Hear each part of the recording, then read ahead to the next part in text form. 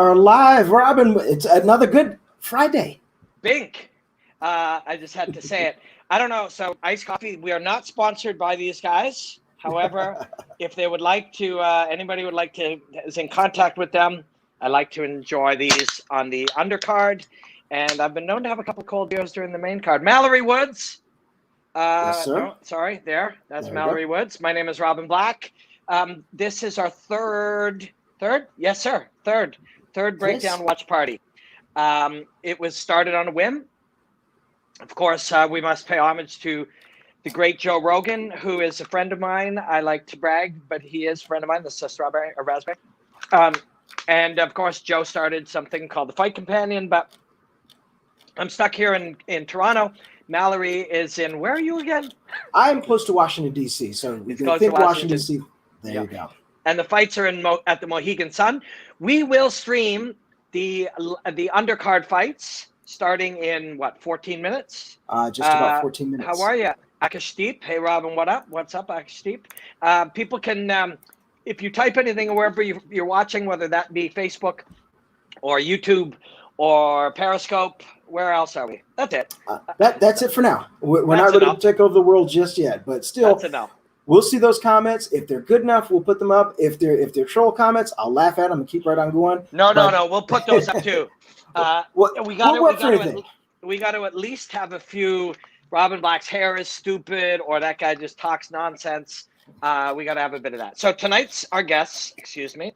We are getting a ramp here. Tonight our guests include, but are not limited to, Dwayne Bang Ludwig, Sensei Dwayne Bang Ludwig. So past guests, if this is the first time you've joined us and you're hanging out with us, past guests, we've had Duke Rufus. Duke was awesome. Mm-hmm. Antonio McKee, who is unique in this universe.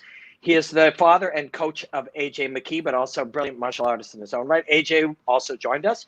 Tonight for the main event, how about Mr. Wonderful Phil Davis, Mallory? There you go. Hey, you know what? This guy, I remember watching him when he first came out there. I mean, such a big guy, such a strong, powerful wrestler, and he's come on and done some great things. And he's fought both of the main event fighters tonight, so he's got a unique eye in this.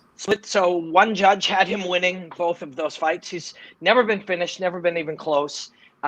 He has lost twice in Bellator to these two gentlemen, both again split decisions. So one judge said he won. Yeah, he's gonna have, and he's smart and he's cool, man. Phil is so cool. GJ Caro, any undercard fights being slept on, Robin? Glad you asked. Josh Hill, Eric Perez. Mm-hmm. That's a good one. There's a bunch of good ones. But that's one Adam Piccolotti and Sydney Outlaw. Amasov is 23-0. Shit, like that's the thing, man. I got me and Chael are two of the rare humans who have the good fortune of commentating and analyzing and working, Bellator events and covering the UFC. He works for ESPN. I work for TSN. And so we have the unique eye to be able to look and say, these are brands like Coke and Pepsi, or like Nike and Adidas. They're just names. They're just companies. It's the fighters. It's the martial artists. It's the athletes that matter. And these ones are brilliant. Piccolotti's a fantastic fighter. Let's see here. There's another question coming up. I'll go ahead and pop that up. Matthias, Robin, what do you think about Mads Burnell signing with Bellator? Yeah, I'm excited about that. I haven't. Where Mads is fighting when? Anyone know? Anyone know when Mads is fighting? Get that up real quick. Yeah, there's some also. Our friend Ariel Hawani just tweeted that Bellator will be moving to CBS Sports in a couple of weeks. Yeah. So, hey, that's not breaking like as in it's official from us. We're literally repeating what a top-notch journalist said, who has an insider. Ariel is very, very much an insider. He knows shit that he has friends and close contacts that other people don't have. Watching from Calgary, Alberta. Love this show. Great work, Robin and Mal. Thanks, Jeff Wilson. We've had 40,000 people watched our last one, Bellator 243. It was crazy. Absolutely 40,000 people hung in and watched. So once we get into the fights, you'll see we're going to take an honest perspective. We don't try to commentate it. We don't scream big right hand, nice low kick, striker versus grappler in a stylistic matchup. Like that's sports television. That's not truth. We are looking for truth. Did I mention we have Dwayne Ludwig? He's a genius. He will join us in a few hours. And Ray Thompson. So a lot of people know Ray Thompson. I'm really excited to talk to Sensei Ray or Mr. Thompson. You're going to see a lot of reverence out of us because we love his work. People know it, his son, Stephen Thompson, but Ray has a lot of brilliant martial artists that he trains with. And this is a guy who understands the art of the martial arts on a really special level. So Ray Thompson is going to join us. We're stoked about that. I've got a very good friend. His name is Dr. David Klonsky. Professor of psychology at the University of British Columbia. And David and I have been working on a book about combat sports psychology together. That's how we met. He liked my work and he reached out to me, which was an honor that a psych professor wanted to work with me. But David and now we're friends. We're far beyond, our work is going slow. We will both admit that. I'm stuck on doing some analysis of Holly Holm, breaking down kind of something about her process of going into Ronda Rousey as a story. But David, Dr. David is a great martial artist and really cool guy. You'll like him, Mal. You'll like Dave and everybody else. When you told me about it, I was thinking this guy's going to bring definitely a different perspective. Also being a martial artist, but also involved in psychiatry. That's got to be he's got a really different take that you're going to get. Yeah, he teaches psychology, how the brain works, how the mind works, how thought works and emotion and all those things. And he loves martial arts. And so I do have another friend that is going to be part of our crew in the future David Mullins. He is a sports psychology consultant. He's worked with Conor McGregor in the early days, but he works with John Kavanagh to this day and some of his fighters, I think, and a lot of, I can't say which ones. I've introduced some of them to him, some of the UFC fighters, former champions and high level fighters. So I can't say it's a client privilege, but he works with some very high level people and he'll have a different perspective than a psychology professor. So we'll add these elements over in the coming weeks and we'll dig in. I mean, shit, there's a lot going on in fighting. There's we've always had our unique comments, the ones I've loved best, and I'm glad I got the names up under here. I am not Evander Holyfield, but this is a new one. Most F says I could be a stuffed double for Czech Congo. If you saw me, you would realize that I'm about 2 feet shorter than Czech Congo, but definitely thank you for the compliment. Yeah. But you're closing it on heavyweight, are you not? I'm keep getting closer to heavyweight, and this is terrible for my COVID diet. I mean, I seem to be getting closer and closer to that division when I'm not exactly trying to be. Just to let you know what's going on in the other screen really quick. Oh, let's get us both back up here. There we go. We got to get that. There we go. There we go. Now we've got it. That's where the prelims will be. So, and that's sick, right? Like, it's one thing, and I'll show you. If I start moving, shit falls apart. But I've got a TV here. So once the main card starts, we will all be on Paramount. Well, now we'll be on Paramount. Sounds like in a couple of weeks we'll be on CBS. But I got my TV just right there in my studio. But how cool is it that during the main card, we just have it right here? Like, so the Bellator digital team is really cool. That's who I work with mostly at Bellator. And they're really cool and smart and modern and young. So, like being able to have it right here in our stream while we look and get our guests in and chat about stuff and take questions and look at things is pretty sick. So 7-11, should we take a look at our Bader breakdown? Yeah, let's get that going. Let's get us back over here. And any people that are early like this coming in, they deserve to get something just for them. Thanks to everybody who joins us right at the start. Like, that's an honor. Fucking honor, for real. Also, my sailor mouth, totally cool on the internet, but when Sensei Ray Thompson is here, I gotta clean that up. You guys are gonna notice a change when that happens. Yeah, I gotta clean that up around Sensei Ray Thompson. All right, there we go. Okay, so we're gonna take a look at a Ryan Bader breakdown. So imagine this. That's the guy. Imagine you're looking and you got to fight this guy. Yeah, Ryan did that. Went pretty well. Big. Right? So a lot of time you see that and you think that left hook, if you look at early Bader, the left hook was wicked, but watch this. So it's front leg. When you see the leg step in, this is, and pause it right there. Okay, gotcha. So take a look at this. Good work. That's a penetration step for wrestling, right? That's the whole life. So, this is where the idea of, we got to take the wrestler and teach him to box. And all of a sudden, Ronda Rousey is there hitting mitts like, it doesn't make any sense, right? Mm-hmm. Jeff Doss. Jeff Doss, good friend of mine. Do you know Jeff? Yes, I do. I've known Jeff. So Ronda's like hitting mitts and making no sense, right? We're not trying to take a lifetime wrestler and make him a boxer, because that's ridiculous. That step would, in any boxing gym, they're like, bro, you're messing this up. But what that step is, it represents a lifetime of a penetration step. When you go to grab somebody's body, hips, thighs, lower body, whatever, you try to enter tight into a wrestling scenario. They call it a penetration step. You step as deep as possible, and then the left knee would then touch the ground at times or drive in a lot of different ways. But you start with a deep penetration step. Ryan's step there is now been molded into the reaching a corkscrew left hook, so we can roll it. All so right, look how deep in enemy territory that foot is. Yeah, and he's way past Fedor's front foot. Exactly. Look how deep he is. And I'll share it tomorrow, depending on how tonight goes for Ryan.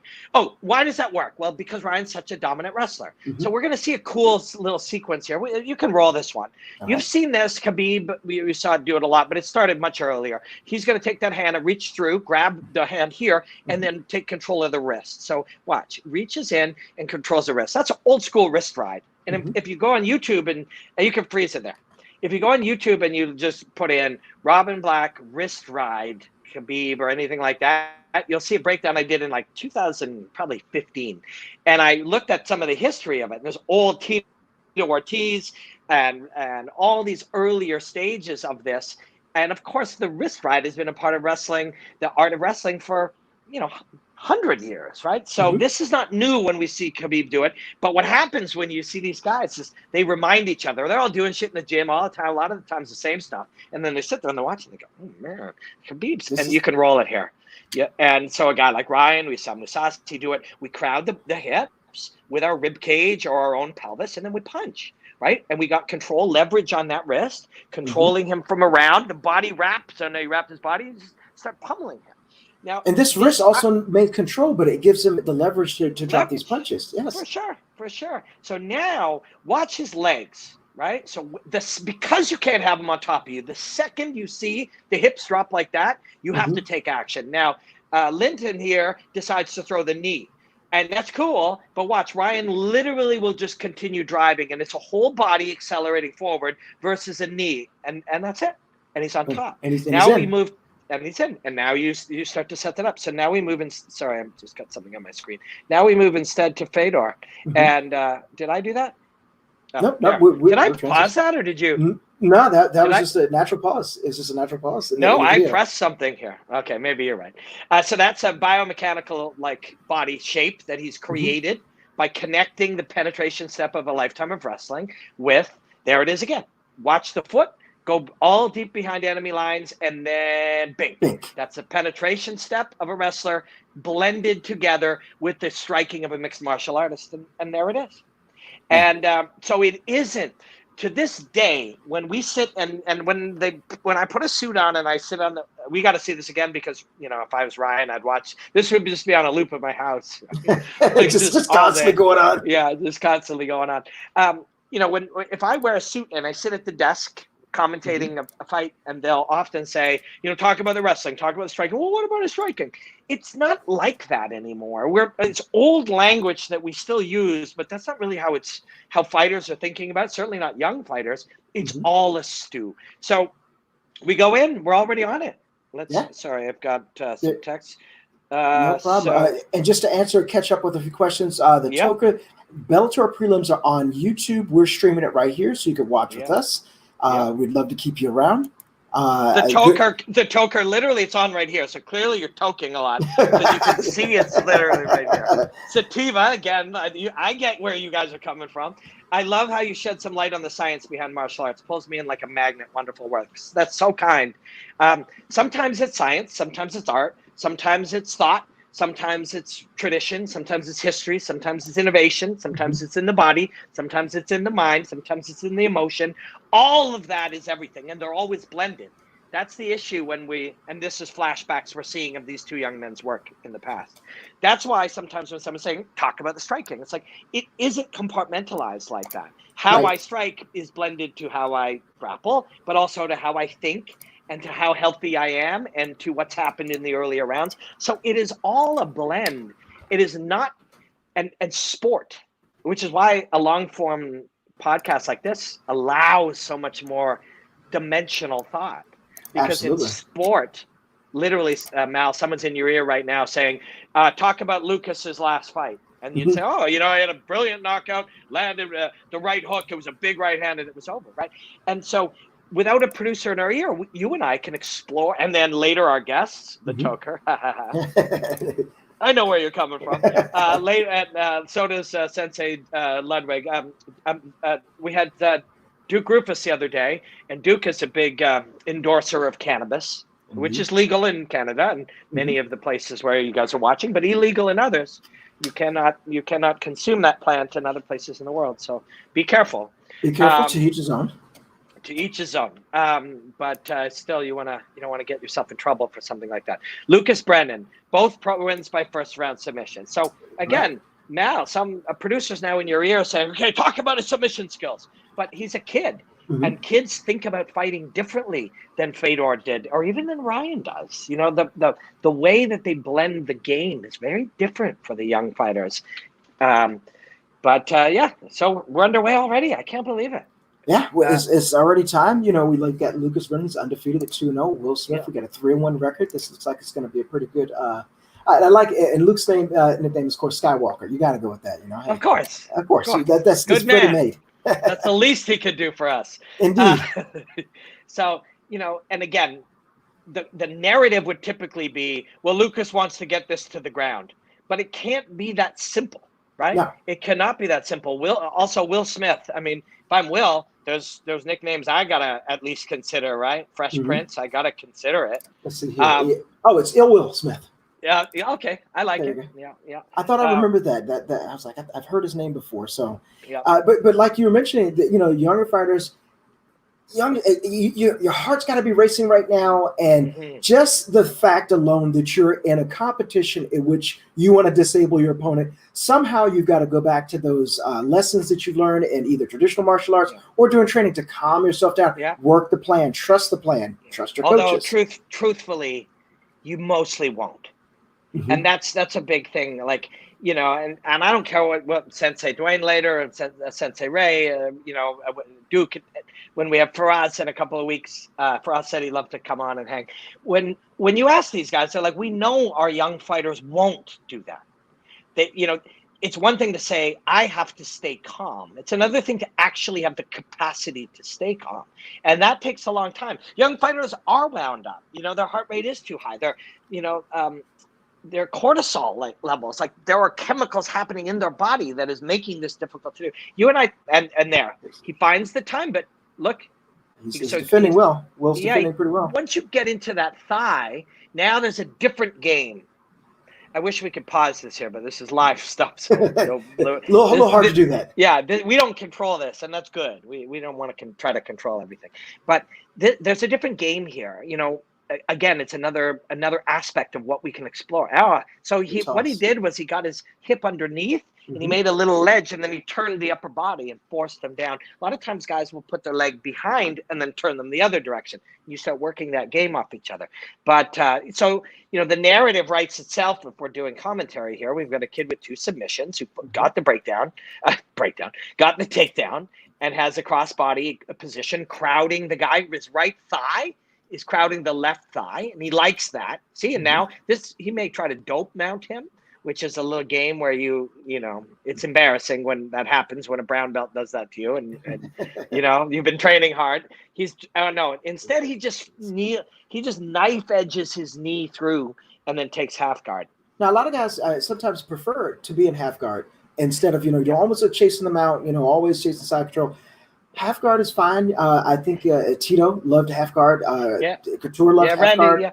So a lot of the top coaches now will say, just because the best position, you're not that good at holding it, doesn't mean we don't take it. The best position is the best position. If you're not good at keeping it, then we better improve your ability to keep it. Not just say, well, instead, why don't I take a less dominant position? If you talk to, any of the top thinkers, and again, we bring up Faraz because for us, a great coach for the whole game. For us, if you're young and we're in this position and you're still developing, it's like, okay, my guy's got a real dominant half guard. We'll live with that. But in the long term, we don't want you to just accept the FYI. Will Smith took this fight on short notice. Thanks to MMA Halls. And thanks for joining us. MMA Halls, I haven't had a chance to watch your stuff, but a lot of people have talked about how much they enjoy your stuff. MMA-Halls. A lot of people have talked about how much they enjoy it. And so thanks for hanging. Thanks for popping in. Check them out on YouTube as well. And that is valuable information because you're not ready to explore this. So look at see the shin of his left foot? You can, a lot of times people just slide that in, but you don't have to. You use it to open, and he did. He pried him open, and now his right knee is in on the hip. So he could slide back to half, but he doesn't have to. Instead, he's going to head and arm him here. But no, Will Smith on short notice rips his arm back real close. And now the mount. Okay, so and the mount becomes easier to hold as we fatigue a guy too. Now, Will's holding on to his right foot to prevent from complete full mount. Oh, there's a choke here. Sorry, it's no. I was going to say, looked like he was working towards it. Yeah, that's called some call it a seat belt, where you control across. There's many names for it, but many call it a seat belt, where you control the wrist from behind the head. Remember, we just showed Ryan Bader riding the wrist. This is one across the face. That's harsh. So he's got my hand from around here, and he's controlling it, and he's punching me in the face. That's a brilliant spot to be in. And ugly to be in if you're Will Smith, but good for Will Smith. Short notice and handled it, and he starts on the feet again. Now, one of the things is that if you're taking a fight on short notice, especially for a guy, Luke has got 2 wins. His first 2 wins have come both by rear naked choke. You know that going in. So obviously you're watching for that. He wasn't really pursuing the back. Will didn't turn over and give him his back either. But you know that, and you're also taking it on short notice. And most people think you're taking something on short notice, you're going to gas. May not always be true, depending on the fighter, depending on what they've been doing, how they've been training. Yeah. But also you're scouting. You're scouting the man that you're going to fight, and he wants to get it down and submit you. But every round does start at the feet. So he got out of that. Yeah, they've lost the round, but we're going to start back on the feet now. So now he's seen the shot. We didn't like those punches at the end, right? That didn't feel good. And this minute, a lot of times when, excuse me, I'm drinking iced coffee here and it can make me gaseous. A lot of times when you have a guy in a position in the last few minutes, you want to do damage so that when he goes back in that minute to recover and get his head together, it's like, you don't hear your coach, your brain is scrambled, like you've got that scrambly feeling, so you don't get to reset quite to the same degree, and you don't get to you don't get to necessarily hear what the coach has to say, but no matter what, in that minute the ice hits him, he gets a little bit of a break, and he can stand out and strike and move his way in. Now the third step in, that was cool, a little cool exchange. The third step in was one I don't want. If I'm Will's buddy or coach or friend or training partner, I might not want him taking that third step. Because when you do, that's when the other guy comes in and then takes one step forward and body locks you. Just because he's got his guy moving backwards doesn't mean you keep moving forward. Because quite simply, if you're attacking me, so I'm the submission guy, you're attacking me, I'm moving away. As soon as I just move forward, I get your body or I get your thighs. It's very simple. At least you get a hole, and now I've got to worry about either, and it depends on where you're at. Usually, if that happens center of the ring, you may be able to back up, but if he gets you up in the case, now you're in a dirty, rowdy clinch game, brutal, grimy type of thing. So just like that shot right there, now he's up against the fence, but he's got his hands locked, so he can dump him. Yeah, and Will, you must.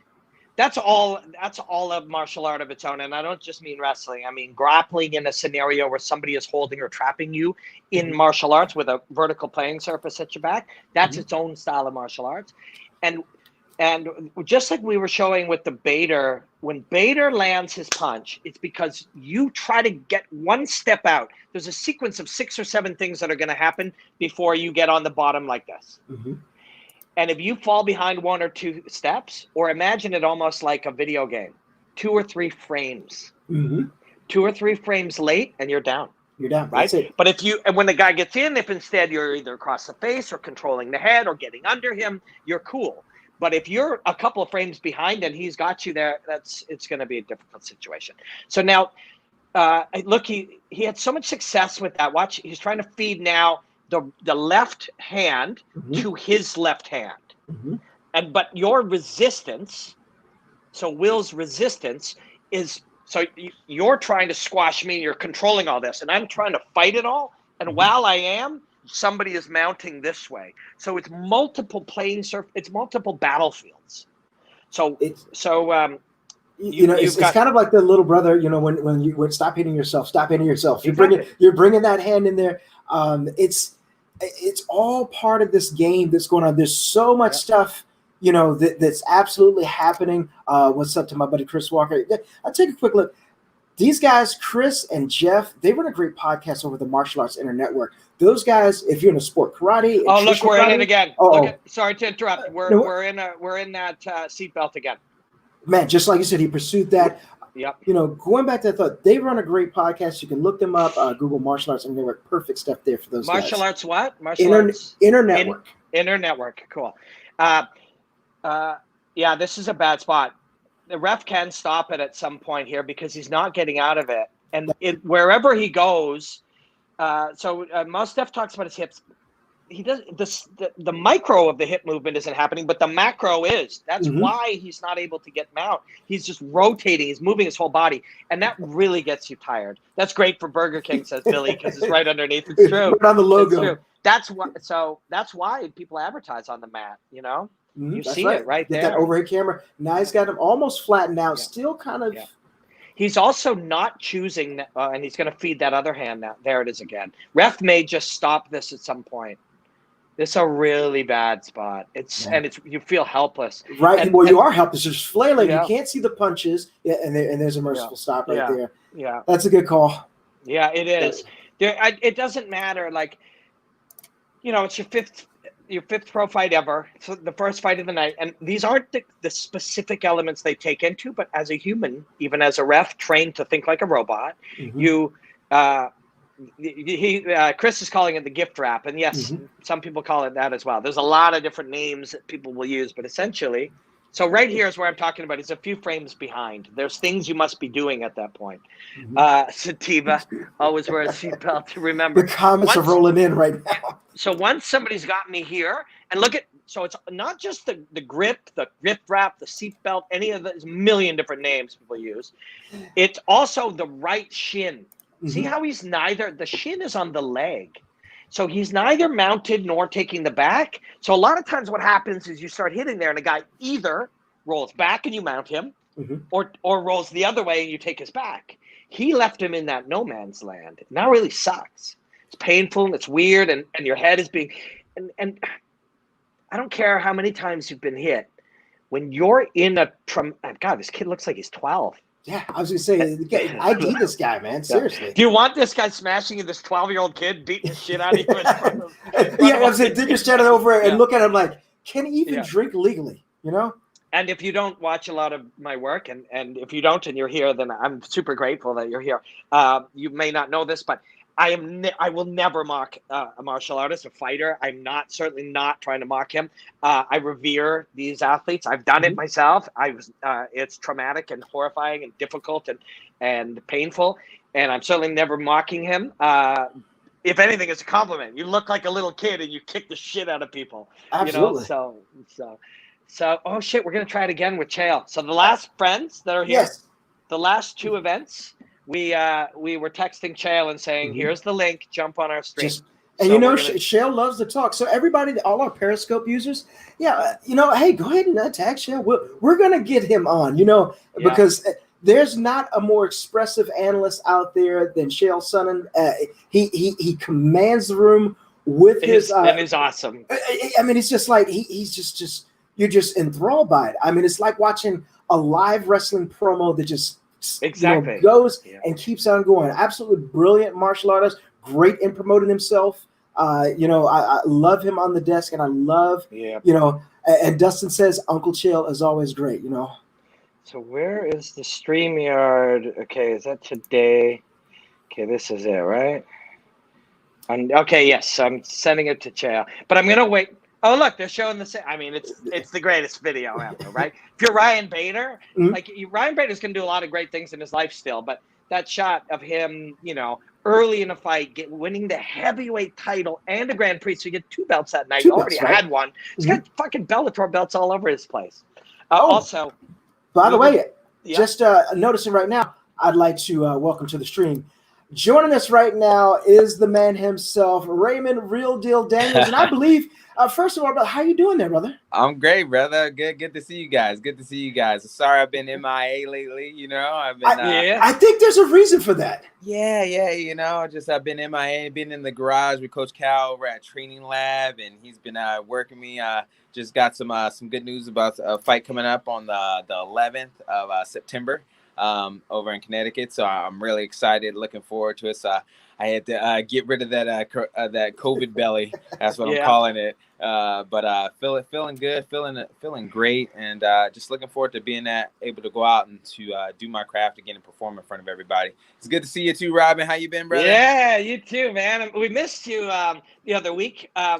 But it makes sense now. And even the first time 4 weeks ago when we had you on, I was like, hey, let's just sit. It's the main con. Let's have a beer. And you're like, I am training at 7 a.m. Coach would be mad. He put me through it. Yeah. It's all making sense now. Well, he keeps me on the regiment pretty much. You know what I mean? So anytime I'm like, if there's a possibility. So I didn't know I was going to have a fight or anything like that. But it was just one of those things where he's like, you need to be prepared because they are going to be calling you soon. And I was like, yes, sir. So that's why I like. But after I fight, we'll definitely have that beer, brother. Yeah, I love it. So I'm texting Chael Sonnen right now while he's sitting at the desk saying, Chael, jump on our stream with us. So have you taken a look? I know that your game is your game, and that's the important part. And, as an artist and as somebody going out to paint your picture, but have you looked at this guy you're fighting much? Do you know him?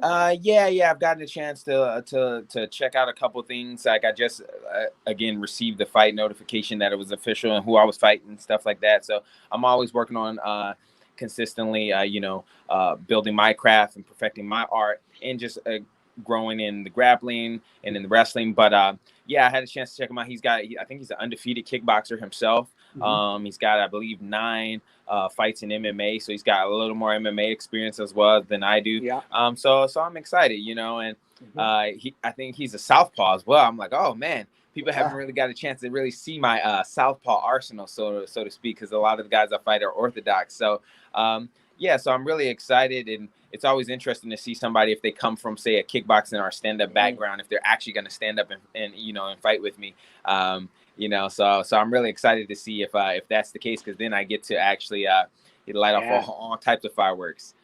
Have you thought about the fact that there's no audience and these little weird elements that make this fight, these ones right now, unique? Have you thought about that? Yeah, I think it is a whole lot different to actually be able to fight without like a crowd. It's to be honest, I kind of zone the crowd out. Besides when I walk down, it will be different for me because when I come down for my intro, I get energy from the crowd usually. But usually at the same time, I'm also just getting into my zone. So me dancing to my music and stuff, I'm still going to come out and do what I normally would do, whether I have a crowd or not, because it's not really necessarily about the crowd or that part. It's about me finding my rhythm, finding my zone, finding my groove. I think it will be a lot different because you'll be able to hear your coaches very clearly.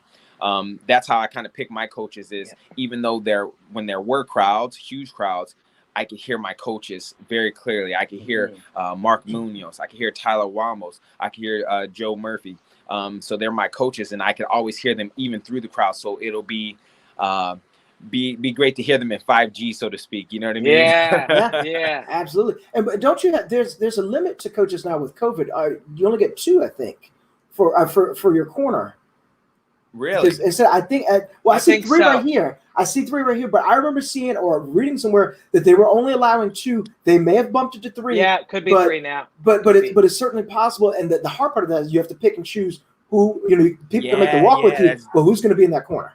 Yeah, it's definitely been an interesting thing because even my boxing coach, I haven't been bringing my boxing coach where normally, obviously, I was the kickboxing champion, so I was able to have 4 coaches or 4 corners. Yeah. When you're fighting for the title, you can have 4. So You know, it's hard you don't want to play favorites, so to speak, you know what I mean, with your coaches, but you know, you got to kind of make that choice and make the decision. So, and a couple of my coaches are shorter, so they kind of count as one person. Yeah, we were talking today. It's different when you have the kind of experience you have, but about how the actual fight itself and the circumstances of the fight itself kind of attacks your ability to be calm. Do you sort of know what I'm saying here? Not so much for you, but for your students or when you were young, it isn't the guy you're going to fight, but it's the circumstances and the consequences of the fight itself that make it difficult to be relaxed. But this might be even easier to be relaxed.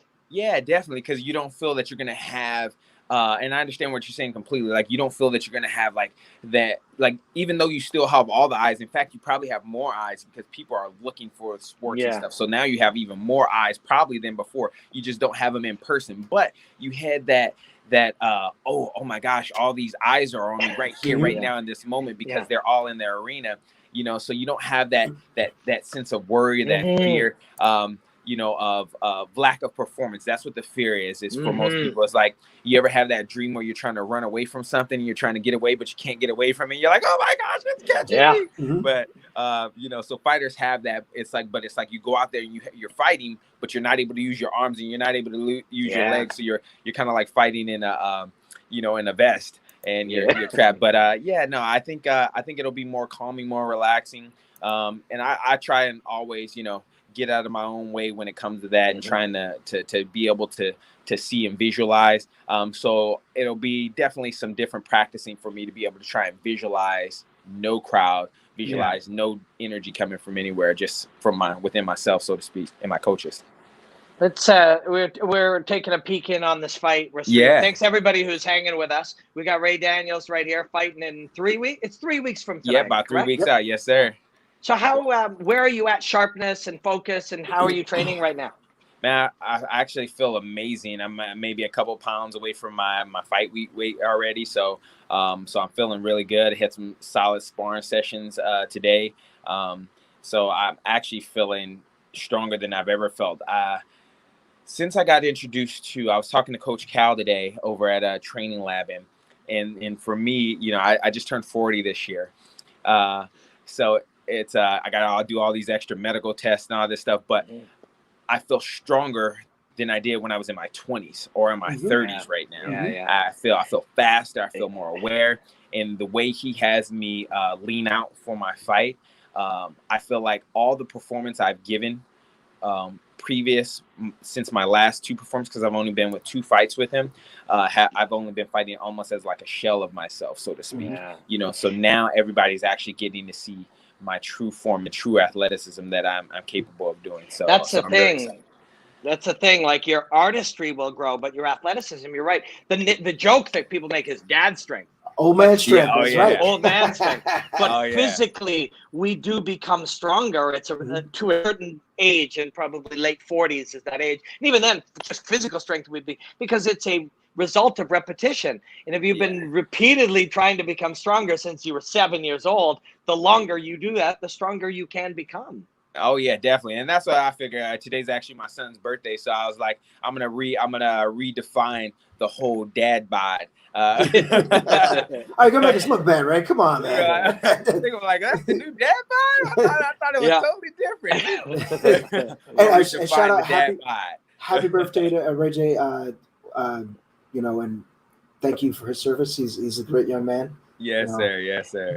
Ray, we got Ray Thompson coming on tonight. Stephen Thompson's father. Yeah, Sensei Ray. Anything you want us to? I don't know how long you can hang. We love having you. I'll probably have to get going. Let me ask you. We got a little birthday party. What was that? Let me ask you this. Yeah. If it's possible, with your travel day on September 12th, can you come on your phone, even if it's from the airport? Oh yeah, because you're fighting on the 11th. Yeah, for sure. Actually, they have like a double header going on, so I might stay out there for an extra few days, because I know my man Juan Archuleta is going to be fighting. So he's going to be fighting Patrick Mix for the title. So I plan on probably staying out this next day or two just to make sure I'm a random guy. I'm gonna be the random guy in the crowd. Yeah. Like, how did he get tickets? We'll get you on your phone, go out at somewhere quiet, and then hang with us and tell us about the fight. Exactly. Get it. I'll make a breakdown and we'll get into it. Yeah. So I'm really excited to have the opportunity to go there and have a couple of my teammates being able to go out there with me and stuff like that. So it's going to be a good time. But yeah, when you see Mr. Thompson, tell him I said hello. I'm a huge fan of Stephen Thompson. We obviously got the fight back in that WCL time, and it didn't work out. I know he was really mad at me during that time. I guess he felt it was my fault, but I tried to apologize. I didn't obviously mean for him to blow his knee out, but honestly, I would actually love to go up there and train with those guys. Just for the simple fact of I love people with style, the same similar style that I have, and he's been able to make it work at its highest level. And I personally find it interesting because I am a Stephen Thompson fan, and I look at the rankings that they have for for every league, for like UFC, for instance, and none of them rank. Everybody tries to skate around Stephen Thompson. Everybody that's ranked higher than he is has never really fought him. You know what I mean? Like Masvidal has fought him before, but Stephen Thompson took it to him. So I think everybody tries to dance around him because his style is so different that it's hard to prepare for. Take a look here. A little fake jab, right hand tucks through. But I guess that was the end of the round. Yeah. We will tell Ray. We will tell. Yeah, definitely tell him I said hello, and if he gives me an open invitation, maybe after this fight and training camp, I'd love to come up. And he's an amazing martial artist, an amazing coach. Yeah. He's produced amazing competitors and fighters and stuff like that. So I would just love to come up and be a sponge, or even just a fly on the wall, so I could observe. Yeah, we'll tell him. It's so good to see you, man. All right, we'll miss you next week, but we'll love watching it and chatting and sitting here. And the second you finish that fight, I'm going to get the footage and we're going to break it down right here. And then I'll show you the next day when we're watching Juan do his thing. Sounds great. Sounds like a winning plan. Like I said, I plan on going out and doing my thing. I'm feeling really strong, so I'm looking forward to going out and, doing what I do best. I'm excited to be able to fight on September 11th because I know it's a very crazy historic day. So I want to go and give it a good sports memory for it. I like that. And you know what you're going to get when you come to a Ray Daniels fight. And the thing that you guys don't see after that, there's going to be Reese's Pieces after that. Oh, yeah. I'm about to start. I call it shopping for my shrine. I'll be shopping for my shrine next week. That's when I go and I get to pick up, the different things, buy a nice pack of Reese's Pieces that I can. Those are not they're not coach approved for me, but however, sometimes you got to go off the beaten path and I'll come right back. Yeah. So wicked. Well, I love to your family, man, and happy birthday to your son.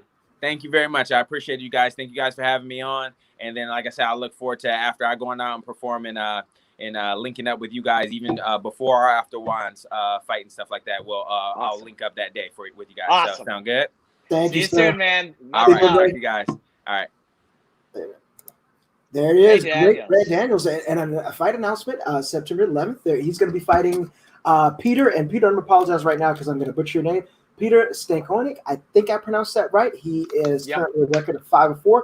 Couple of kickboxing wins, decision wins in Glory, and a couple times in Glory. Couple of losses by unanimous decisions. Looks like he does have one win, one loss by neck crank, which would be MMA, and one win by punch. So it should be interesting, kickboxing versus kickboxing. I can't wait to see it. And we'll have him right after that. Yeah, we'll be watching that, assuming I'm not in Connecticut. But we'll be here and we'll be doing it again. This fight's looking really good and scrappy for these two young guys too. We'll get back to it in a sec. But if you were fighting Ray Daniels, the presumption is, if we can get real close to him, we'll grab him. And I'm simplifying this to the nth degree because sometimes there's beauty in the simplicity. If we can get to him, we'll get a hold of him. If we are chest to chest, that's good. He can't kick from there. But if we can't, and we're forced to stay at distance, and Ray's going to move at distance, you're presumably going to try to kick his legs. And you're like, that's going to be our answer. But everybody's tried to kick Ray. So it's not going to be new to Ray, right? This is why when people talk about, oh, look at the banana split here, spladle. Yeah. That does not look comfortable.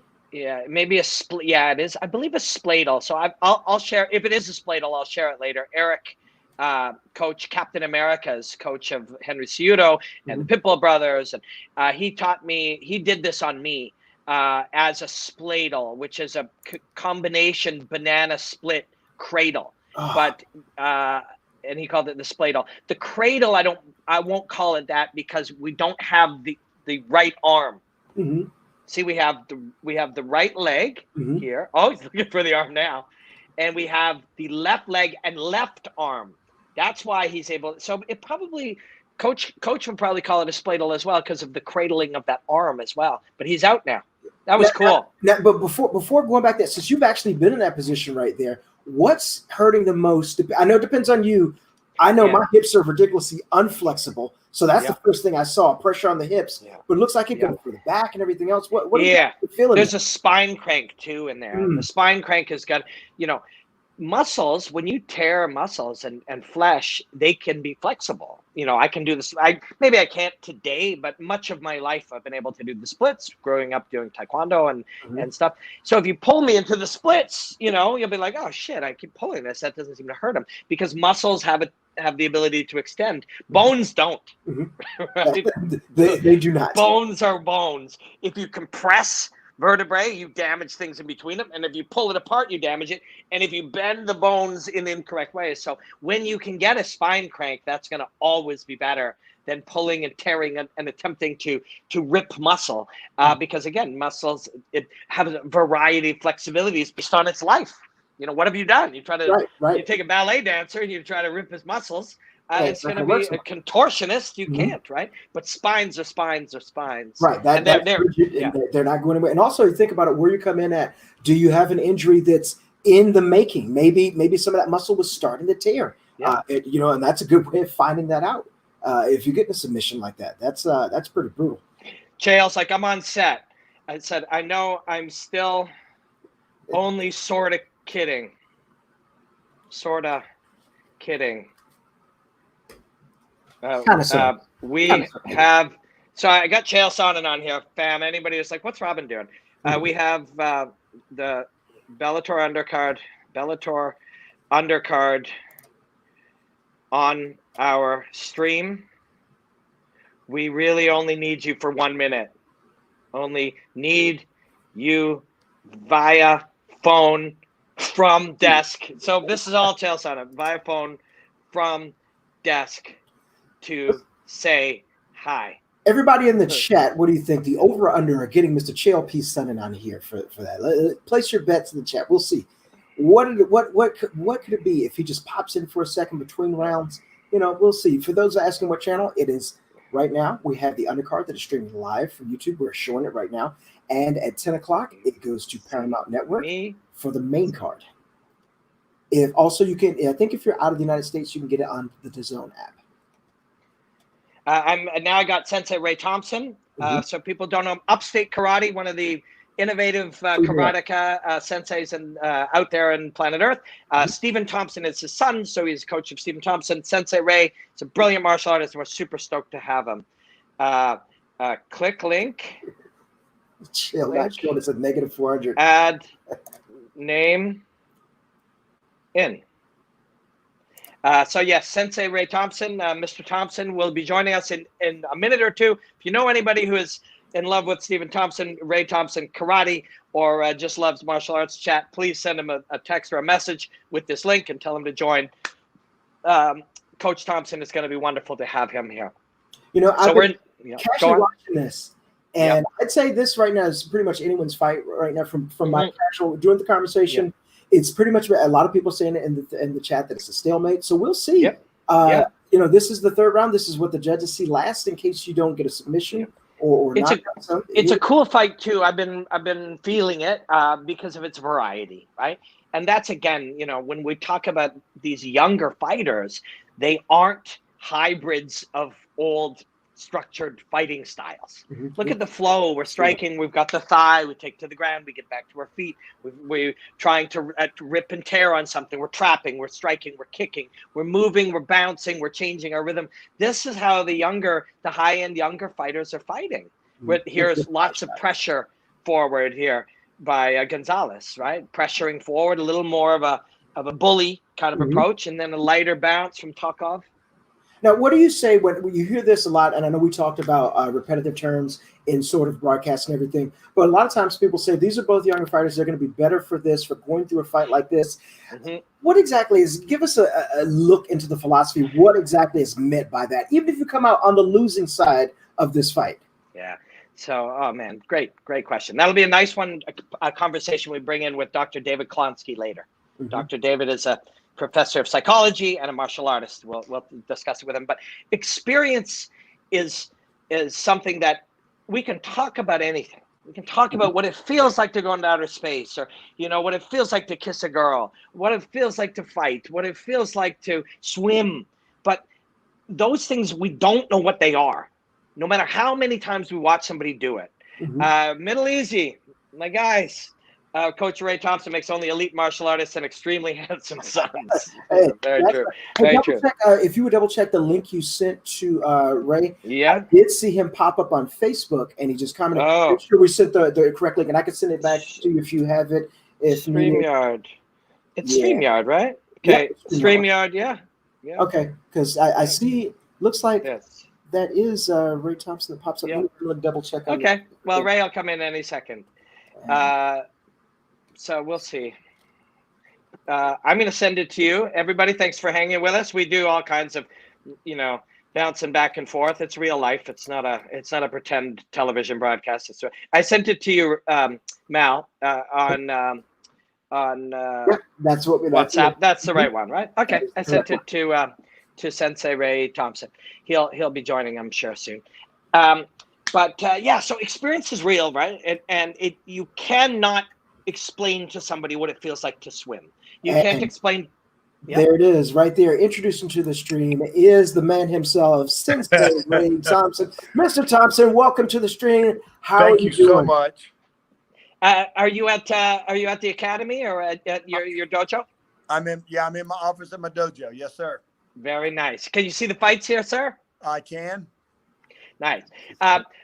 Do you know Mallory Woods? He's a martial artist coming up. I believe you guys might have met somewhere in the past number of years. I know of him. Yes, sir. I do. Yes. Very cool. Well, we also had our friend Ray Daniels was on, and he said to send his love, and that he's hoping one day that you would welcome him into your gym to be able to train with you guys. I have been talking with a former teammate of his who is currently training here, a guy named Weston Wilson, and we have been discussing about that opportunity for Raymond to come and train with us and do some cool stuff.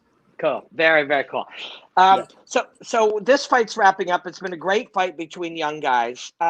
When you see now a 19-year-old who's been training martial arts in a bunch of different ways, they fight, move, think, and behave very differently than a 29-year-old, don't they?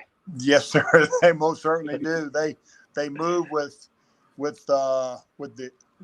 youth, maybe more youth than wisdom. Yeah. Yeah. So they gotta earn their wisdom stripes, if you will. Yeah. They gotta earn that wisdom belt, and doing the process, as doing the process of fighting, you learn you earn that wisdom belt. So that's amazing, because Mal was just literally saying to me, two young guys like this, they just did 15 minutes, and what is gained, win or lose, by this process, and that's wisdom, experience, and wisdom. Correct? That is correct, and it is that wisdom that determines what our worth is as fighters, and of course, the wisdom of life determines our worth, as people in our society. Does that make sense a little bit? 100%. And those things are so similar. How you learn to deal with adversity, to try to improve yourself, to study your weaknesses, to learn acceptance, all of those things that you learn within a fight, they're all applicable. And this is a reoccurring theme for those of us who are in love with martial arts. They're applicable to being a good father and a good son and a good friend and a good business partner and a good, everything. Yes, sir. You are so correct. Dead on it.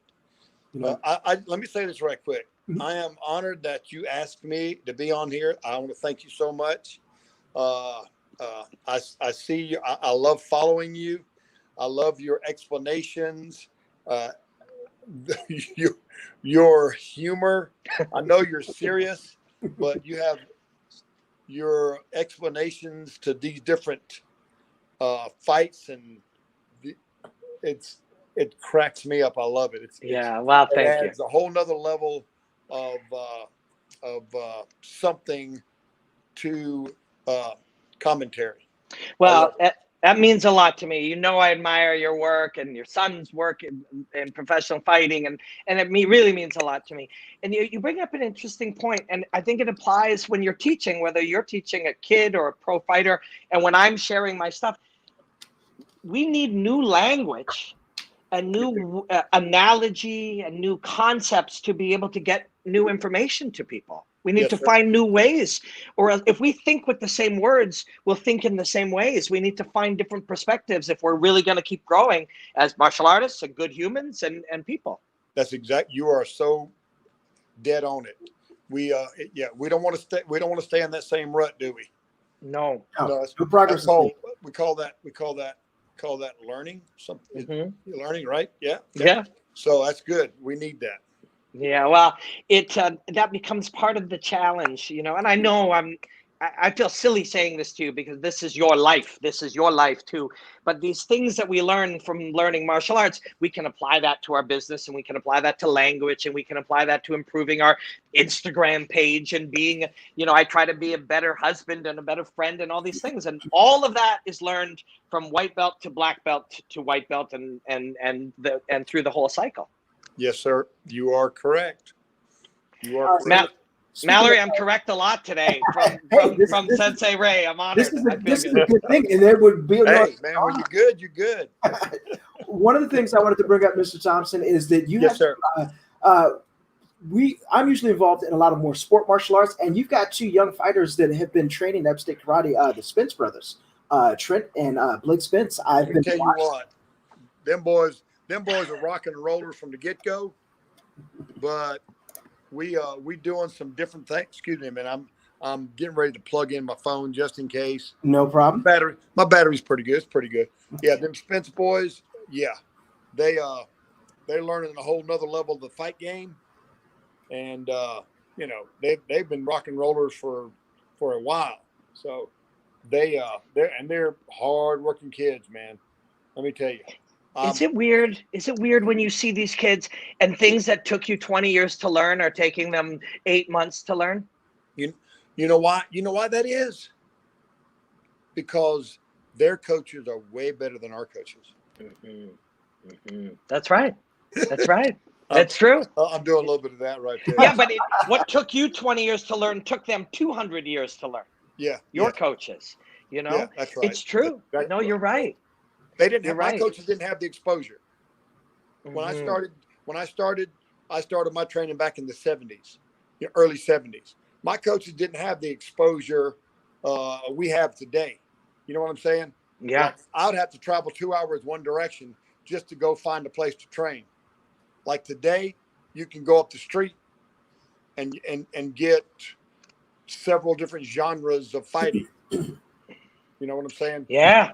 I remember 1986 in Winnipeg. I'd been training. I was a black belt in Taekwondo, and this Muay Thai crew moved to Winnipeg, and we all needed to go try to see what he did. We'd read about it in magazines. We'd seen bits and pieces, but we all had to go learn. Are you familiar? Have you ever come across a martial art called Sikaran? It's a Filipino kicking martial art. I have not. Sikaran? Sikaran, Sikaran. You know what I'm going to do? I'm going to look it up. I'll tell you that. Yeah, you'll like Hold it. on, let me write that down.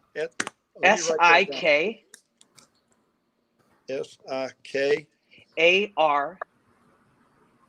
and the guy who had sort of modeled it. What happened was, it's fascinating. This guy Dante, I forget his last name briefly, but he was a high-level Arnis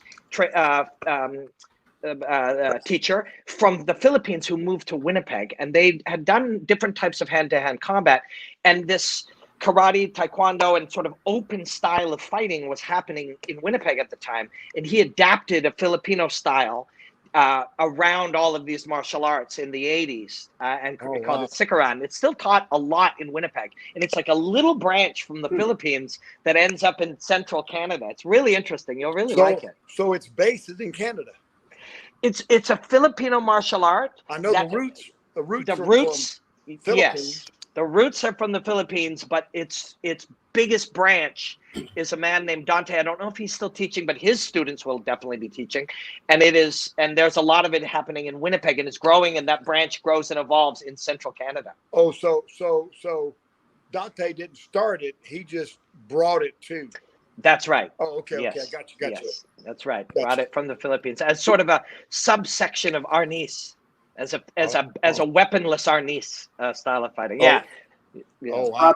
Robin, to chime in real quick, if just getting what I could from the wiki page, it's defined as Sikaran, a Filipino martial art that involves hand and mostly foot fighting. As Sikaran is a general term for kicking, which is also used in the name of kicking aspects of other Filipino martial arts. This article discussed a distinct art which specifically practiced in the Rizal province that focused exclusively in kicking. So that's from Wikipedia. Yeah. Wow, cool. Our common encyclopedia, but very interesting. Man, super interesting. Yeah. Man, our guy Mallory, he's on it, man. Yeah. Thanks, Mal. Yeah. Mal's been sorting. So this is only our third one, and we've had Duke Rufus joined us last week, and Ray Daniels was with us the week before, and and Dwayne Ludwig's going to pop in a little bit later, and I've got tonight. Yeah, I love that guy. Yeah, he's a great dude. And then I've got a friend, Dr. David Klonsky. He's a professor of psychology from the University of British Columbia. And he's a martial artist that came up in karate, trains Brazilian jiu-jitsu. And he and I are writing a book together on combat sports psychology. And he's going to join us later, too. So as long as you can hang, we'd love to have you. If you want to go and come back, whatever you like. It's just it's so great having you here. You know what? I'm just glad to be hanging out with you guys. It's our pleasure. We are glad to have you. That was an interesting question from Mighty Joe. He said, Sikaran, is it compared to like Savate? Now, you get an international thing. Savate is from France. My dad told me that. So I commentated Savate at the World Combat Games in St. Petersburg, Russia, the World Championships of Savate. So I studied it a little bit in Toronto before I went. I studied, actually, Ray, you'll love this, 16 different martial arts over 18 days I commentated in Russia. It was incredible. You did? I did, yeah. How did you keep up with that? It was difficult, but it was such a big piece to me seeing martial arts the way I see it today, was being forced to go from commentating Savate to commentating Muay Thai to commentating, Japanese Jiu-Jitsu, Taekwondo, Sambo, Sumo, like all of them. And I would do multiple sessions per day, hundreds and hundreds and hundreds of fights in that time. But Savate actually started, it was a game. It was a kicking game started on the docks in Paris that the sailors would come in and they'd be bored. And there was, you can only chase girls in bars for so long. And then, you got to do something, right? So the sailors had this game. And in fact, it only scores you kick with shoes, and the shoes are hard. And it only scores when you kick with the toe. Oh. So it teaches you to kick very differently. It's very, very, very cool. Also, if a guy's kicking you with a steel toe, you do a lot more retracting your leg. But I saw guys go fight, and if you can't finish the guy, you won't, and you kick them with your shins, you will lose because you didn't score, because you only score if you kick with the toes. Wow. It's wild.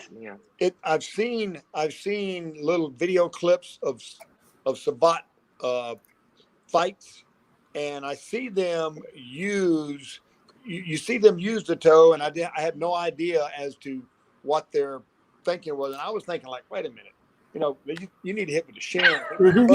The weapon's on the foot. Come on, not the toe. But now you know.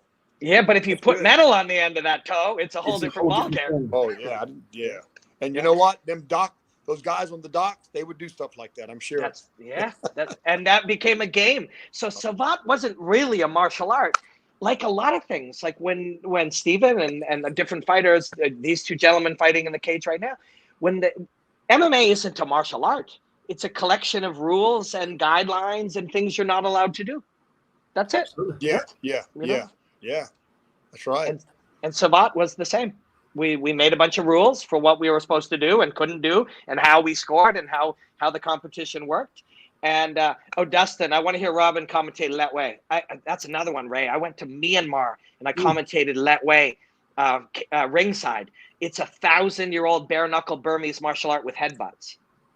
And it's called what? Letway. Lethwei. Let me write it down. You're gonna dig. You're gonna dig this, Ray. Friday. You're gonna learn something. Lethwei.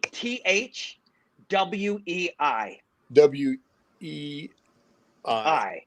Letway. So it's 1,000-year-old Burmese martial art. It's basically Muay Thai and headbutts, elbows, punches, knees, and kicks, but also headbutts are allowed.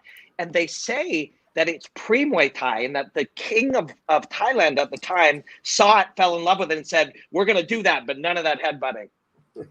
Oh yeah. Yeah. You know what?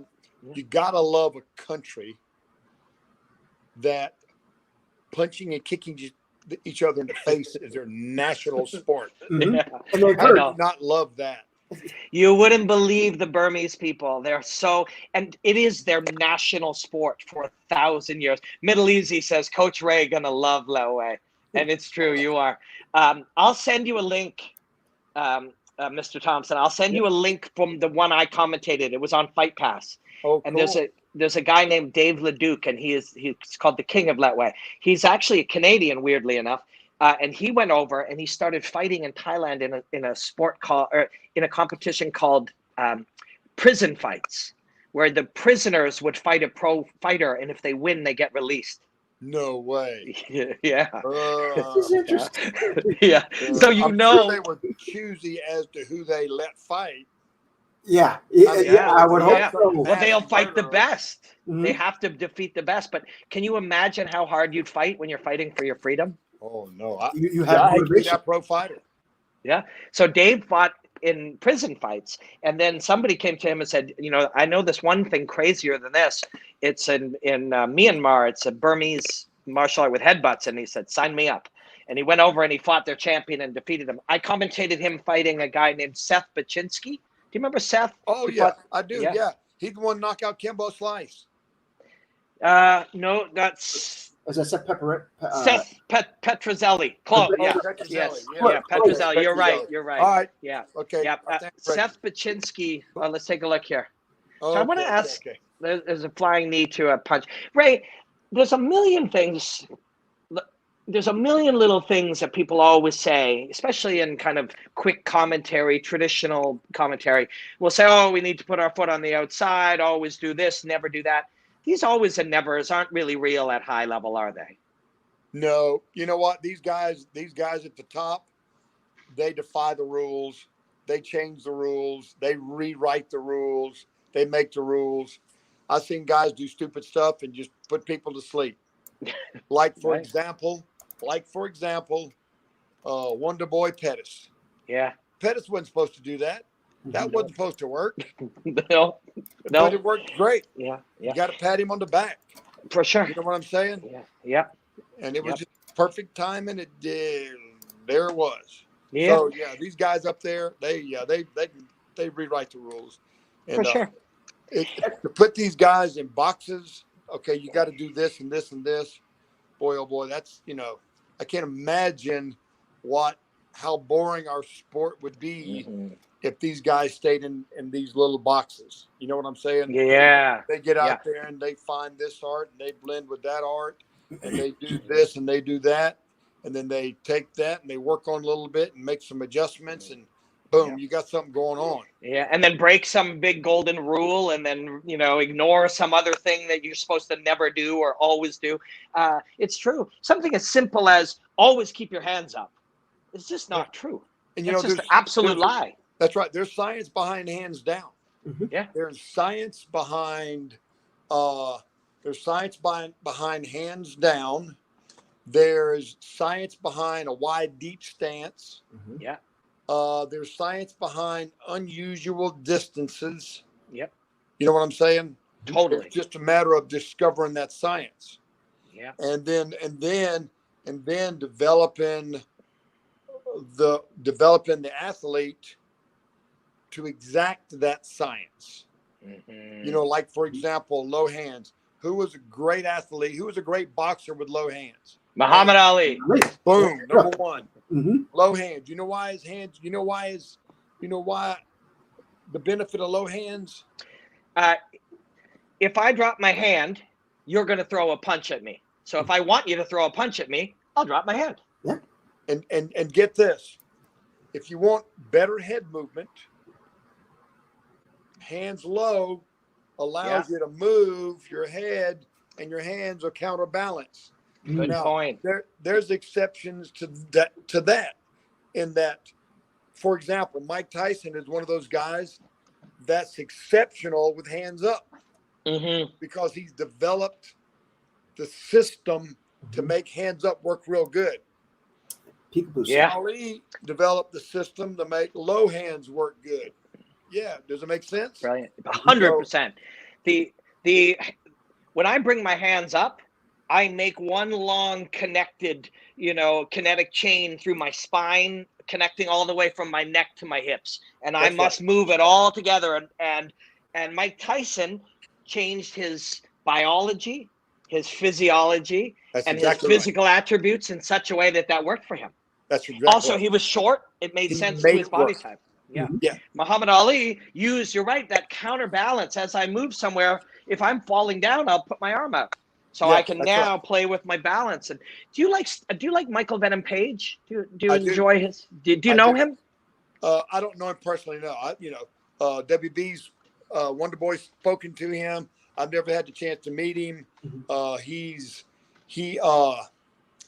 moves a lot.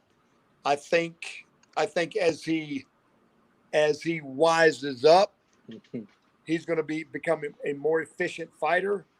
He's going to rein in some of his movement, and he'll be a better fighter.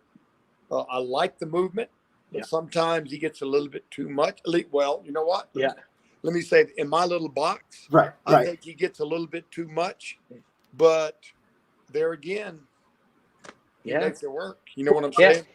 And maybe he's just breaking that rule too. Yeah. Maybe he's just dissolving that paradigm where too much is.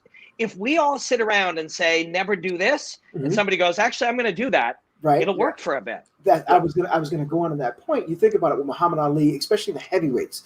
You got a guy that's doing the cardinal sin. He has his hands down, but you can't hit him. Now, what does that do to you as the opponent? It frustrates you because you're out there trying to put his head on the end of your glove, and he's moving around, popping you as he moves back, and the entire time, he's talking. I'm so pretty. You can't catch me. You can imagine. I think one of the things we missed out on is having Muhammad Ali being able to be in social media. Could you imagine that, where he goes off and he does the things and then he goes off and cuts a promo? How great would that be? You know what? He would be, if Muhammad Ali would have been on social media, he would be probably the king of social media. Yeah. 100% the king. Yeah. Can you imagine? He was way ahead of everybody in every aspect of the fight game. Did you see that knee? Did you see that knee? What? Oh, and the kid wobbled, but then got right back to work. Yeah, he did. These guys, these guys are such studs. Goodness. Yeah. Now, I didn't catch the name of these guys. What round was that? That was either 2 or 3. So we're going to the 3 right now. Yeah. We've got looks like John De Jesus and Vladislav Parbuchenko. Yeah. Looks like he's from Ukraine, and Jesus is from U.S. And he ate that like that would have put most people to. Yeah. That'd have killed most people. Ray, when you see these Russian guys and Eastern European guys, it's not the country they're from, or it's not a thing about genetics often. It's their system, right? to be a great Russian fighter, they take 6,000 great Russian wrestlers at 8 years old, and they have them all work until they're 16 years old, and then they got 600, and then at 19 years old they got 40, and they just keep going. By the time you are the top of the heap in Eastern Europe, in these places, you've been tested so much that you just either that tough or you wouldn't be there. These guys are so hardened. They're hardened. These Eastern Bloc guys, they're hardened inside and out. Mm-hmm. And what I like about them is that their demeanor, though it doesn't fit well with promoting fights, mm-hmm. but their demeanor is so cool. You know what I'm saying? Yeah. As a fighter, or in my case, a former fighter, as a coach, to see these guys come out and they're just rock solid. Their mm-hmm. nerves, they're unshakable. Apparently, they appear to be unshakable in their nerves. You know what I'm saying? It would be scary to have an army of these guys standing across from you and see zero emotions, and them loaded up with weapons. Would that be a true thought? That would be terrifying. Yeah, man. It's the very nice things you said about my work. I believe it's my job to help people understand that that's not this guy's job to promote fights. You mentioned these guys don't necessarily have the demeanor for promoting fights. I see a world where they don't have to. That's my job. My job is to help people understand that it isn't the sentences they say we should be interested in. It's the art they create. Mm-hmm. And their art is an expression of their life experience. And that's what we see here. When that guy ate that knee, that is a reflection of the life that young man has lived. And that was, like I said, most guys, and he was so cool about it. He didn't flinch. Mm-hmm. He didn't flinch. He ate a knee with a full-on smoked from the ground to the face, knee, thigh, whatever he hit. Yeah. It jacked his nose up, but here he is back in there like nothing happened. Yeah. That's some training right there. Yeah. For sure. It's not the first time he's ever seen anything like that. He handled it. That's right. I'm going. Yeah. We've got comments from a lot of viewers, a lot of people jumping on the stream, which is so nice. People want to spend their time talking about martial arts with us. I also believe that the way that we discuss, martial arts in broadcasts and on sports television, we're doing it a disservice. I think we're talking about it still as if it's just a very simple sport. And I think we act like the audience can't understand it, but I know they can. I know the audience can understand all these things. The audience has got to be smarter than me. There's got to be somebody out there, and I kind of get it. I don't say I'm an encyclopedia of any sort, but I kind of get the fight game a little bit. And there's folks out there way smarter than me, so they're not stupid. I think they get it. I think they do too, and I think we do the audience a disservice if we act like it. If all we say is, "Oh, there's a big jab, oh, nice low kick," and if he gets it to the ground, like, we don't have to act like they're not smart. Also, nobody accidentally is watching Bellator right now. Everybody chose to watch it. These are all people who said, "I want to watch this." So pretending that somebody just stumbled into this broadcast and has no idea what they're seeing, I think is not true. You are 100% correct. And occasionally, I don't very often get on these different boards and things. Yeah. But you get up there and you see people comment, and you can tell. Well, you can kind of sort of tell the guys that are just there to, troll, and you got some guys that get up there and they speak. They act like, you kind of get an impression they know what they're talking about. So you can't count them out just because they've never stepped in there. There's a lot of reporters out there that have never stepped into the cage, but know exactly what's going on. They get it. And but at the same time, if we want to go into what is truthfully happening, really happening, you have to get in there. Yeah, because I agree with that. Especially if you're going to critique it. A lot of the time somebody will say, "Why is this?" And you'll hear this a lot. "Why doesn't that guy move forward?" Or "Why is that guy dropping his hands?" Or and the answer lies in the experience. Within the experience, if somebody jabs me enough times, I stop moving forward. And you have to have that experience to really know that, to feel that finger on the element. You know, if you touch the element too many times, you will not touch it anymore. And a lot of the time, fighting's like that. If he keeps training me in the right way, I now lose the ability to perform in that fight. And when somebody's critiquing fighters, especially if they criticize them or try to say, you know, negative things about them, you can't do that if you don't understand what's really happening. And to understand what's really happening, you must be in the experience. You must have felt the pain or the lung burn or the legs go dead. That's what gives. That's the experiences. Now, somebody like yourself, that's one of the reasons why you speak like you do, because, well, you've been there. You've experienced it. So you can give insight that most folks have no idea nor want to know. Want to know. Yeah, and I don't blame them, because it hurts in there. Yeah. It hurts. I get treated really, really nice by a lot of these fighters, and I don't think it's because I won a couple of fights. I think it's because I lost a couple of fights. I think it's because when you fail and you feel humiliated and you feel sad and you've tried your hardest and didn't succeed, and you have to go back and deal with that truth that you couldn't do it on the night and try to find a way to get better. That's the real journey. Yeah, no kidding. You know, I mean, if you think about it, it's a good one. If you think about it like this, if you're a track star, let's take an individual sport like track. You're out there, you're in the blocks, you try to run, and there's a guy named Usain Bolt right next to you, and he just, you know, and you don't place. You ran, but there's a penalty to be paid for this type of art. You go in there, if you lose, you pay in pain, but you do gain experience.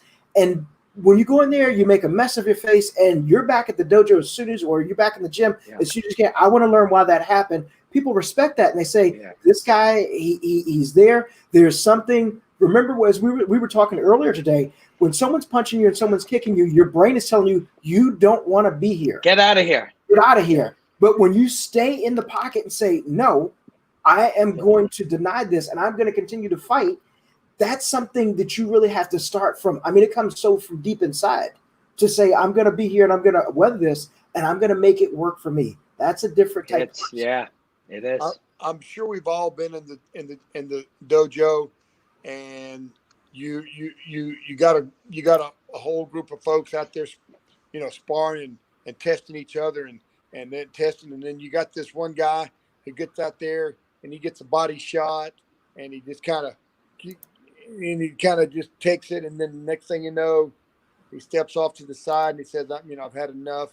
You know what you're thinking is on that person. You're thinking, you know, you don't respect that. Yeah. It's just, you maybe you kind of feel for the guy a little bit. Yeah. But you don't respect that. Yeah.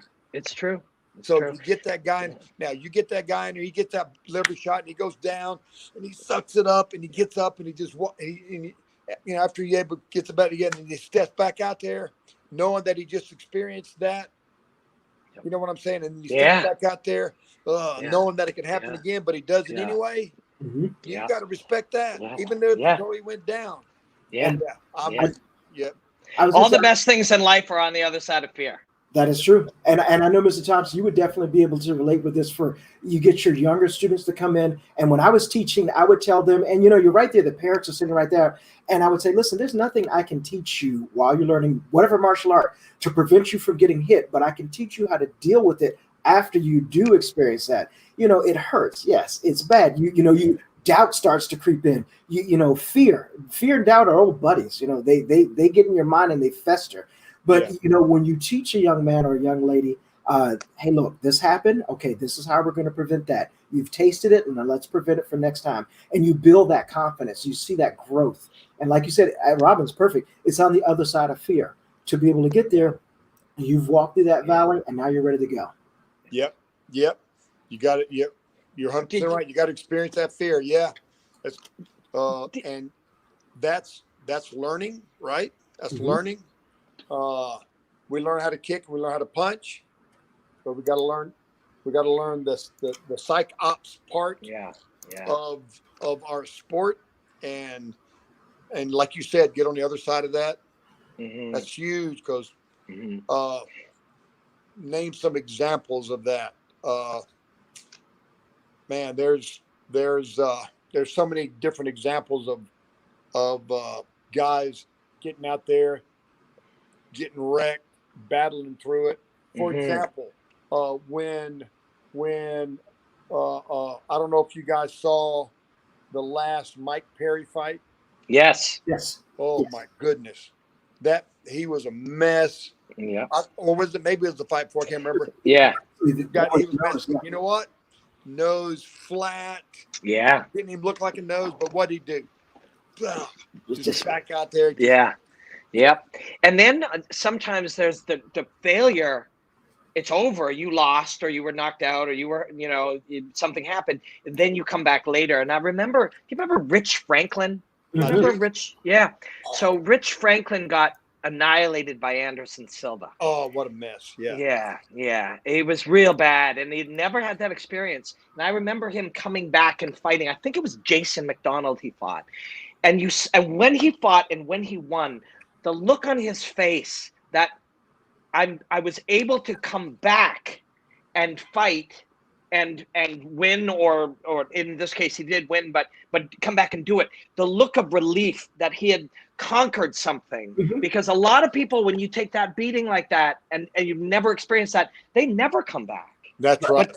But to fail and then retool, deal with the reality, and then come back, that's life. Like that's a lesson that will be applicable to every goal and every challenge in your life.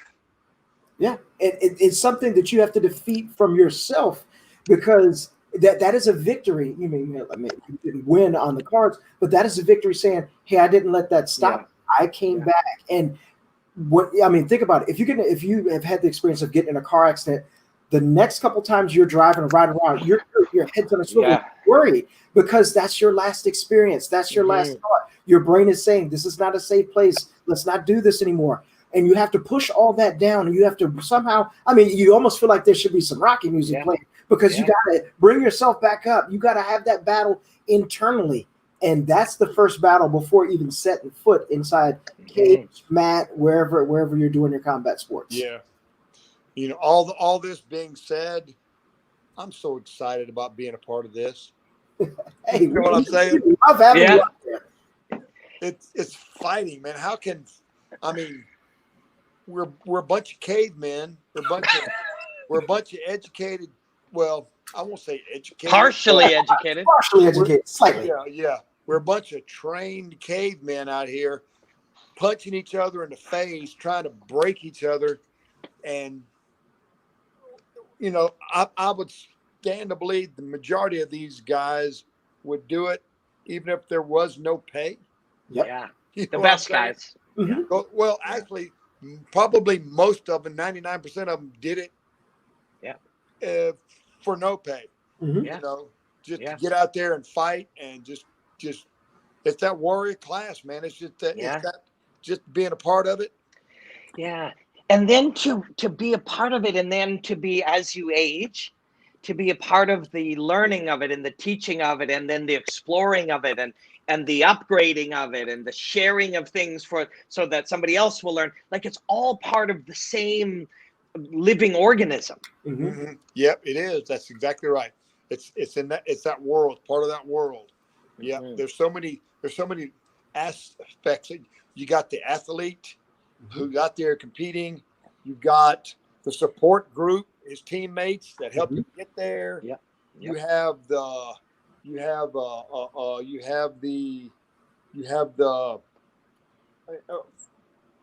I guess would be part of the sport group. You have the sponsors that help fund it. Yeah. You have the promoter that puts the show on. Yeah, that's right. The promoter. It's such an awesome. Yeah. It's such an awesome lifestyle sport. Yeah. It's. Was there ever any thought of you ever doing anything else other than martial arts?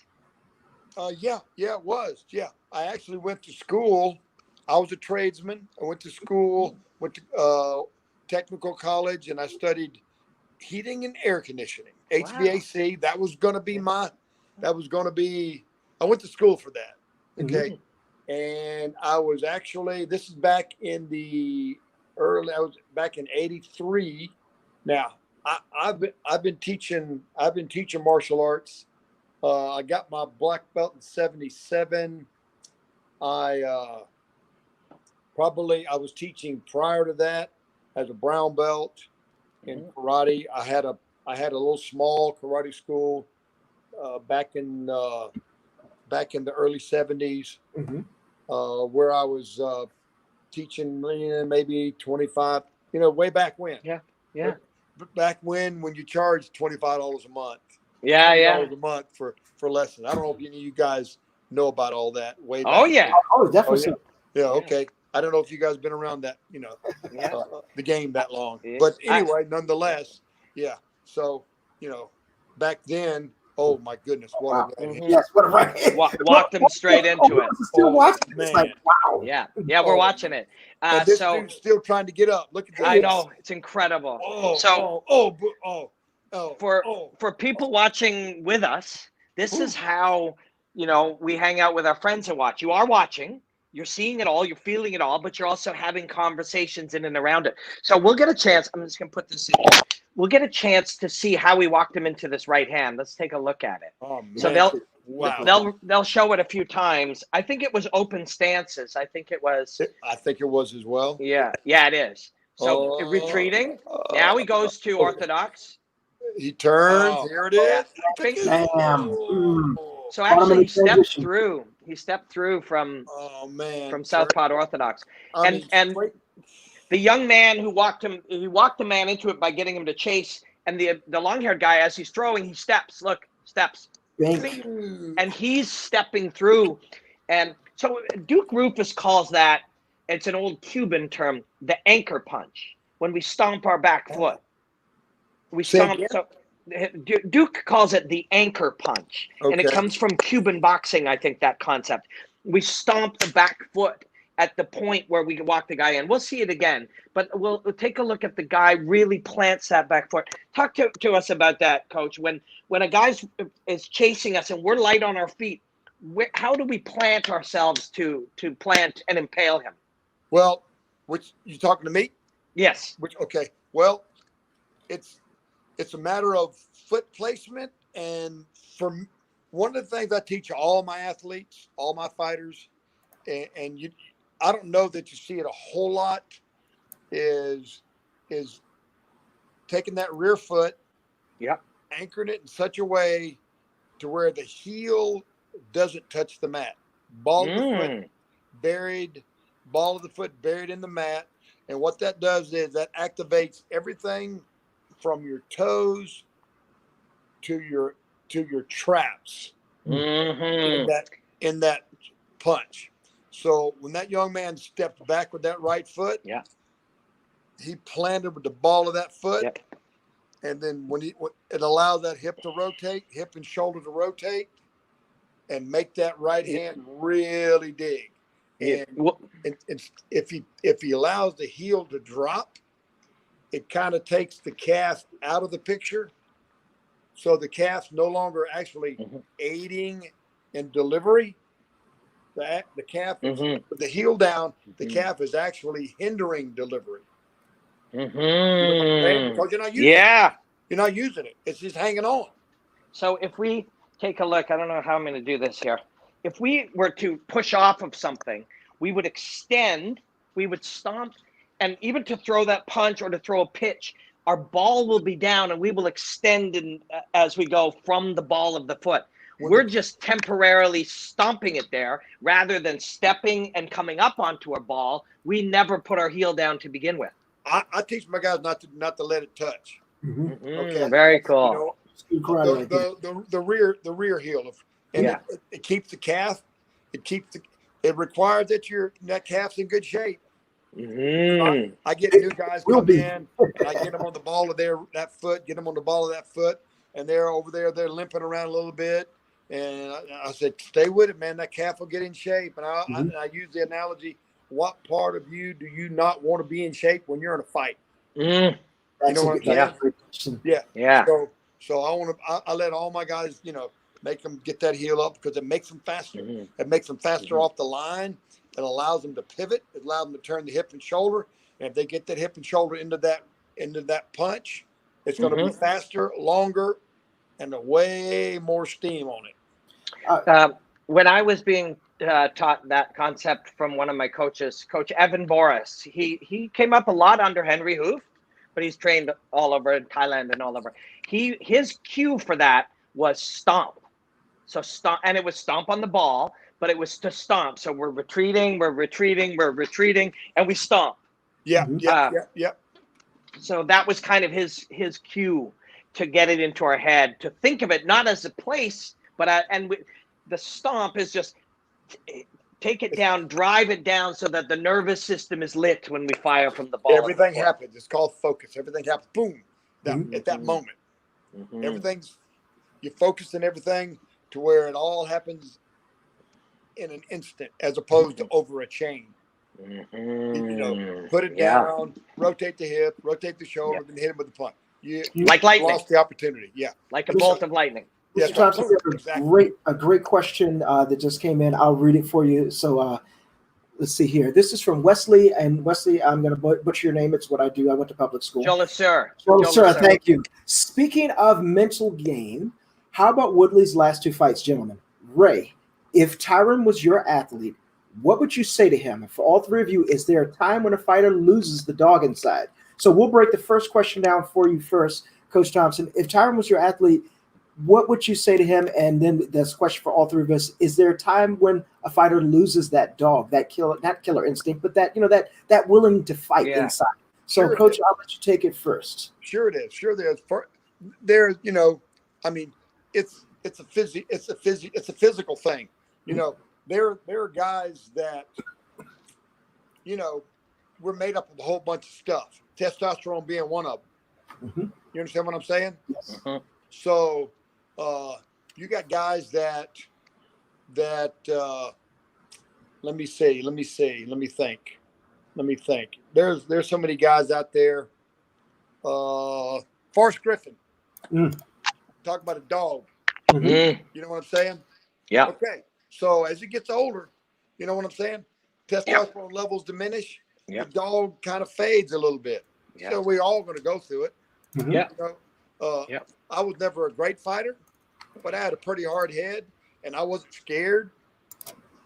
But you know what I'm saying? I'm not excited about fighting today. Yeah. Right. So I'm going to say my dog's on the porch. You know what I'm getting at? So, I like, now, as far as Woodley's concerned, if he was my athlete, he's still got a whole lot that he can offer. Because I mean, just for his physicality, you know what I would do with him? I would straighten his right hand out. I would work on him straightening that right hand because he's fast, he's explosive. But I would work on him straightening that right hand. That's what I would do. That's technique. So this a fight I was really looking forward to. Josh Hill is the guy with his back moving towards the cage. I trained a lot with Josh. Backing and circling out now to the middle. The blonde. The blonde guy. Josh has maybe 20 fights. I think he's lost only a couple, and two of them were to Marlon Moraes. We've got the record officially at 19-3. This kid switches too. I like him. You'll really like him. Yeah, he's from Hamilton, Ontario, so near Toronto. Yeah. Okay. Yeah, he does switch really, really nicely. It's super comfortable with both. He's a very good wrestler. Very physical on top, but he does like to move and draw out right hands and counter. He's fun to watch. And Eric Perez, who he's fighting, is pretty aggressive. So this is a good one. This is one I was looking forward to. Well, and what's the blonde kid's name again? Josh Hill. He landed the right hand there. Josh Hill, yeah. Keep that right elbow nice and close and shoot that right hand straight, or in this case, left hand. Yeah, there he caught the leg, right hand. Now he'll work him down. He should have no problem here. Watch how simple. Goes to good move. Good take the back. So from the thigh, reach the far hip. It's a biological handle, and just kind of work your way into the back here. Oh, and yeah. he's got his ear on the spine now. It's a lot What's of his control. base? He grew up with. It's funny because in Canada and in his early fights, people would call him a wrestler, but he wasn't a wrestler in high school. He's just super physical, really athletic, and he would be pretty sort of 3.0 George St. Pierre style, blend it all. That that's almost an old school way now, but Yeah, that kind of blend the pieces. You know what? It's old school until George stepped back in the octagon. Yeah. It is correct. That's right. When George steps back in the octagon, it's going to be the way to be. When George fought his last fight, I was doing a documentary on him, and I traveled with him and I trained with him. And we trained, one of the things we trained a lot was point karate. He has his own gym. Yeah. And what was that young man, Mal, that I told you? Barry. Dean Barry? Do you know a kid named Dean Barry, a karate point from Ireland? Dean Barry. Dean Barry. Yeah, Dean's got a few MMA fights, maybe 5 now, and he was an international point karate fighter. Dean was there, and a couple of old school karate guys, and we trained karate a fair bit, point karate. And when he fought Mike, he also trained with Freddie Roach, and Mike saw all the Freddie Roach stuff, and he thought George would be a boxer, and then instead George played a lot at distance, in and out at distance. Yeah. George is always changing. George is he's a sponge. Mm-hmm. Whenever Wonder Boy would come up to Montreal, George would bring him up to train with him and stuff, and it was great. He was, George he's a star. He was a star way back. Mm-hmm. But man, what a humble guy. Oh yeah. Humble. What a stud. He's a stud, and he's a gentleman, and he he could crush Steven anytime he wanted to with just his being a beast. You know what I'm saying? Yeah. Especially way back. Mm-hmm. But when it was neat when I watched him even doing conditioning. We were in California when I was doing that documentary, and there was one thing, some kind of box jump sequence where you have to jump and spring back and kind of use your that direction change ability, and it was a sequence of box jumps, and he couldn't get it, and we all just sat there and waited until he did, because he wasn't going to leave. Like, George wasn't gonna leave. It only took him 20 minutes, but if it took him 4 hours, he wouldn't have left till he got it. He wouldn't have left. Whenever we came up, he would go to a gymnastics place, and he would go and he would work. And of course, George is so dang muscle dense. When he lands, the whole room shakes. But he would sit there and he would work. He would do exactly the same thing. He would keep working until he got it.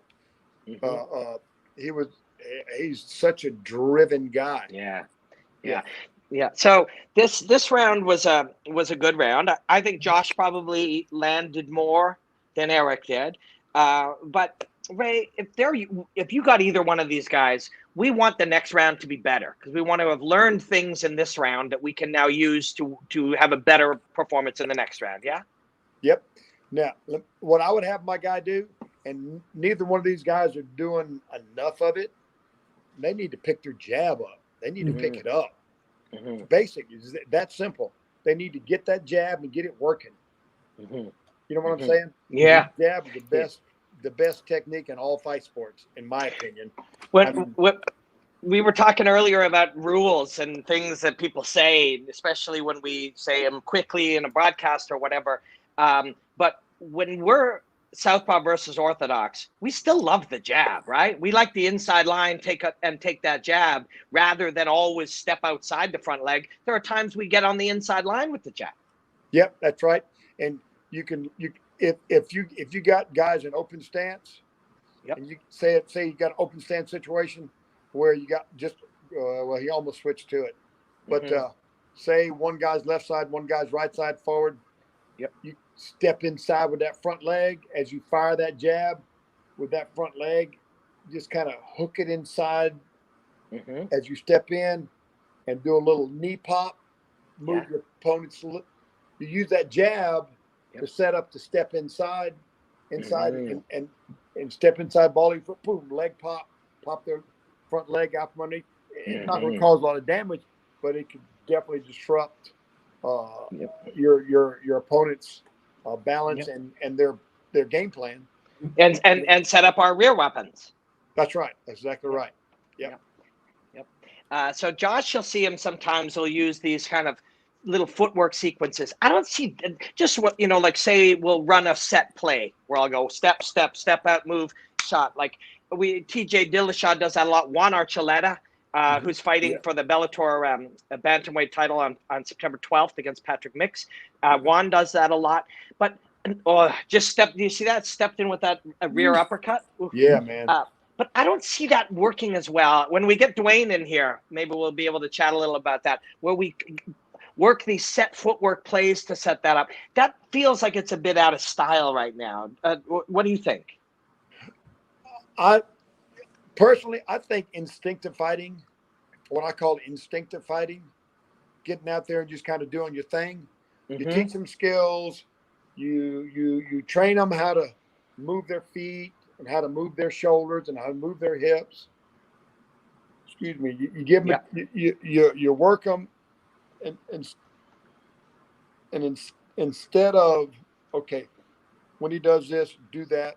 When he does this, do that. If you skill them up, give them a chance to work their style, because each fighter is going to have their own, this, I like this and I like that, and they're going to work those, and give them a chance to work their style. Personally, I think that makes for interesting fights, because it's not methodical, it's not too crazy rhythmic. Yeah. You know what I'm saying? It breaks the rules, if you will, or rewrites the rules. It makes for an exciting exciting fight sport. And creates unpredictability. Yeah, exactly. That's it. And for the opponent, and for the audience, and for the viewers, and even for yourself to some degree. I bet a lot of these fighters, Raymond Daniels, we looked at Mal and I and Ray looked at some of his work together, and after he's like, I didn't plan that. We allowed it to happen. Yeah, that's right. That's right. They instinctive fighting is, in my opinion, the purest form, I guess. Yep. Maybe the word want to use, the purest form of fighting. I'm not saying what's the word? No, I'm not saying planned set combos. Or doesn't work. That would be foolish, because there's been too many guys make them work. You know what I'm saying? Okay, I'm going to go 1, 2, 3. I seen it's been too many. There's too many occasions where that did work. But in my opinion, the purest form is when that guy gets out there, like that takedown just then. That wasn't planned. That was instinctive. It was in the moment. That takedown Josh couldn't help but do that. That's right. If you asked Josh 2 seconds earlier if you could pause the whole thing and say, "You think you're going to take this guy down?" He'd have been like, "I don't know." It just happened by itself. That's right. It really did. And Most Def asked about training combinations, and so how many different combinations does a fighter train?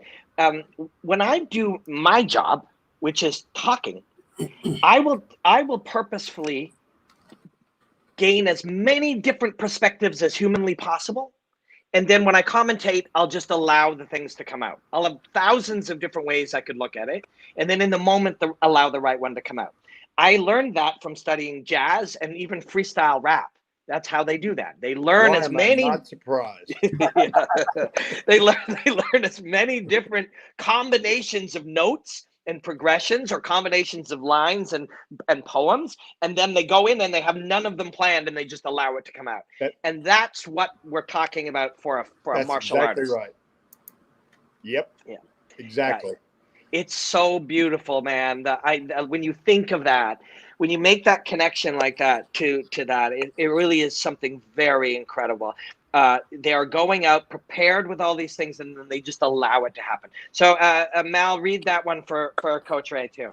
This is another question that came in there, Coach, and it says, Ray, how do you implement grappling training for your newer students at your school?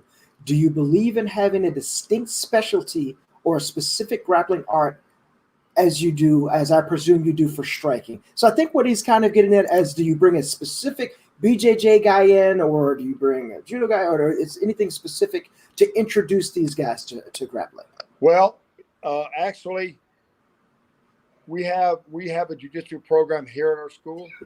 Mm-hmm. So we do have that. We do have that aspect of the fight sport. We have a jiu-jitsu for jiu-jitsu program, and then we have a jiu-jitsu for MMA. You understand what I'm saying?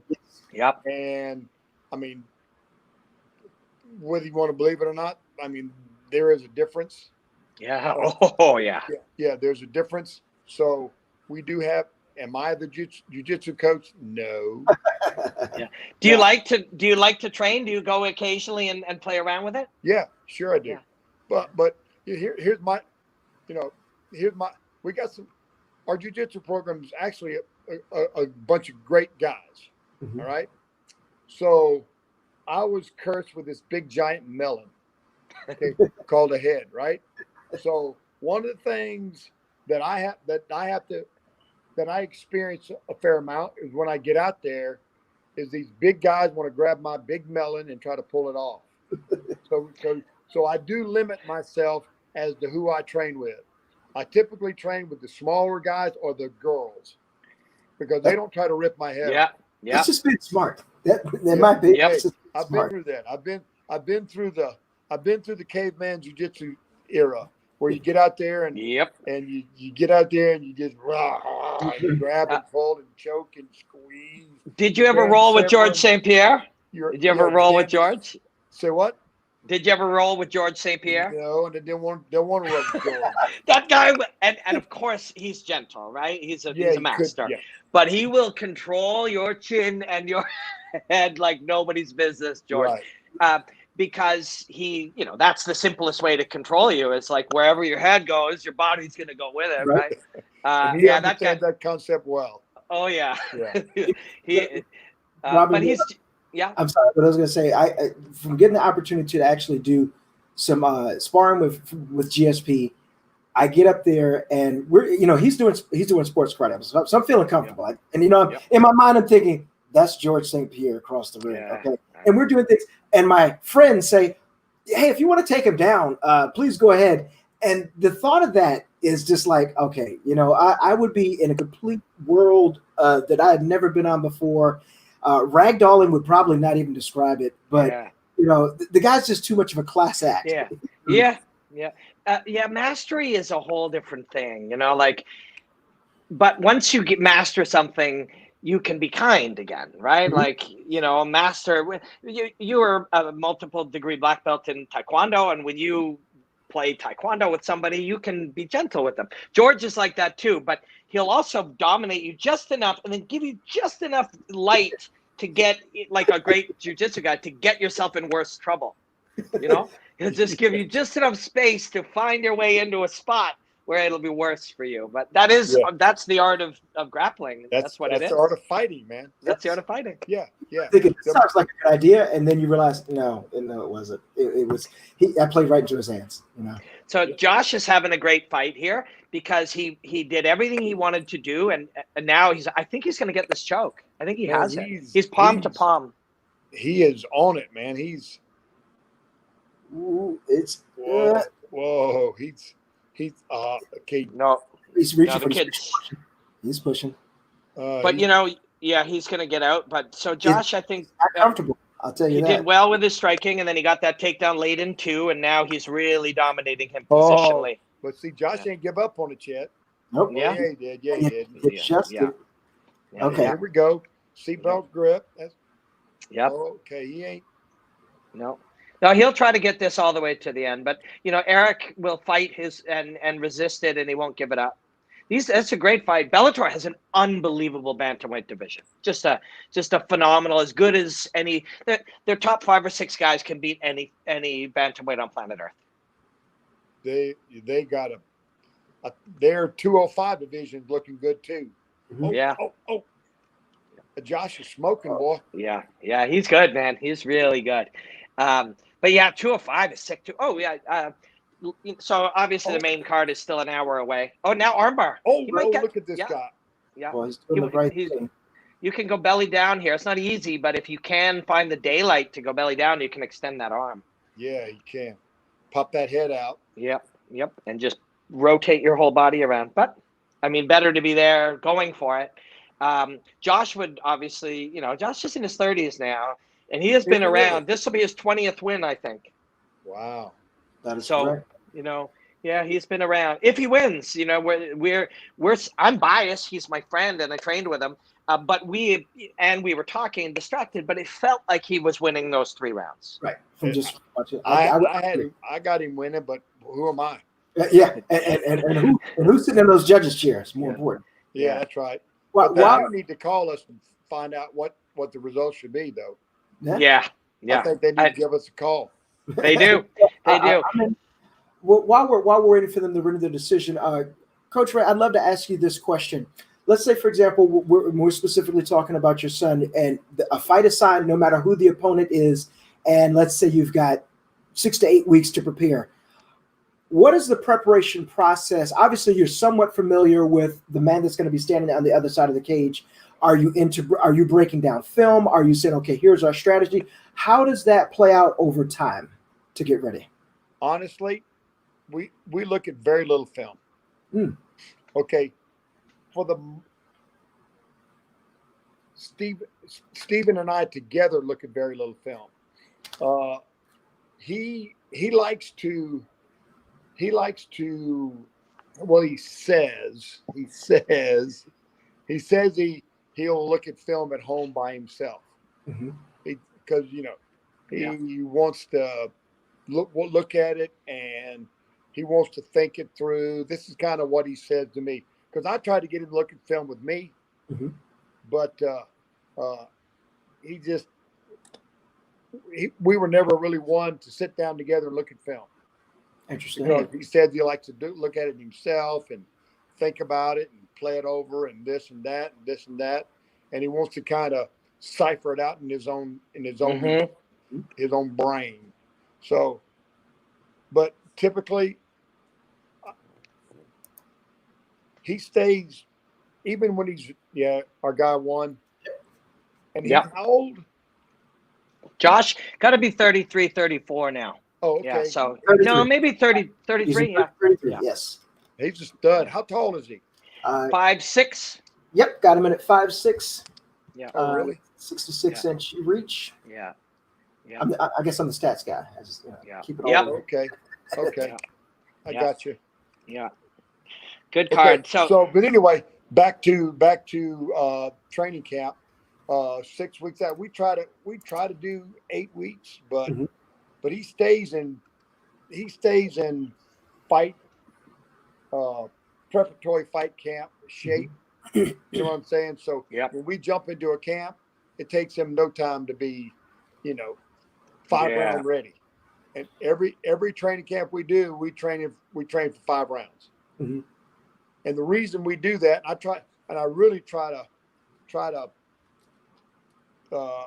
develop that mindset with all my fighters, because I want them to be thinking constantly 5 rounds, championships, 5 rounds. I want them to have the confidence to know that they can go 5 rounds, no problem. You understand what I'm saying? Yeah. So even if they're fighting a 3-round fight, we're in 5-round shape. Yeah, it's great. Now, I'm not talking about 3 round shape over a 5-round period. I'm not talking about that. I'm talking about, 5 rounds of work. Yeah. And at a 3-round pace. Yes. Does that make sense? Yes, it does. It does. The plan anyway. Yeah. So if we had a really tough 2 rounds going into the third, we're going in our mind, we can do 3 more. We know we can do 3 Yeah. more, but we only got to do 1 more. So that's a nice. So let's go for it. Let's push it as hard as we can. That's right, and that's kind of the mentality I tried. That's the culture I try to develop on my fight team. Even if guys that aren't on the fight team, we got students. We have students that what I call my support group that come to train. They don't care nothing about fighting, but they'll get in there and they'll work with the competitive athletes, the fight team. So I try to maintain that mentality with them as well. If they're going to be good, a good support team, well then, you know what? They need to be a good support team. They need to be ready to go 5 rounds. This kid's real good. You guys are going to like Piccolotti, and he's fighting a really tough guy too. So Sydney Outlaw, this is a really sick fight, man. Rich Chow, do you know Rich Chow, the Bellator matchmaker? No, I've heard of him, but I don't know. Yeah. Do you have any young guys that are fighting on Bellator or a good fit for Bellator in the future? Yeah, I do. Yeah, I do. Yeah. Well, I got to introduce you to Rich then. Okay, cool. Yeah. You got my phone number? I do. Just send it to him. Yeah. I will. I will. I got a kid that, I'm sorry, I don't mean to interrupt, but I got a kid that trained with Raymond Daniels. His name is Weston Wilson. He has actually fought for Bellator maybe once or twice. They bring him in short notice. I think he's been there a couple of times. Weston's been with me less than a year. He came from California. His company moved him here to South Carolina, and he had visited us a couple times before, but this time he came and he made the trip here, and he brought, he moved in. His whole family's here, so cool. We're working to get Weston. I'm trying to work to get him and some other guys as well. Yeah, cool. Worthy of the step. Yeah, well, I will send Rich your information, and I'll tell him to say, hey, it's Rich Chow, Bellator matchmaker, when he texts you. But he puts together great fights, man. Yeah, and you'll love him too. He's a real martial artist. He's not just a business guy or a matchmaker. He's a real martial artist, Rich. Where's he out? California, San Jose. He's a brown belt in jiu-jitsu, and he's been part of. He came up actually with the BJ Penn's family, and in Guam. Out in Guam, they had a whole world of martial arts there. Even in the 90s, and he fought. I think he had one fight in Hawaii, and I think he had a couple others, maybe that the opponent got injured or something. But he puts together nice fights, and this is another one. You see the level now. It keeps going up. Like the last fight was getting to that real high level, and this one you'll see Piccolotti and Sydney has won 9 of his last 10. The only loss being to Chandler. Oh no, it wasn't Chandler. I think it was. No, you're correct. You're correct on that. It was. Yeah, the last it was one Chandler. was right across the Chandler. You're right. Yeah. You're right. You didn't even know it. I didn't even know it. Hey, I didn't even know good it. right there. Yeah, but you can see how these guys are shaping up. They're down. We're good. Where are we at? I dropped you. Stay with me. No, yeah, we're all good. We're all good. Oh, here we go. Oh, he's gone to black. Let's see. I'll text him and just say you can hang up and jump back in. All right. Let's see if he can. Yeah. We'll get him back in. Where is he? Oh, there he is. Just hang. So this was an interesting. We'll call it a scramble, but that's a lazy. Just hang up. A scramble is a word that we use when things are happening too quickly to be able to explain it in detail. But it's a cool one, the way these two guys are interacting. AC Mills, Bellator prelims always deliver. Just hang up and click it again. There we go. I was just texting you that you can just hang up and click back in anytime. I fell down. Sorry. How old are you now? I'm 65. No. Yep. Turned 65 in May. Wow. Get this. My birthday is 5/5/55. Wow, cool. Yeah, that's my claim to fame right there. Watch out. He can put him out here. Watch this. This is a real choke. It's a real. No, it's not there now. Right before we bring our next guest in, I just wanted to give a happy birthday out to my father, who turned 73 a couple of days ago and was watching tonight. Had a lot of good things. I was looking at the text, Mr. Thompson, talking about this. Exactly the way I learned. He's an old school Junior black belt. No way. Yes, indeed. Oh, wow. What's your dad's name? Same as me, Mallory Woods. Same exact name. Mallory. Yeah. So we'll have to. Professor Woods, happy birthday. There you Happy go. birthday, Mallory Senior. Now let me. Is this? Yes, it is. Sensei Dwayne Bang Ludwig. Hey, how we doing? There we go. Ray What up, Thompson. Good to see you, Bang? sir. How you doing, young man? Doing good, sir. Doing good. You know Ray? You two know each other? Yes, sir. Yes, Yes. sir. Dwayne, I actually have his phone number. No, look at Yeah, I'm that. up there. I have I'm both up of your there. guys' phone numbers. Yes, you I do. got Bang phone number. I'm up there. Dwayne, this is Mallory. Mallory is a lifelong martial artist as well. Came up in Taekwondo, and we do the stream together. Awesome. We had Raymond Daniels a couple weeks ago, and we had Duke last week, and yeah. it's been really fun. I'm so glad you joined us. And don't Yeah. forget about Yeah. Ross, who's been with Bang a couple times. Oh, Turbo Ross Levine. Do you know Turbo? I don't remember the name, but if the question's for me, Yes, Dwayne. Yeah, Oh, Ross Levine. He's I trained don't- with you. He's been up okay. there. If I seen him, yes, but Yeah. million names, better faces. Yeah, Ross. You'll know him. You'll Yeah, know yeah. when you see him. Yes, sir. Are you at Awesome. the dojo? No, I'm in my garage actually. So yes, it's the garage dough. So it's where when quarantine was happening, this is where we were all training. So it was good. Not all of us, but the select few. Yep. Hey, Nice. many great athletes come out of garages. Yes, sir. Yes, Ask sir. Hicks and Gracie. Hicks and Yeah. Gracie, Yeah. when he first came to U.S., the Gracie, they taught out of the garage. Professor Carlos was one of those guys. Carlos Machado, my son-in-law. He Oh, neat. trained. Yeah, they trained in the garage. You know, I think Gracie Academy, they have this whole garage. What is it? What do they call it? Like a mini academy. Great. Yeah. Okay. They- Like virtual lessons for people who have smaller schools and in the garage and so on.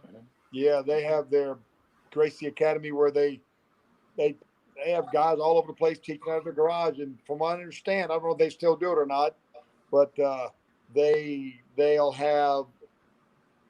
have their garage affiliate. Yeah. Henry Gracie will just all of a sudden show up in somebody's garage. Oh, That's what wow. I heard anyway. Wow. He has a lot more free time than I do then. Yeah. That's neat, though. That's good. I guess maybe pick maybe 4 trips out of the year and make 4 of those a random garage visit to one of your schools or many schools and students. I mean, that's a cool surprise if you can pull that off. Yeah, that's right. Good man. You're actually building your own school right now, aren't you? Me? Yes, sir. Yes, sir. I'm in my office. Hold on a minute. This is my office. It's kind of a mess.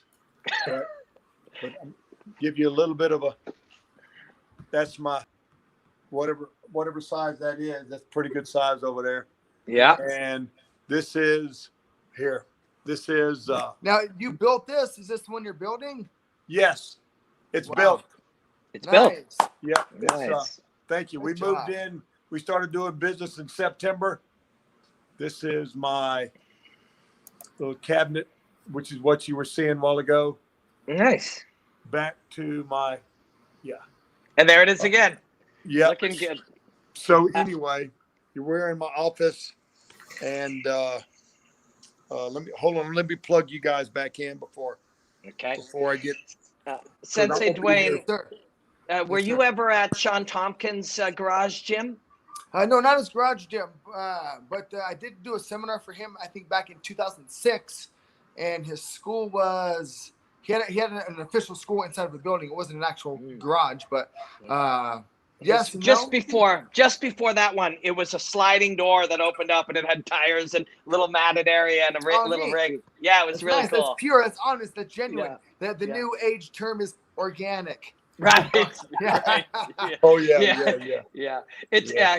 It's like a craft beer, but a gym. Yeah, but that's where the Yeah. pure. That's where the passion Yeah. comes into, though. So those places are what it's all about. They're honest, they're pure, which martial arts extracts is the truth. What do we got going on with these fights? Who are these two gentlemen? So Piccolotti. Yeah, do you know Piccolotti? I know the name actually. Yep. He's a dangerous one. I know he's done some of his work at CSA in California. Nice. Yep. And then Sydney Outlaw. And Sydney Outlaw is on top now. Okay. Wow. And yeah. He's won 9 of his last 10. He got knocked out by Michael Chandler. Obviously no shame in that. Everybody gets knocked out by Michael Chandler. That's true. Yeah, most don't finish the fight with him, do they? No, they don't. No. But this is a really scrappy one and really interesting positions that they're moving in and out of. And, it's funny. A lot of times we'll just call something a scramble because in a broadcast it happens. I know that we use the term in wrestling a lot too, but something happens so quickly we can't describe it. But in truth, every scramble is really just a series of positions in its own right. Yes, sir. Yeah, just so it's a fluid dance, right? No interruption. So it's feeling low and adjusting to the gap and seeing what we can create off the moment. That's where the heart comes into. Yes, sir. Yeah, I love the way Robin takes stupid stuff and makes it sound really cool. Yeah, that was a scramble. He was like working toward this, and the guy didn't have a clue what he was doing. But Robin's going to figure it out and bring the science to it and make it logical. Thank you. The truth is, it doesn't matter whether he knew what he was doing or not. He still expressed himself. That's right, and that's right. He's being instinctive. He's doing what needs to be done. Sensei Dwayne, Coach Ray was talking about that too a few minutes ago about, Mal was asking him about the ideal for him is we have trained many options that all happen, but we're not so much running set plays as we are allowing the thing to unfold. What's your general philosophy on that?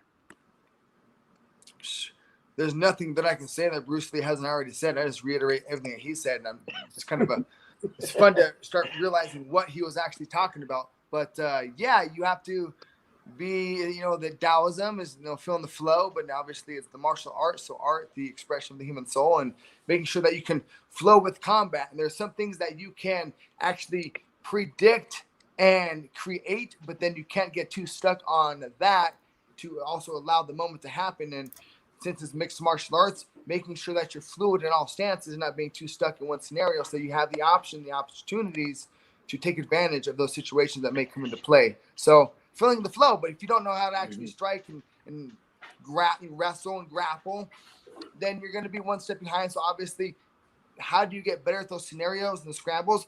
Doing drills just like we're watching right now. I mean, they're not hitting each other too hard. They're tired. They're taking care of each other for the most part. This looks like they're actually training. So this is how you get better in these moments to get better with the fluid dance. It's just do 50% scrambles, nice light punches. Like those aren't even hard punches. If there were bigger gloves, I wouldn't mind drilling just like this with people. This is how you get better at the dance, right? Feeling the flow and being in the moment.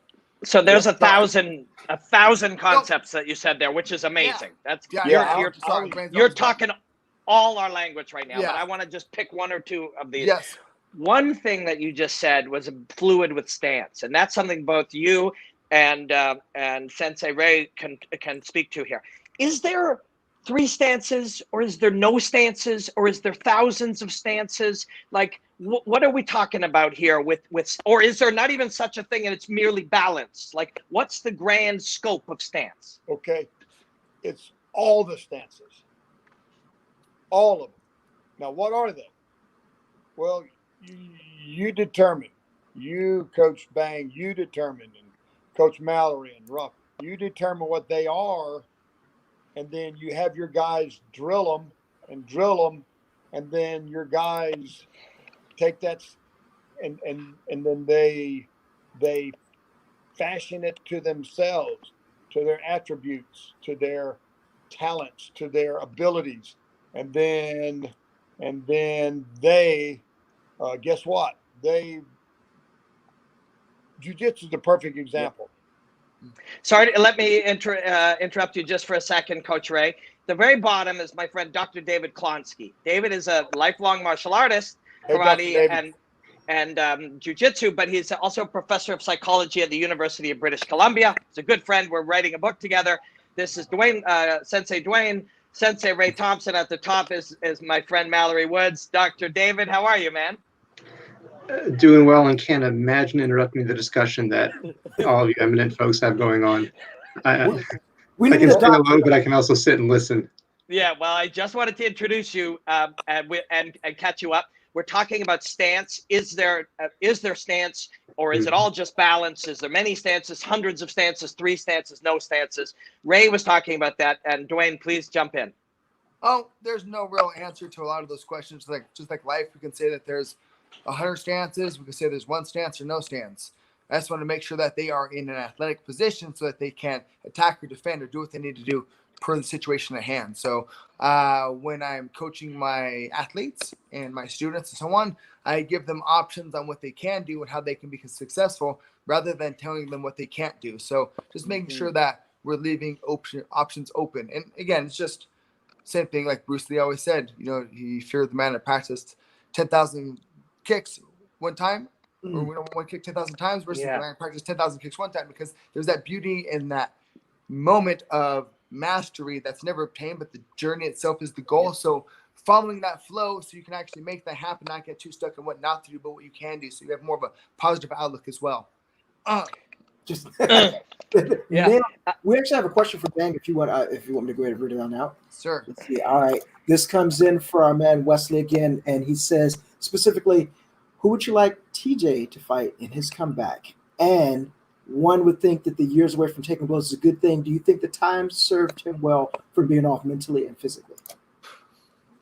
I think I'll answer the questions in reverse. I know the time served him well mentally and physically. He was training those last couple of years. Whoa, not 100%. Not that anybody ever is 100%. So he was battling some injuries. It's just part of the game. So it gave him some time to actually sit back, heal up, and then also get his mind right for the task at hand and make sure that he can overcome what he needs to do. Who would I like to see him fight? I would always like to see a fight with him and Cruz again. That'd be nice. That one needs to happen for a few reasons. Personally, I would just like to. I think TJ deserves the opportunity to once again, as you say, Mr. Robin Black, express himself. I think he was too caught up in the moment, was angry, and had those moments of being controlled by his emotions rather than allowing the flow and the thing to take place that we've been talking about. So towards the end of the fight with Cruz, he was tapping into that moment and relaxing, being comfortable and confident. In the beginning, he was a little tensed up. So I would like to see him again fight Cruz. And again, the time off was good for him to heal up and also to get his mind right and figure out exactly what needs to be done. Dr. David and I have played around in different types of, both his work at the university and a lifetime of being a psych prof, and then the two of us together exploring these things. Arousal. David, touch on this a little bit, that psychological and emotional arousal of the beginning of a fight and settling into it. That's kind of what we're talking about here with TJ in that setting. David, what's your thoughts? Well, it's a huge topic, right? Hard to touch on, but arousal when it gets too high or when it sort of goes into like a less useful emotion, sort of like fear. It's you could have the best game plan in the world, but just hard to do it right. You start swinging, you start doing things that maybe you weren't supposed to do, maybe get too aggressive, maybe get too tentative, and game plan gets out the window. So, the best folks, the folks at the highest level are able to implement what they're supposed to do without interference from those high arousal emotions. And I think I already heard this mentioned once. Ideally, you actually get in a flow state where you've trained so hard, so well for so long that your body only knows how to do it right, and things to me. And that's where you see the real flow from. One thing I want to touch on, when we were first exploring this and writing stuff, I didn't know actually what David, when he was using the term emotion, I didn't actually realize that fear is classified in psychology and other aspects that we think of not as emotion, but as other things. But those things are actually classified under psychology as an emotion, correct? Yeah, and I'm still getting better at learning how to talk about these things without getting stuck in technical definitions, without being aware of it. But yeah, I mean, fear, of course, is one of the core emotions. Sometimes people talk about it as core emotions. But what's also interesting about emotions is they have they have a function, and they can be broadly classified into functions of approach or avoid. Fear is an avoidance emotion. When we're afraid, we're mobilized to avoid, to get out. The best example is if a tiger comes into the room or you hear like a loud noise, like you sort of mobilize, but that's your body mobilizing for a purpose. When you have that fear reaction, you're ready to escape from that tiger so fast. In the context of a fight, though, fear can be, if it's too dominant, can become difficult because it makes you avoid, it makes you want to escape. That's the opposite of engaging. I think that's why a lot of fighters will purposefully make themselves angry sometimes. Sometimes you see fighters kind of, on the defensive, backing up. And I don't know, I've seen Tito Ortiz do this back in the day. He'll like scream. Anger is an approach emotion. The function of anger is to approach and to overcome or destroy. Joy and happiness are also approach emotion. You're excited to get that. So a lot of fighters who do well manage to fight, with the love of it. And in some ways that might be the ideal. So that's just one of the ways that emotion can play into this. Yeah, it's fascinating. I got a question for Dr. Dave. That's very interesting, breaking it down like that. Would fear possibly be one of the first emotions that's learned? If you think about it, it's really a natural concept. Even before you're able to verbally express yourself from talking or writing, fear could be the first emotion that is absolutely learned versus, the concept of love and anger and everything else. I mean, having you break that down for how that affects fighters in the ring and everything, do you have a concept for overcoming fear as a fighter? I mean, your coaches can tell you, hey, just stick to the training and we're going to be okay. But how does one really, conquer fear? Yeah, I mean, obviously some of the other folks in this chat have a lot to say about that through their experience with fighters. A lot of fighters think that if you're afraid, that means like you're not ready or something like that. So, and that's the first mistake. Then you start thinking, oh, I'm not ready because I'm afraid, and now you're even less ready. Whereas a lot of fighters, there's the occasional fighters who really manage to not have nerves and not be afraid, but as far as I could tell, that's the exception. Most fighters have fear. A lot of champions have fear. GSP is one of the best at talking openly about it. I was always terrified. There's so many things you can do with fear. Obviously, experience helps. You sort of learn over time that you can have fear and punch the guy in the face. Like you can do both at the same time. And anybody who's ever fought experienced that, and anyone who's ever been successful experienced it and was still successful. And even that going through that still lets you know. I remember fighting, and I fought at a low level compared to everybody in here, especially Coach Dwayne. But I remember I had my 5th fight, and Joe Dirksen was on his 73rd fight.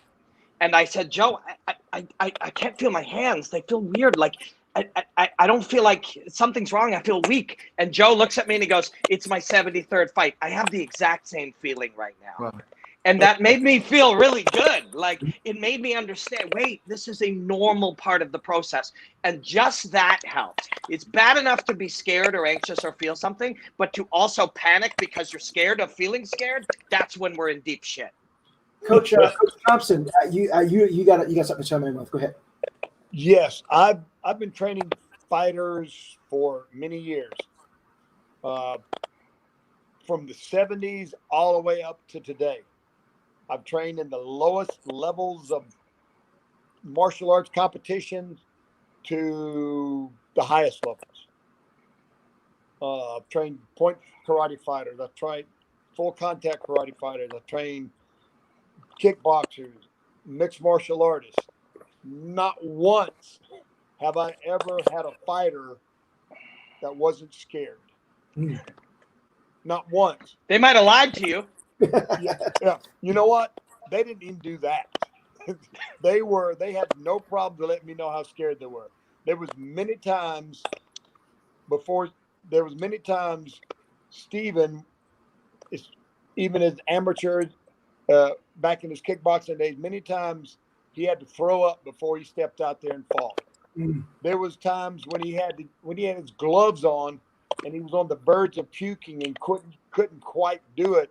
And he would say, Dad, stick your finger down my throat. I mean, just to get the nerve. So, but I've never once had a fighter that wasn't scared when they went out and fought. So I've never experienced it any other way. That's interesting. Bang, I want to toss it to you. If you've been training me for this great fight and I'm getting everything ready, everything's going process, and I come to you maybe one day after camp or practice, and I just say, Coach, I'm scared. What advice do you give me at that point? Let's say, good, you should be scared. It's fire, it's fuel. Let's control it. Let's not let it burn down the house. So what are you scared of? No one's ever came to me and said that. I think there's a couple of reasons for that. One, I always broke down my athlete on what they're good at, what they need to work on. And I would also put that against a comparison chart of their opponent. So they would know right away where they're at. And if they feel they're scared in a certain compartment or area, we would address that. And I'm very good at MMA role-playing, playing with scenarios, instructing where the focus should be, the intensity, the goal of the drill. So we prepare for quite a few scenarios that would take away that fear of a potential situation happening. But overall fear in general for competition is natural. So control it. Where are we at, Mr. Black? I have a knockout from earlier tonight, and I'm just whipping up a little thing.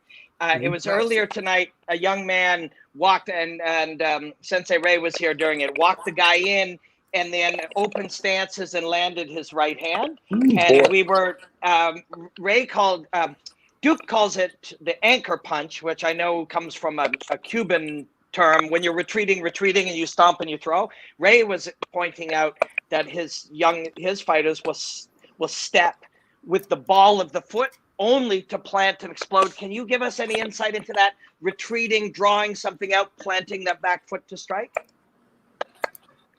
Yeah, there's a couple of things on that aspect. I think you can develop just as much power with just your left foot on the ground, not your right foot only. When I actually had the fastest knockout in UFC, UFC history, whatever, only my left foot was on the ground. I was able to carry it from the right, left, and roll it to my hip to hit the actual overhand, and then my feet hit the ground. But you can plant the foot and then punch, or punch while the foot is being planted. So we're talking about a split second of foot punch or same time punch foot. Right. And the rear foot doesn't need to be on the floor anyway. Like, look at the Superman punch. There's no feet on the floor. And most of the time when you throw the cross, your weight goes from the rear foot, boom, to your lead foot into the punch anyway. So I like to deliver the force into the target rather than having it still be on the floor. I want to bring it from the floor through my core, boom, and deliver it and throw it through their face. Take their fastball pitcher. Yeah, a fastball pitcher only is on the front foot. Yes, well, but look what it does. You know exactly. What do? They pick up their lead foot, and their weight's all in the rear foot, and then they transfer it rear to lead, and then throw. So again, it's from the floor through the core into the release of the ball throw, the overhand, the cross, the hook, the uppercut. Being able to understand, develop, and feel and be in the moment of those strikes is the beauty of martial arts. That's the dance. Guys, please excuse me. You guys chat amongst yourself. I'm going to build this and then send it to Mal, and then we can pull it up between the fights. Yeah, if you guys haven't watched, this is how the bread is made. You're watching how binks are being created as we're watching this other fight that's normally it's not on my phone, but it's all I got today. But we're working with what we got. Robin is putting together great from that knockout before. It's if you ever want a little peek behind the curtain to see how things are doing, this is what Robin is doing right now. He'll send it to me and we'll put it up on the screen, so it'll be great. Live action, live editing. Live action. And for those of you that haven't been MMA fans, Bang, I believe your world record fight that was 11 seconds. Yeah, they put 11 on the clock. They put 11, but it was they called it 6. But now Jorge Masvidal has the fastest knockout in UFC history, so he has to have it. But I still have the fastest knockout in UFC history via a punch. So if anybody asks, it still is there. If you could actually remember that, going back, how are you feeling that night? Were you feeling froggy? Were you like, hey, this is just great, or I'm going to take what he gives me? Was it something special about it, or was it bang? It just happened. Yeah, it was just a good example, and it's something that I try to remember as far as being in the moment and focusing on what I can control. Because at that fight, I trained 2 weeks for that fight. 1 week in the training, I separate my left shoulder, so I actually have one hand for the fight. I was trying to pummel during the warm-up, and I felt my shoulder separating. So I literally had one hand, but instead of focusing on what I couldn't do, I focused on what I could do. And I was just like, come here, and he came here, and boom, plant crossed him, pendulum style, and was able to counter over his jab. But it's just a good example for me to remember to be in the moment and to allow the things to take place, because I've been fighting my whole life. I don't need to think about it. I need to be in the moment, because the body knows things before the brain does, if you allow it. That's an interesting take on that. Dwayne, read that. Oh yeah, I'll put it back up. Easy. Dwayne Ludwig is the real life Frank Dukes. I know, right? Rich. Frank Dukes, hold on. Frank Dukes said he had the knockout, passed the knockout in the, what is it? The Kumite, right? But it was like, that was 11 seconds. Yeah, except for yours is real. Yeah, Exactly. mine is This is real. true.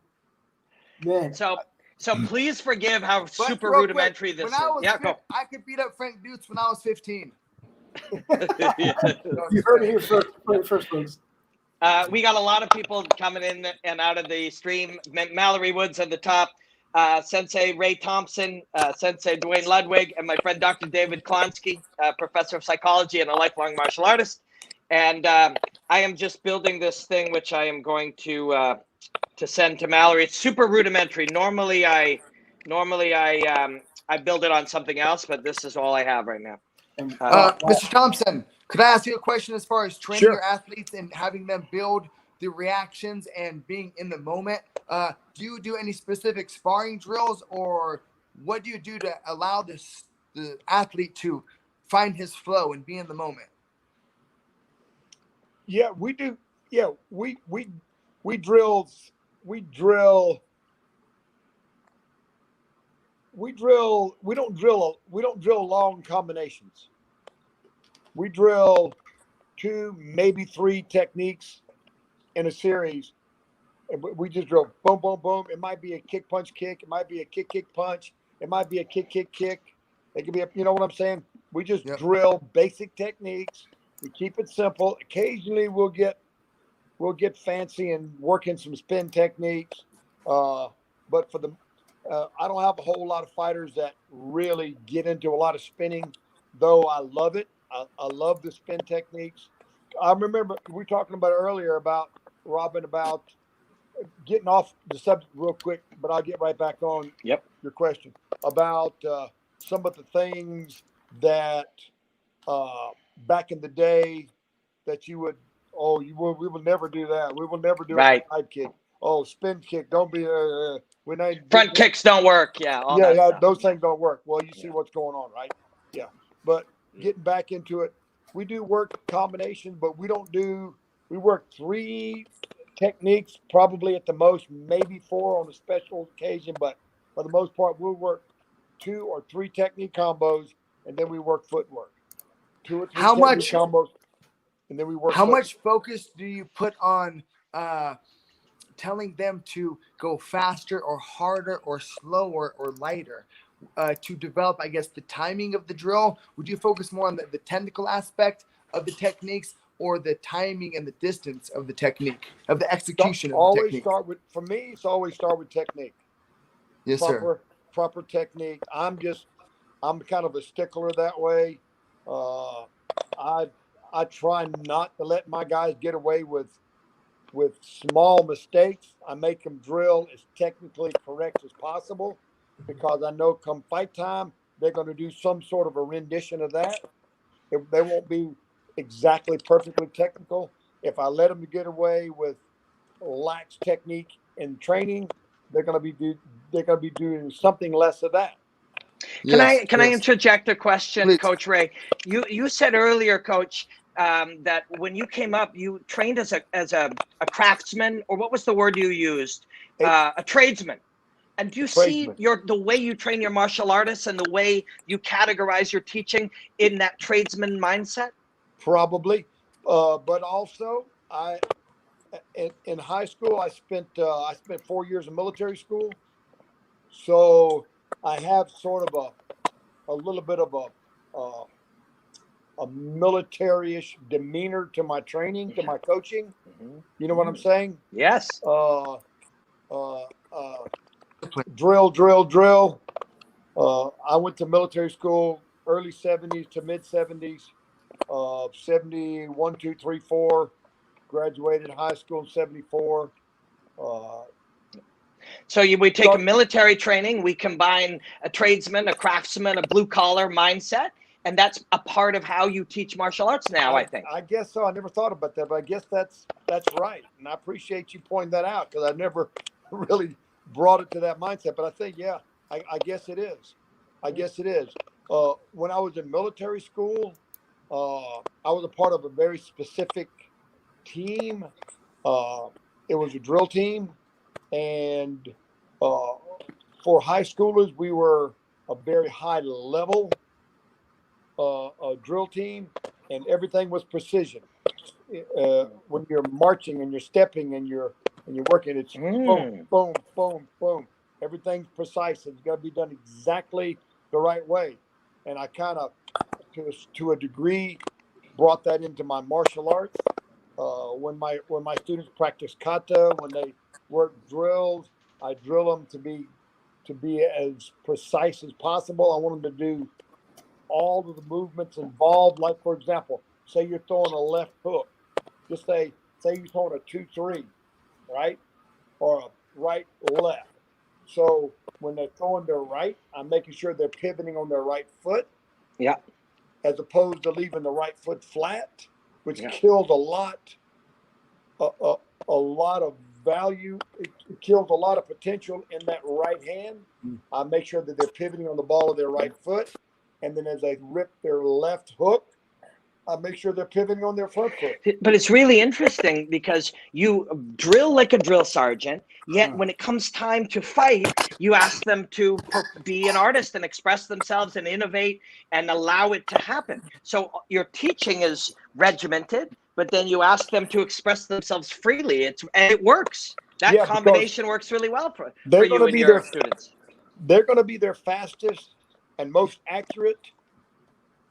Like Dr. Davis said, being in their flow state, being in their instinctive, natural state. We give them drills, we give them techniques, we give them the moves to make, and then we send them out to go write their story. Does that make sense? Mm-hmm. Yeah. Yeah. So we allow them to get in their flow state. That's when they're going to be their best. Yep. Sensei Dwayne, you were asking, and what are your thoughts?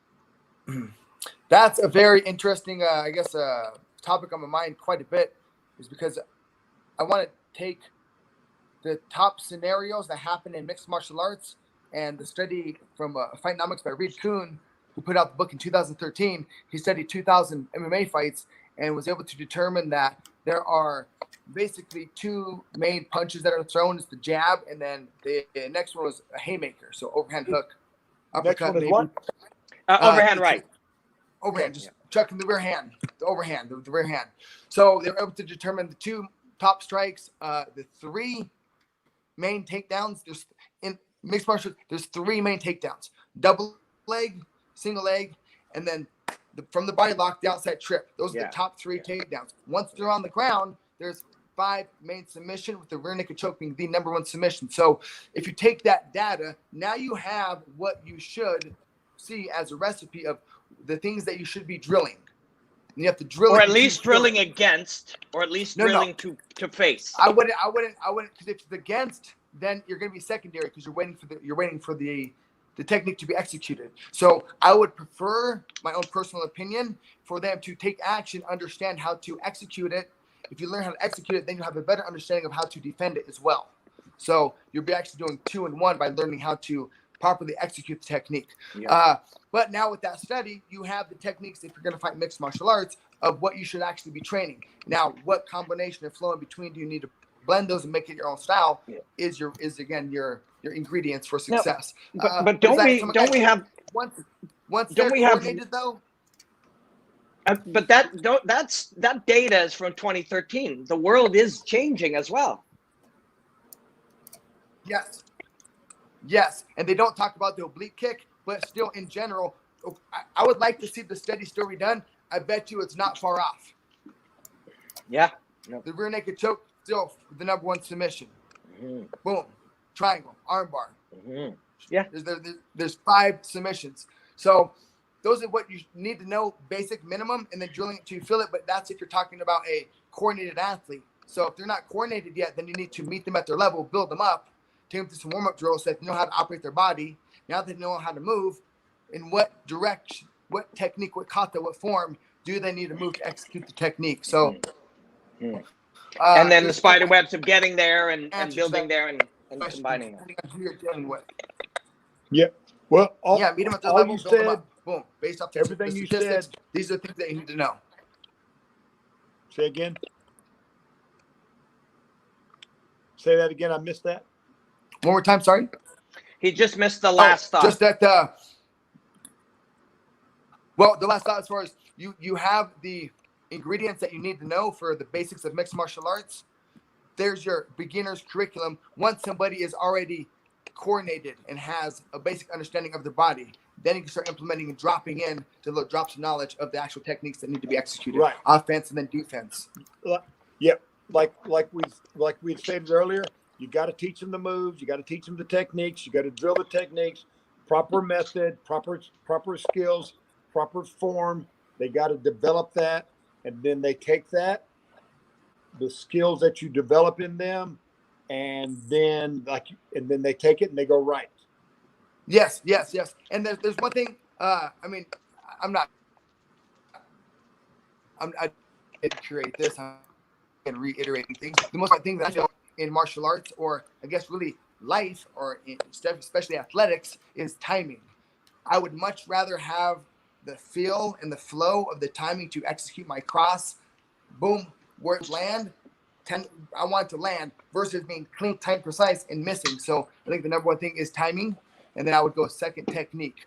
But obviously, if you're throwing with your hands down, there's room for you to be countered. So the cleaner and technically you can be, the better. But again, never to displace the importance of timing. Mm-hmm. Absolutely. Robin, we've got that breakdown that you sent me.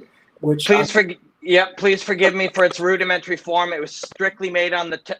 I'm just looking for Paramount Network here, so I can put the fights on. They're not on actually now for about 15 minutes, so we can chat about anything. But Rocky's on. Rocky's it's a great Rocky lead 3. No, Rocky 3. That's Rocky 4. Oh yeah. So just to everybody, all the 659 people that are watching all across networks. The fights will be on. We'll be watching in parallel. So if you have Paramount Networks on, we'll put it on your big TV. We'll put it up there. We will tell you how to sync it so that we're all watching at the same time. Those that are out of the country, check the Zone and all other networks. Just Google it to find it. But we'll have it, and we'll be watching the rest of the fights as it comes on at 10 o'clock. Now, back to that breakdown for you guys that were patient and watched. Here is the breakdown. Mr. Black, please take it away. Okay. So we saw the young man move, and you'll see the knockout here. And then we'll ask, see, he actually caught that hand. So that was a pull and then delivered. Yep. And so as he's moving, the opponent's trying to lead him like a clay pigeon and shoot to where the pigeon will be, which is the correct way of thinking. You can see him doing it. The left lead hand, he's throwing that punch. The left lead hand is going to pull as he slides away right there. He doesn't really get it, but it serves its purpose. Then as the foot steps, he carries all the way through. And that's why the impact's so big. Look, and you can see here, the right foot is down. The right foot is coming towards. He stomps his back foot and he fires. And look he'll just creates a collision as he walks him into it. And his foot is planted. Like Sensei Ray mentioned, the ball of his right foot is down as he fires the right hand, leading his man into it. But please roll this back and let's hear some thoughts from. See his heels moving. Moving. He's getting just a slight hip rotation. Yeah, he's getting some steam on those punches. I'll let her play through again. And Dwayne, any other things we should be looking for? Well, look at it technically. Technically, it's horrible, but the timing is correct. Because to back up, pull him in, lead the dance. He didn't run back because he's getting hit. He's already moving backwards. The guy's trying to hit him. He's trying to catch him. So very similar to how I've had this happen in a few of my fights. And you're just leading the dance. He's trying to catch up to you. Once you feel their energy pass, boom, you come back with your own strike. So beautiful. I love it. Like, this is so important. This is a simple, basic drill. This exact scenario where the cross, overhand, hook, uppercut, this exact thing happens all the time. This is a scenario. This needs to be a kata in everybody's curriculum right there. Coming back, pull, cat, cross, hook, overhand, uppercut. Then to step back, allow energy to go past, and then come in with your own counter. Whether it's a rear hand, a rear kick, a shot off of that, whatever it is, just learning to get out of the range and it's still be in range for you to counter back. Sorry, I'm sorry. I don't know why I'm yelling at you guys. My fault. We love it. We can feel the excitement. But, we love it. No, I was gonna say this is Shotokan karate. That's like purest form, and I only say that because Shotokan is my roots. Obviously, this is true about many martial arts, but this is Machida against Bader. This is the ultimate. That well-timed counter reverse punch is reverse punch. You're right. And It's nice to make it here. I love the. I mean, it's not, you know, in Shotokan we do straight reverse punches, Timeless. but it's beautiful. It's perfect. It's if you boil down what it's about, it's this. Yep. I love the way The distance punch aside, control, it's the just timing. being out of the range to crack your own strike. Mm-hmm. Yep. He doesn't hit me, and I hit him. It's a good equation. That is a great transaction in my book all day long. You know, that person didn't hit me, and I did what I. This is how you throw a punch. Coach Ray, we're gonna now run it again. And Coach Ray, any other observations you make? Let's share them. I love the way the gentleman in red, this gentleman here. Yeah. I love the way as the gentleman in blue throws that right hand, the way he redirects. The gentleman in red redirects that right hand. Yeah. With his left, that was beautiful. Beautiful timing, beautiful. Boom. Watch. It doesn't have to be perfect either, just as long as we don't get hit by it. That's right. And yeah, it was perfect because he didn't get hit. Yeah. Right? True. Best block is to not be there. Just a slight. Yes. When you get hit, the guy that threw the technique did the perfect move. When you don't get hit, well, the guy that didn't get hit did the perfect move. You know, you make a really great point. Like from an artist's philosophy, there's good and bad. There's results we like and don't like, but there's no right and wrong. I mean, if you hit me, if my result is good, That's my right. process was desirable. I had a situation years ago. I had a kickboxer. He was a gentleman that came from another school and decided he wanted to train with us. This guy was probably about 6'6", very tall, had long legs, like a third-degree black belt in Taekwondo. But he had never fought kickboxing, so he came to train with us, and he his technique was good, very good technique.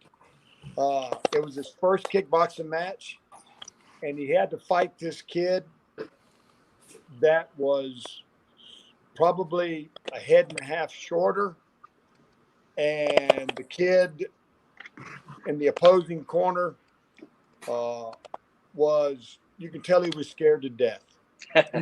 My guy came up the steps, stepped over the top ropes, literally stepped over the ropes one leg, stepped over the ropes the other leg, standing in the corner, looking like a titan. And the poor little redneck kid in the other corner was standing there scared to death, scraggly head, looked like he just got out of plowing and came to put his gloves on and stepped in the ring. So this poor little guy, he was standing across the ring, and I'm thinking my guy's going to tear his head off. So my guy's standing there pumping his gloves. Well, the ring announcer did his thing, brought the two guys to the middle. I mean, the referee brought the two guys to the middle, and you know how they do their thing. Yeah. Talking about and they send them back to their corners. My guy's standing there just giving them the big stare down, and the poor guy in the corner was, you can say he's about to use the bathroom himself. Ding, the bell went off. That guy shot across the ring and did literally 1, 2, 3 and put my guy to sleep. Face planted him on the mat. I'm looking at my guy laying face down on the ground. I looked across at the other side. I knew the coach on the other side. I looked at him. We both went like, what just happened? We had no idea. Okay, so my guy gets put to sleep with this right here. So tell me what's wrong with that. Nothing. He won. Yeah. It may not be, for the moment, that was perfect technique. You know what I'm getting at? It got the job done. So that's what Sensei Dwayne was saying. It's like the timing was right. Yeah, exactly. Yeah, exactly right. He came across with that country boy, whatever that was, technique, and he had boxing gloves on him, and they boom, boom, boom, it was over. I'm like, I couldn't believe what I was seeing. His coach on the other side, he looked at me like he was surprised. He had no idea that was going to happen. But you know they didn't train it. Yeah. It worked. So you never know, right? So effective technique. Pretty, but it was Yeah. Dwayne, who is that? There? What you got there, Coach? I was just going to ask. Is it a he or a she? It's a boy. Oh, man. Hey, buddy. What's up, handsome? Let's see. Oh, yeah. He's a good boy. Oh, how old is he? He's 2. Hey, buddy. Wow. Oh, he's adorable. Yeah, what's his name? Koa, Koa. He came named, so it was good. He's just a sweetheart. He's a teddy bear. Wow. But if anyone knows about the backyard, he loses his mind. So I wanted to, because I used to travel quite a bit before the COVID situation, and so I want to have a big scary dog while I'm home. Boom, here we go. And he means business. Okay, back up, sucker. Yeah, yeah. You can see. Hey. Wait, this guy. We just hold on. Sorry, we had a few hundred people just jump on. I want to welcome everybody to that side. Mallory Woods, a lifelong martial artist, and he runs the ship. And over to that side, that's Sensei Ray Thompson. You know, Ray's best student is also his son, Stephen Thompson. Down there is Sensei Dwayne Bang Ludwig, the fastest knockout ever, and a genius in his own right, a wonderful guy. This is my friend, Dr. David Klonsky. He's a psych prof and a martial artist. So now you're all caught up. And we're watching Bellator 244. Bader versus Nemkov will be coming up. Hey, actually, thank you. Mal, maybe you can put up the Nemkov knockout while we're at it. I'm hearing some clicking. Does anybody have any clicking going on in there? Yes, I do, but I don't care. I'm going to see if I can isolate, because we might have to have them exit, rejoin. Let me see here. I'm going to see if I can isolate. I think it might be Bang. Nope. It still got the clicking. Wait a second. Let's see. Because I'm muting mics. I think it was that's all right. We'll live. If the clicking gets worse, yeah. I can live with it. Yeah. But yeah, we've got a really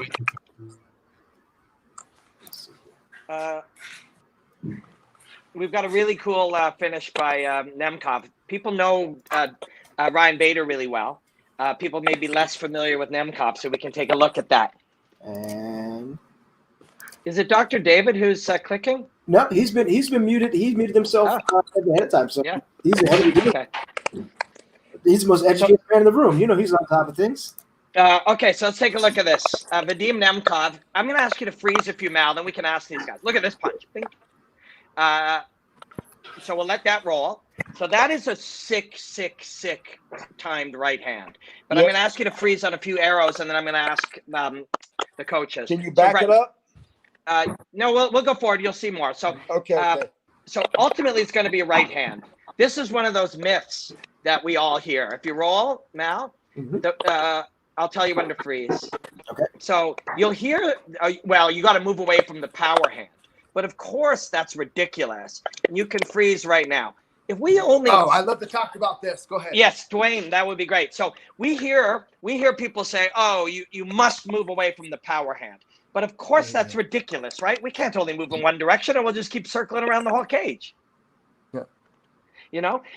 So instead, of course, if we're facing Nemkov or anybody else, we can't move in one direction. You can roll it now. We must move in both directions. Sure. There's counter for every direction. Yeah. And in fact, if we move away, and so here you'll see this was his game right there. He steps away. He slips to the inside where the right hand comes, and then steps out. So we'll roll the next one, and then I'll ask you to freeze. And so let it happen. Okay, pause. So what you'll see is he will then move to the inside against the right hand, and then he'll move his left foot back. So he disengages from a hot zone. Coach Bang, have you seen this clip? Well, I've seen this scenario. Again, a very typical kata form scenario that takes place in fights. So getting comfortable there. And look, technically, it's completely wrong. You shouldn't, dip down with your hands down, but he's doing it to invite the cross. So he's one step ahead. He's literally predicting the future. So, I like what I see. Yeah, you can, invite it. Come here. Yeah. So this is beautiful. This is beautiful. So what I liked about this scenario is it completely disintegrates all of these commentatorisms that we all say because we've always said it, like move away from the powerful right hand or never do this or always do that. So something as simple as move away from the right hand. Complete myth. You must move in both directions. Also, always keep your hands up. Myth. We want to draw the right hand. He's going to step and disengage, and then he's looking for a counter, just like Coach Dwayne pointed out. So roll it a bit more. But we're both playing here. So Linz is playing a game to draw the powerful right hand. He's going to move to the inside and move back and away. So he's doing that to draw that punch to counter it. And we see it again and again. And you can just let this keep rolling. He'll, as he's moving away, he's trying to draw the right hand to create a scenario in which he counters it. But he's almost there. And then one more time, again, he's trying to draw, but he's getting closer. And this is the finish. Little jab to hide this step with the foot. And now freeze that. Actually, roll it. Roll that. So as he steps, the entire knockout is right here. This, he's moving the same as he did, but this. Watch another arrow. That. Now roll. Now we have reset. You can just and there it is. Yep. There it is. He created it. So the one man is playing the game to draw my right hand because that's his game. He's a step ahead. He's predicting the future. He's creating a scenario in which I do that. Then that's cool. But then Vadim Nemkov figured out that was the thing, made the adjustment, and made him pay for it. Is it like that right there? That little exchange to me shows 1,000 of the beautiful things about a fight. Yeah. Yeah, it was beautiful. He threw his jab over the shoulder. He got him slipped from the inside, shipped the hip, boom, plant cross. Very educated. Yeah. But, it's how many times did the guy will give him that scenario? Again, like you said, be unpredictable. Find the flow. Mm-hmm. Coach Ray, what do you think about that, sir? I think it's beautiful. Now, what makes him so effective and makes him so fast when he throws that right hand is him relocating that right foot to an almost fully extended position. Mm-hmm. He got his distance.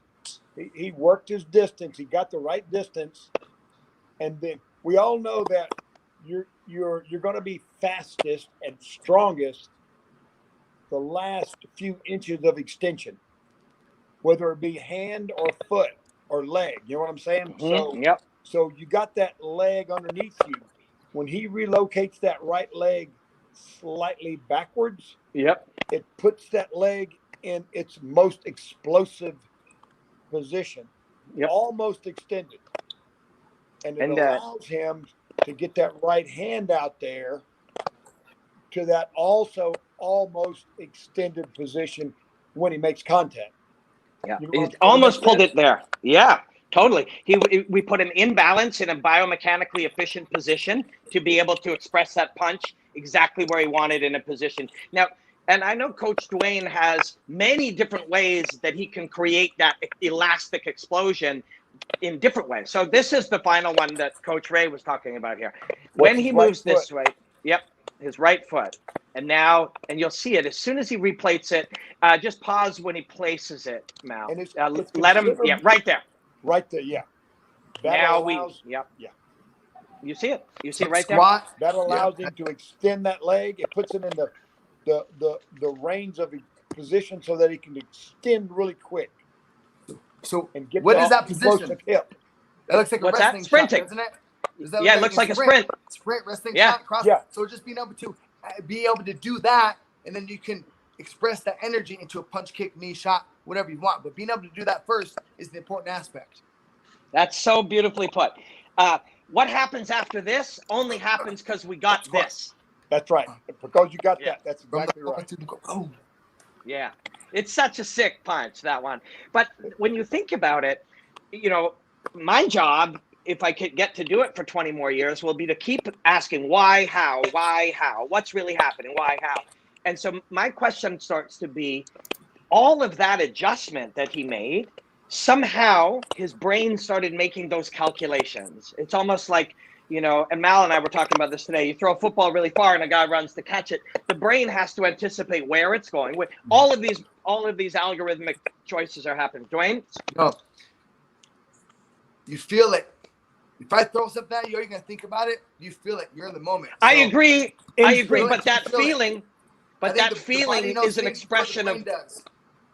I agree, but that's still neurological. That feeling is your nervous system. So it comes from the brain when you feel like a sketchy guy around you or something, right? Or you feel like a bad moment. Mm-hmm. If you're thinking too much, you're not going to have that flow state. So you got to be in the moment to feel. I agree. Well, we'll pull Dr. David in on this thought too. Let me hear that. Yeah, I'm excited about this. It's a beautiful thought, but that is still thought. It's just not conscious thought. David? Yeah, I mean, to oversimplify, because we're talking about complicated things, people talk about how we have the lizard brain and we have the, the more complex human brain. It is an oversimplification, but there's also some truth into it. And lizards also figure out if there's a predator coming towards them, even though there's this complicated cortex, that we uniquely have that allows us, very complex thought, language, all these things that lower order animals don't have. Lizards figure out what the enemy is. They can react really quickly, and we have that too. We have that infrastructure also. Yeah. So yeah, we have both kinds of thinking. If we're going to narrow it down to two, we have this automatic instinctive. It's two ways of saying the same thing. And through drilling, it's two ways of saying the same thing. Feel. Oh yeah, I'm totally agreeing. I'm not neglect the spirit, your senses, your sixth sense, right? The feel, because like sometimes you feel good, and sometimes you feel like some shit's gonna happen, and both of those things end up being true sometimes. So I think you have to flow, right? You gotta allow that essence. Yeah. So, and that's where we get outside of the ability still. And this is what I love. My job is to find the words for this in 10 years, but that you connect to the essence of the fight. Yes. And we don't have the words quite to really explain that beyond Dwayne's using the word feel. David's using the example of the lizard brain. I'm trying to find the words, but this is the beauty. If we could just explain it, it wouldn't be eternally curious to us. We can't quite explain it. But I wonder how much, people who can dance and got rhythm and soul, they seem to adapt to the martial art athleticism smoother, So they too much of a robot. I mean, I deal with this every day. I teach, too much of a robot because they're thinking. I'm like, don't think, baby, get your balance. Feel the flow. Hear the beats. That's for you. Be in the moment. It's just me and you here. Come on. Even though there's there's only 4 people in there. Never mind. So, but pretend that you're just flowing. You got to feel the flow. Be in your state. There's nobody else around you. It's me and you. Let's dance. It's dance. Martial art. Art, the expression of the human soul. Martial war. So. I don't know if folks here, I've heard of, sometimes people talk about 4 levels of competence. The lowest level is unconscious incompetence. You're incompetent. You're not even aware you're incompetent. The next highest level is conscious incompetence. You're incompetent, but at least you're aware of it. Then comes conscious competence. If you think about it, you can do it right. But then the highest level is unconscious competence. You're at such a high level, you do it without even thinking. And that's when you have the experience, when you have the training, you put in the years and the time, I think you get to that level that Coach Ludwig was talking about. 10,000 hours. 10,000 hours of what, though? Quality reps, feeling the flow. Where you at, Bruce Lee? In my heart, in my soul, baby.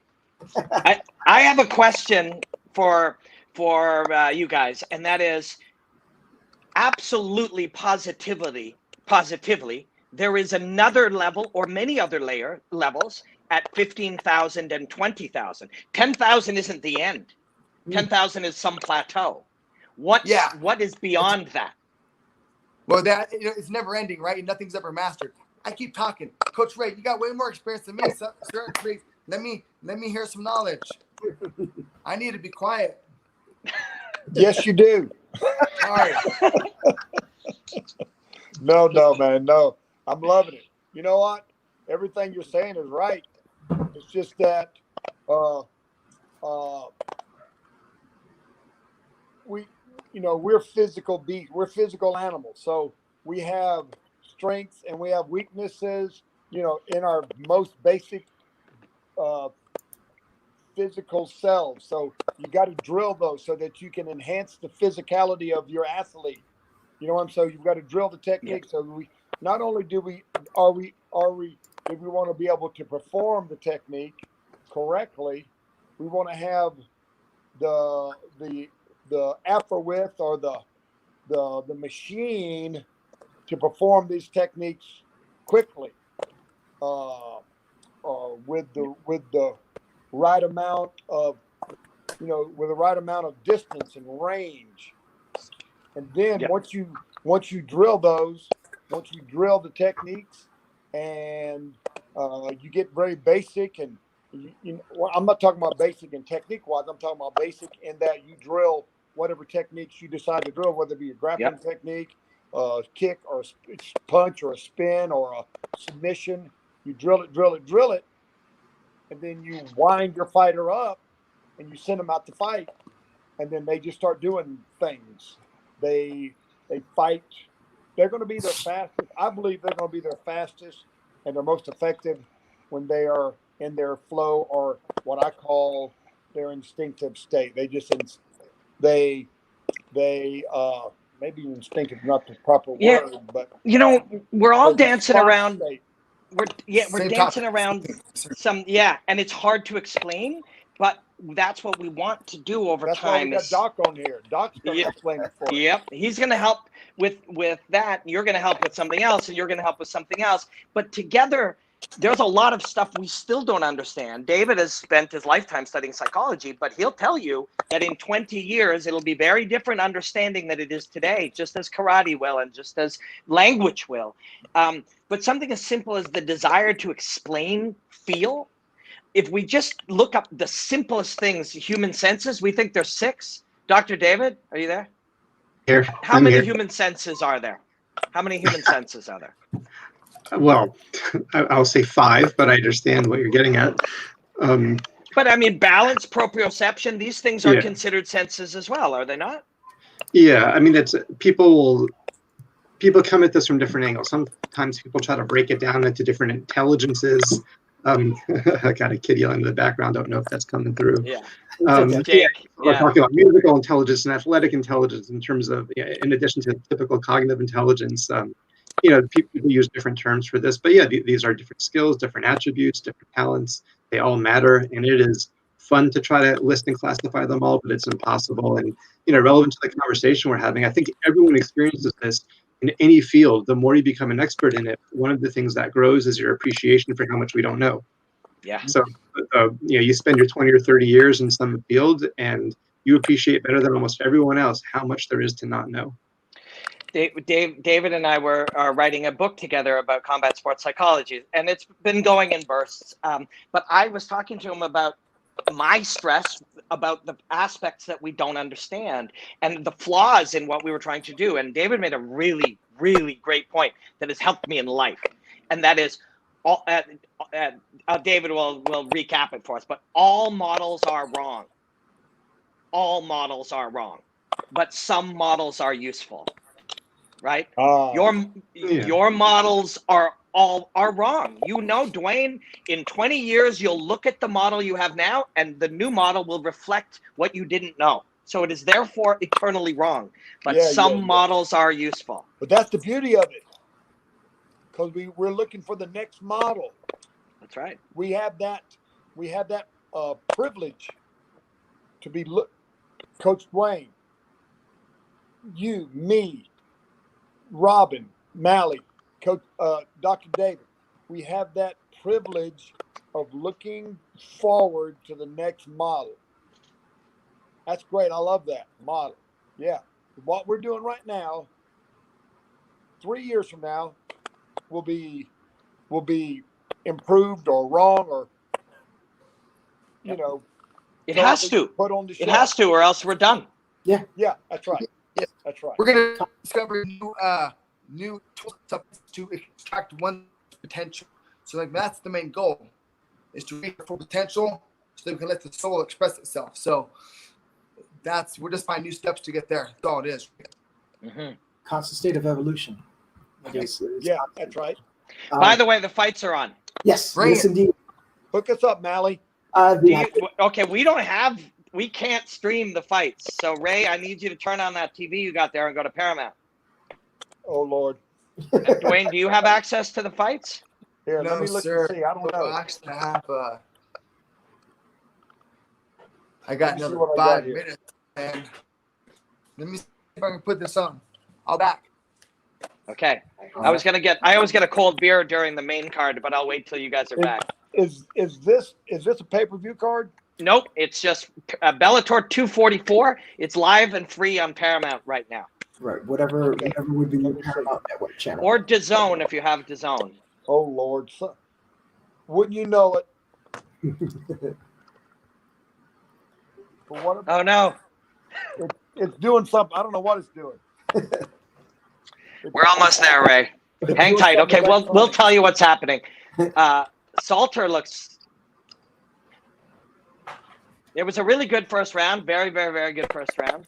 Very competitive, yes, indeed. Dwayne is trying to find it. Oh, wicked. I'll have to be better prepared next time. No problem. You do have it, Dwayne, or you don't? No, I do not. No, sir. Oh. But I got another about 5 minutes, 4 minutes before dinner. Anyway, if you don't mind. What in the world? Dwayne, man, thank you so much for coming on and sharing Thank you, gentlemen. ideas. Appreciate it. Yes. Are you leaving? Sir, Ray Thompson, we'll be leaving here soon. Where are you going?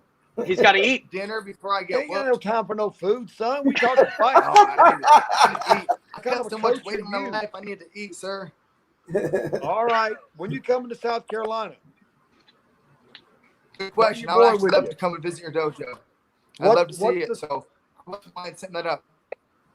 Say again, you're breaking I up. wouldn't mind setting up, coming out and visiting your school and picking your brain. I would love to do that. You know where I'm at? Sir, Well, what's the Sure. status on TJ fighting again?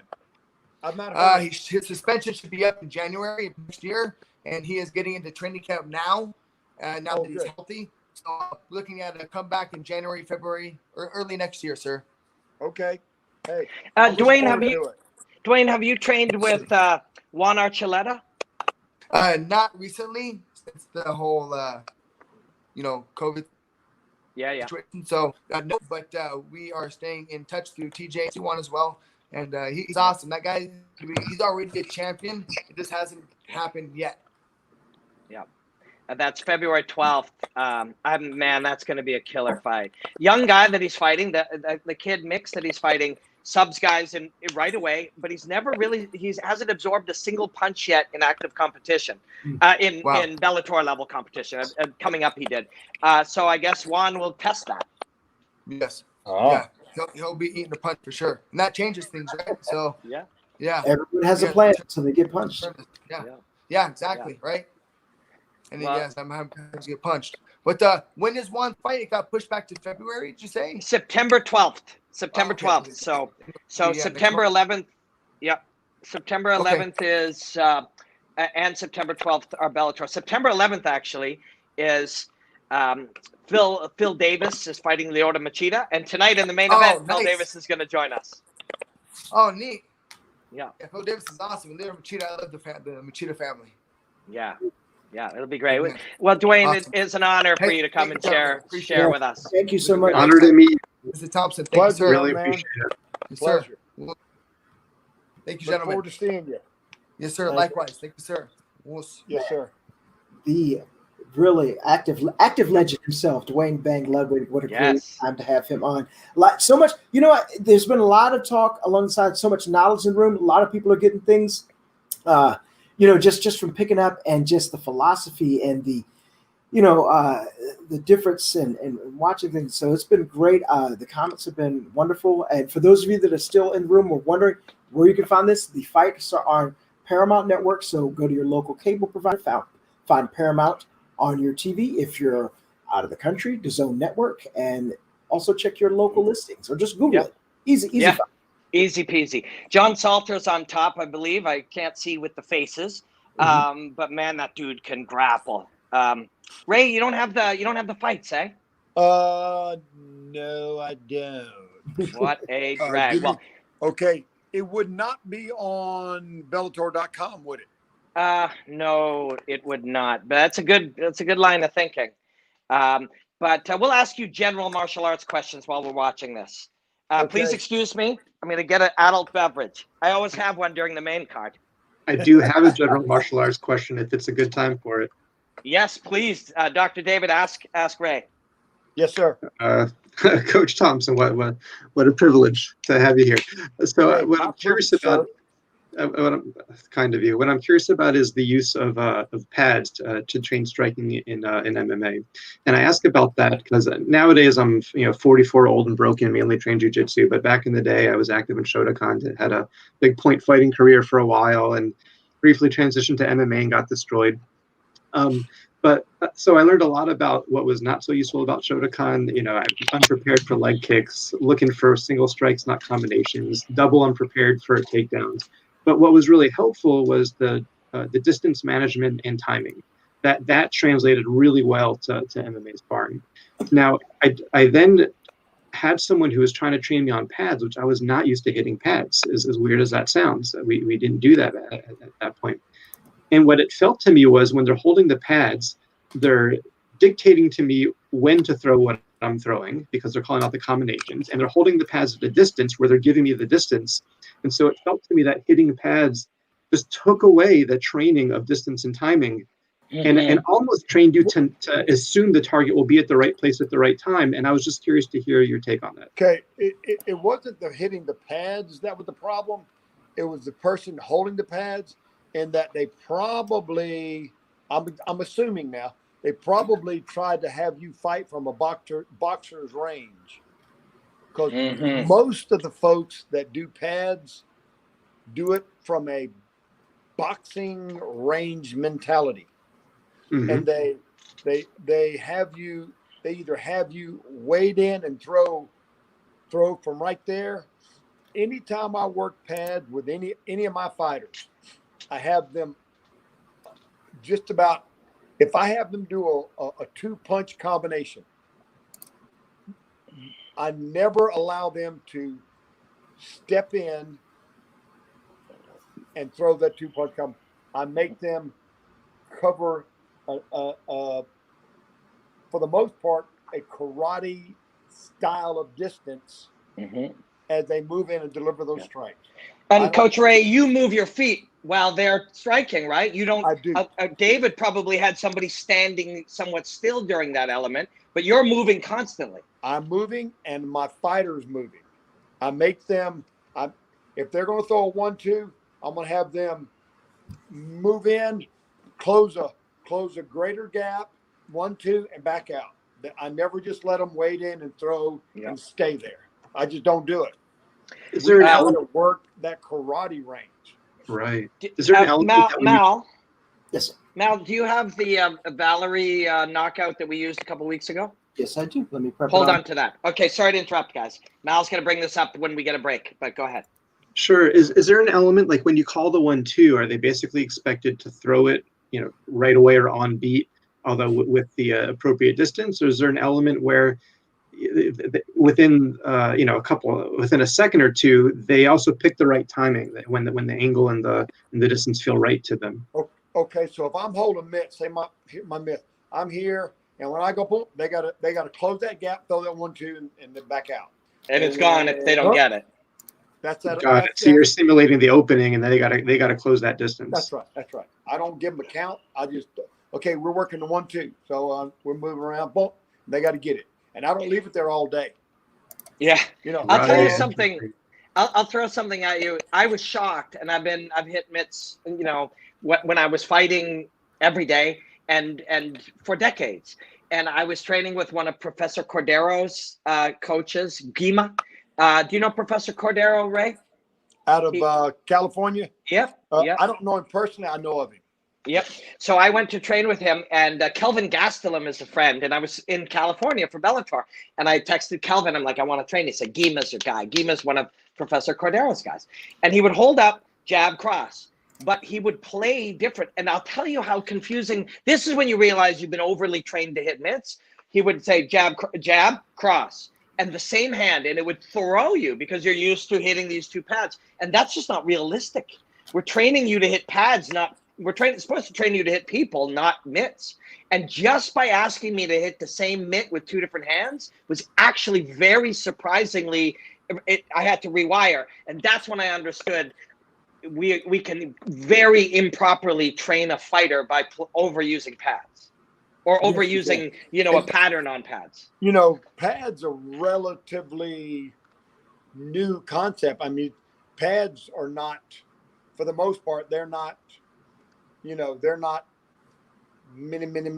years from the in the rears. It's a fairly new concept. Yeah. Yeah. I mean, it's not like, hundreds of years old, Like, so Ray, you can't see it right now, but Salter is on top, and he is the movements that he's using in grappling, and in this case, he got a head and arm choke where he cut off the blood on both sides. But those concepts are hundreds of years old. Grab another guy, he's trying to resist you, and you're trying to hold him down. Those are hundreds of years, thousands of years humans have been doing that. Every technique we throw, every technique that we do or we coach, some rendition of it is thousands of years old. That's right. Right? Yeah. Now how we coach it, those traits of the game, we're always constantly trying to find a better way to coach it, a better way to coach it, a better way to coach it. You know what I'm saying? Yeah. For it's wild. Example, look at the different style of punching bags there are today. You know what I'm saying? Mm-hmm. I remember it wasn't back till the 70s. There was one bag. One bag. Yeah. One style bag. The bag. Yeah. Heavy bag. But now there's, who knows? There's all kinds. Yeah. It's not a bad. It's not a bad thing. It's a good thing. It's just that you got to be careful not to for lack of better terms, overdo the process. Yeah. You can't overdo. You can overcomplicate it. You are really fascinating. I was so looking forward to chatting with you, and I'm so glad you're here because I've always enjoyed talking to you, and I've always enjoyed hearing your insight, your martial arts insight. But you have an incredible old school element to you that I don't think when people watch your son that they would realize how important of a fundamental piece of thinking that is. He's Stephen and yourself, the way that the fights unfold feel innovative, but a lot of your process is very, very structured and old school and blue collar. It is. And I started off, Stephen, very basic, very hands up. You know what I'm saying? I started him off there, and then over time he's developed, if for lack of better terms, his style or what really flows for him. And I try to do that. You got to start with the base somewhere. Mm-hmm. You got to start with the base somewhere. And if you never become high level or advanced, at least you got some basic knowledge of blocking and maneuvering skills. And then once you've kind of got a good feel for the basic, common, if you would, lack of better term, common movements. Once you get an idea of that, then you can start, getting outside that little realm and start, doing your little, see what I'm saying? As opposed to starting off here and kind of staying in this zone, then you can start changing it. And then next thing you know, you're down here and you're doing this and you're doing that. So you got to start somewhere. I actually had a fascinating conversation with Stephen, and I used this analogy 4 or 5 years ago, that if you look at everybody watching this, everybody that's joining us right now, you all have some setup. You have a TV, you have speakers, you have a computer. Some of you, stream something to your thing, but you all have a setup. Some people, when you look in the back, the wires are all perfectly color-coded. They're taped down exactly right. They're like laid out and structured perfectly. And then other people's systems is glue and duct tape and spreaders and adapters and things. And I asked Stephen which one he was. And he said, absolutely, he's duct tape and glue and splitters and adapters and all of that, bubble gum. And he said that's what made him an individual. That's what made him unique. And Michael Chandler may look like that other thing. He's perfectly structured. He fires exactly a particular way. He's built on an exact structure around his body type and his thinking. But you, the coach, are very structured and regimented, and yet you create these wonderful individual martial artists. It's really, really fascinating. We got to be careful as a coach not to be so dogmatic, or an athlete's going to, like you said earlier, it's an expression. If if I think for them, they can't express themselves. I try to give them some. I got to start them somewhere, like I said. Yeah. So you got to give them some tools to work with, and then you just got to give them freedom to work. Yeah. And have some fun. Whenever Steven's in a fight, I'll give him some coaching from the side, but for the most part, he gets out there and he does his thing, because I'll tell him, do your thing. Do your thing. Now, God bless him.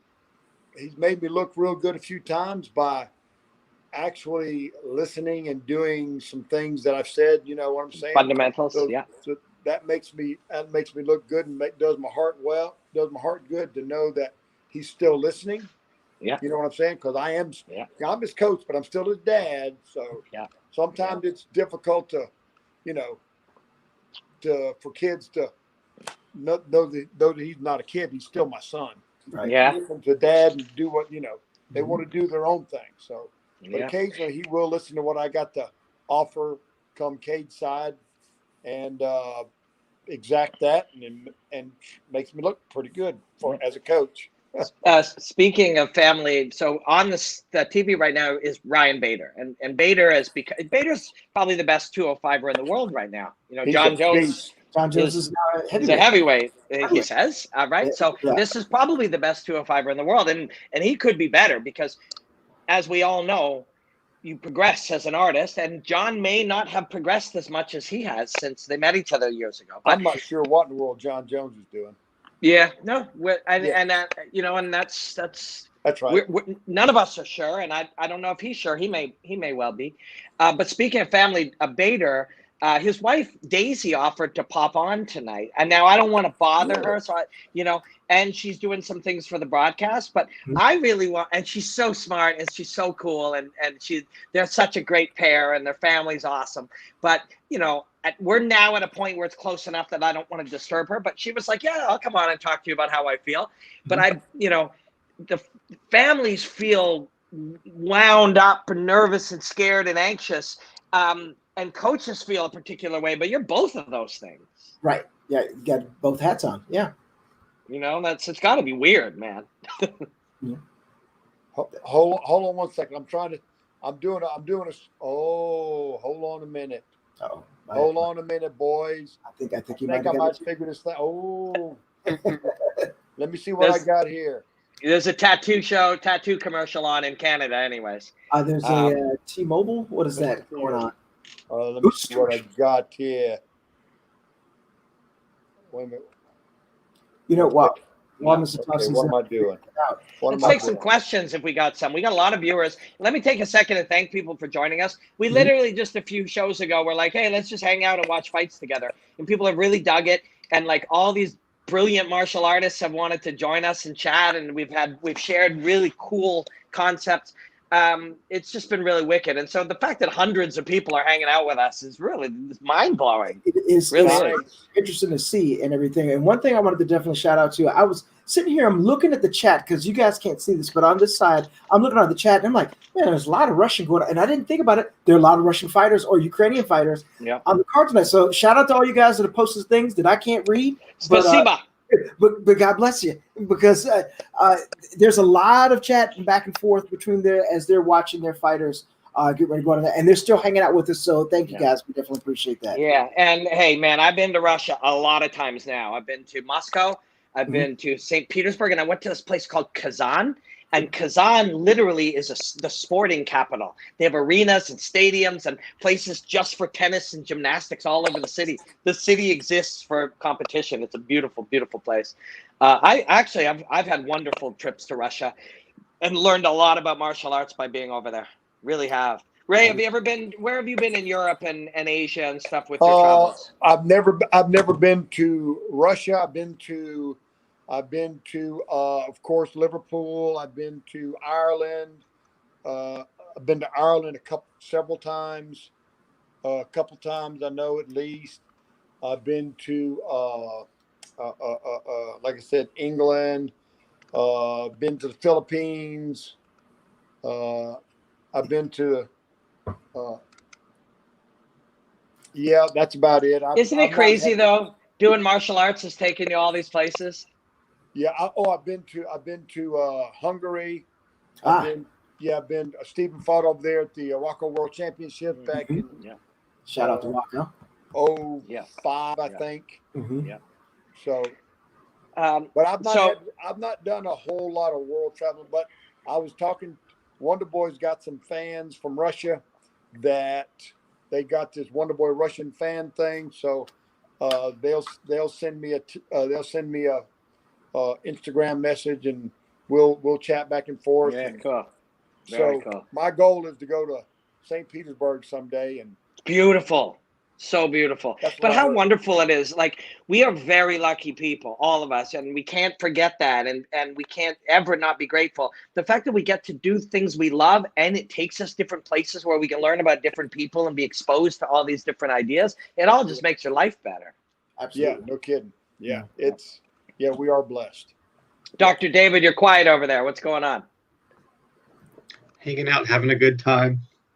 Thinking like, well, I guess my job's allowed me to give talks in Israel and Germany and Switzerland, but those places aren't quite as cool as what I'm hearing about. Yeah. I've been to China too. Yeah. I commentated the World Kung Fu Championships in China. There's Daisy's on right now. Oh, there's Daisy right now. Yeah. So Daisy was gonna pop on. I could text her, but I don't want to disturb her. Plus, I don't want to disturb the broadcast people either. There's somebody there right now. His job is to help facilitate this. So, when I do my job, I want to be able to do it, but stay the hell out of other people's way. Yes.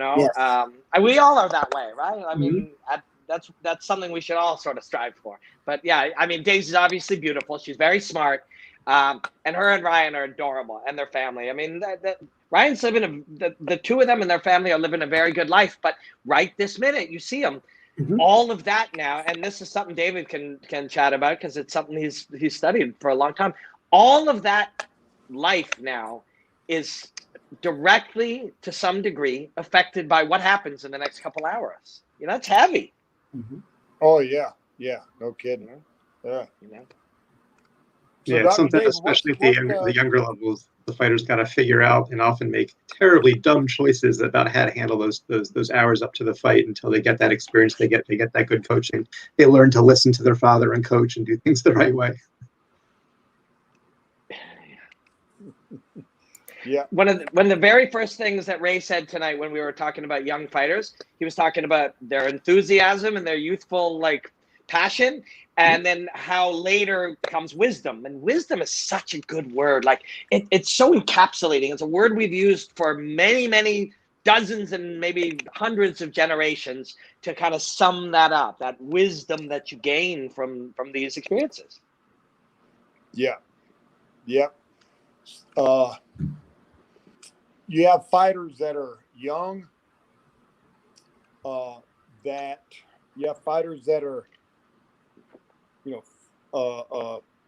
physically young athletes, but have years of fight wisdom. An example of that is Rory McDonald. Yeah, he's a young guy, really. Yeah, but he has he's got a fairly high fight acumen. He's fairly wise as a fighter. George is another example of that. Yeah. Have you do you know Douglas Lima? Have you Ray? Have you seen Douglas Lima very much? He is a beast. Yeah, he's wise too. He's got this incredible awareness. Yes. You saw when him and Rory fought both times. Oh man, this real true wisdom of their fights. Yeah, man, oh man, and a perfect example of youth and wisdom was Douglas Lima and Michael Benham Page. Mm-hmm. Yeah. Yes. Yeah. They're both relatively the same age, but Lima's wisdom versus Michael Benham Page youth and lack of experience, I guess you would say. Yeah. MMA experience. He got a lot of fight experience in through his karate world and that sort of thing. But when it comes to full contact sports, it's a different animal. So Roy Nelson's got a lot of experience. Oh my Yes. goodness. Oh, So you, goodness. everybody's got Roy walking out right now. So this is something we could try to do. It's not easy, but we could try to time our televisions the same. Mhm. I'm seeing Roy walking up the stairs and into the cage. There he is. Where are you guys at with it?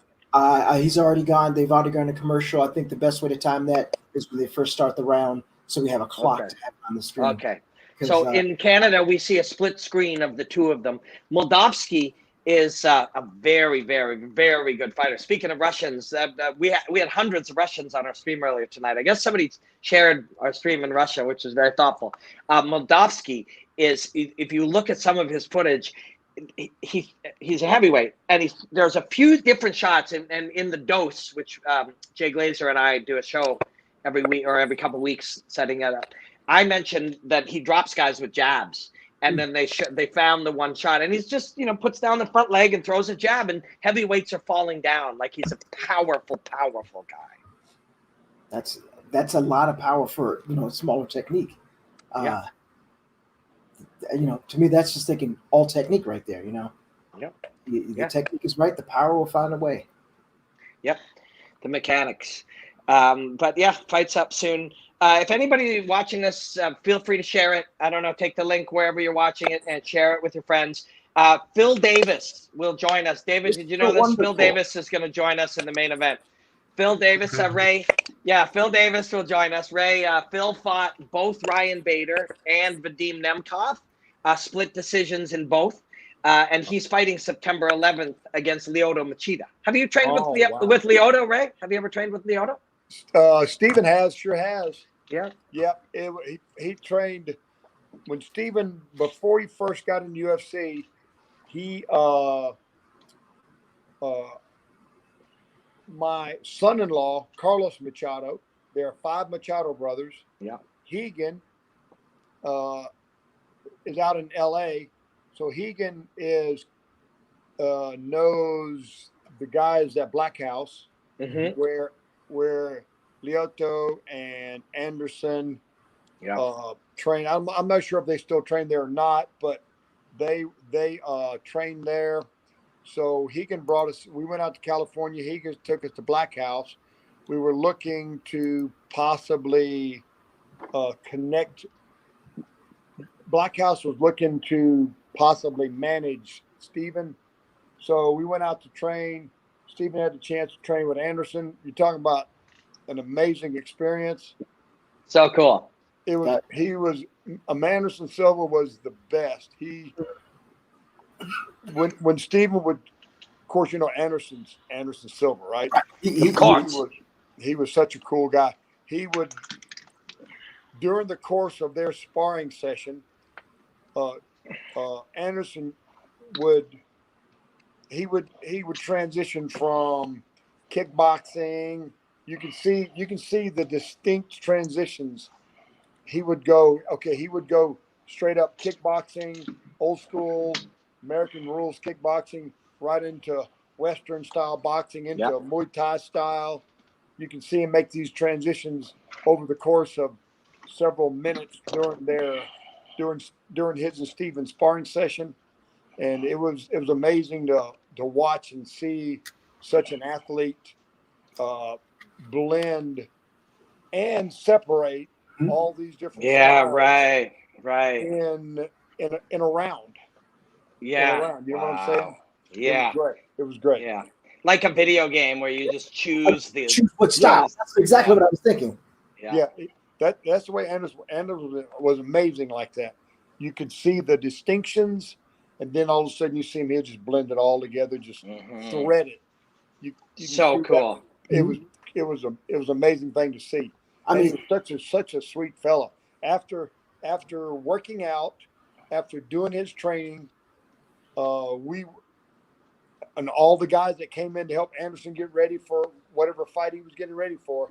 At the end of the training session, Anderson took that whole group of guys that came in to help him, and he put them all in the cage and he trained them. He trained them as a group.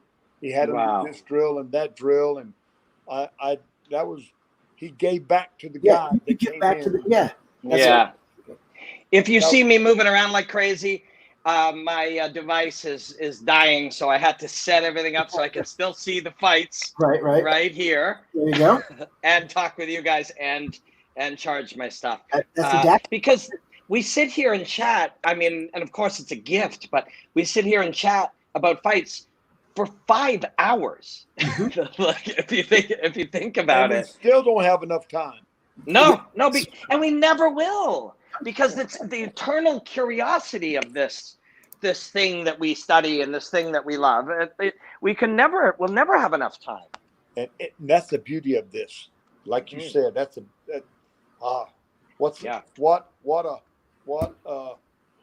still trying to hold on, guys. I'm not giving up on my system over here. I'm still trying to find something that says Bellator. Okay, you still don't have it on, Coach? I'm working on it, man. I'm kind of slow.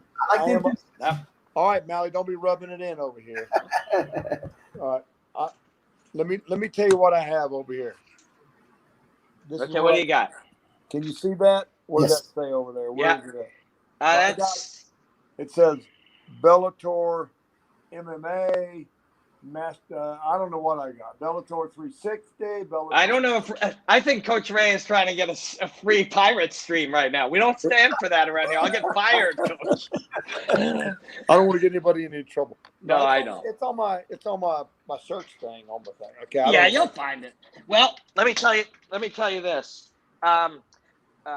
Big Roy is getting pushed against the cage, and it's not easy. I mean, God, it must just get so physically and mentally exhausting when you're that big and you're in it again. You know, you're one more time, you're getting in there, you're starting those minutes, and there it is. And he's getting lit a little bit, but man, does he take a punch, eh? Big Roy? What a head of stone. Oh, man. Let's see here. See what that is. It also makes me wonder what it's like when you get to a point in your career that Roy's in, where it's almost like you're anti-hungry. Nothing's new anymore. Yeah. You kind of know that you're probably not going to shoot for the highest accomplishments anymore, and you're often explicitly used as the test for the up and comers who do have more of a future. And he's a smart guy. He knows this is happening. And so how do you stay hungry? How do you reinvent yourself? Because you do have that wisdom. It is possible to evolve, but so often you don't see it. And I get to see that being a really difficult challenge for someone in his position. For sure. One of the more interesting things about Roy Nelson is that most people know about his knockout power, but you forget that he's a Brazilian Jiu-Jitsu black belt. Well, that's the thing. Yeah, he's a Renzo Gracie, legitimate black belt. So eventually, you have the option to be able to play that. I mean, you know, a lot of the money that he made and the I think I got something set up here, guys. You can even see my Ronda Rousey picture in the back, wherever that is. But you start to, on the way up, you're taking punches as part of your income. You're becoming, becoming beloved for putting on these crazy fights. But eventually, do you owe us that? And the answer is no. No. You don't owe us that anymore. No. You know, you never really did. You never did owe us that. But you sought to be rewarded for those kinds of fights. And that's a choice. It's a choice you can make. But now if I'm Roy, I don't want to take punches at all. I want to get paid well to come in, have people love me and appreciate me, and then find the way to win and take less damage for the same money. That's what I would be thinking if I was Roy. Which does make you wonder a bit why he's largely abandoned the ground game for looking for his big strike. Okay. Give me just a second. I got to turn this volume. Oh shit, Ray! I think you found it. I'm trying to turn the volume off there. Sorry. Yeah, you found it, Ray. Well, so I got 457, 456, 455. What do you guys? I got 437, so I'll pause. I'm trying to see what I got here. Mallory, I'll tell you when I hit 437, so you'll be similar. Well, I'm at 445. I'm not there yet. I'm just on the website, and I'm trying to find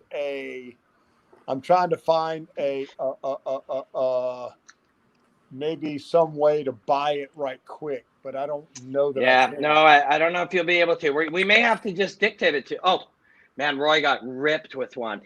So here's the scary thing: when you're seeing these modern heavyweights who are springy, for lack of another word, springy like featherweights. Still got the spring in their step.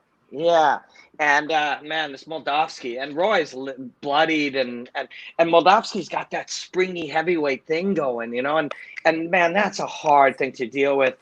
Only a few years ago, when you were fighting at heavyweight, you knew at least they weren't fast and bouncy and change direction real fast.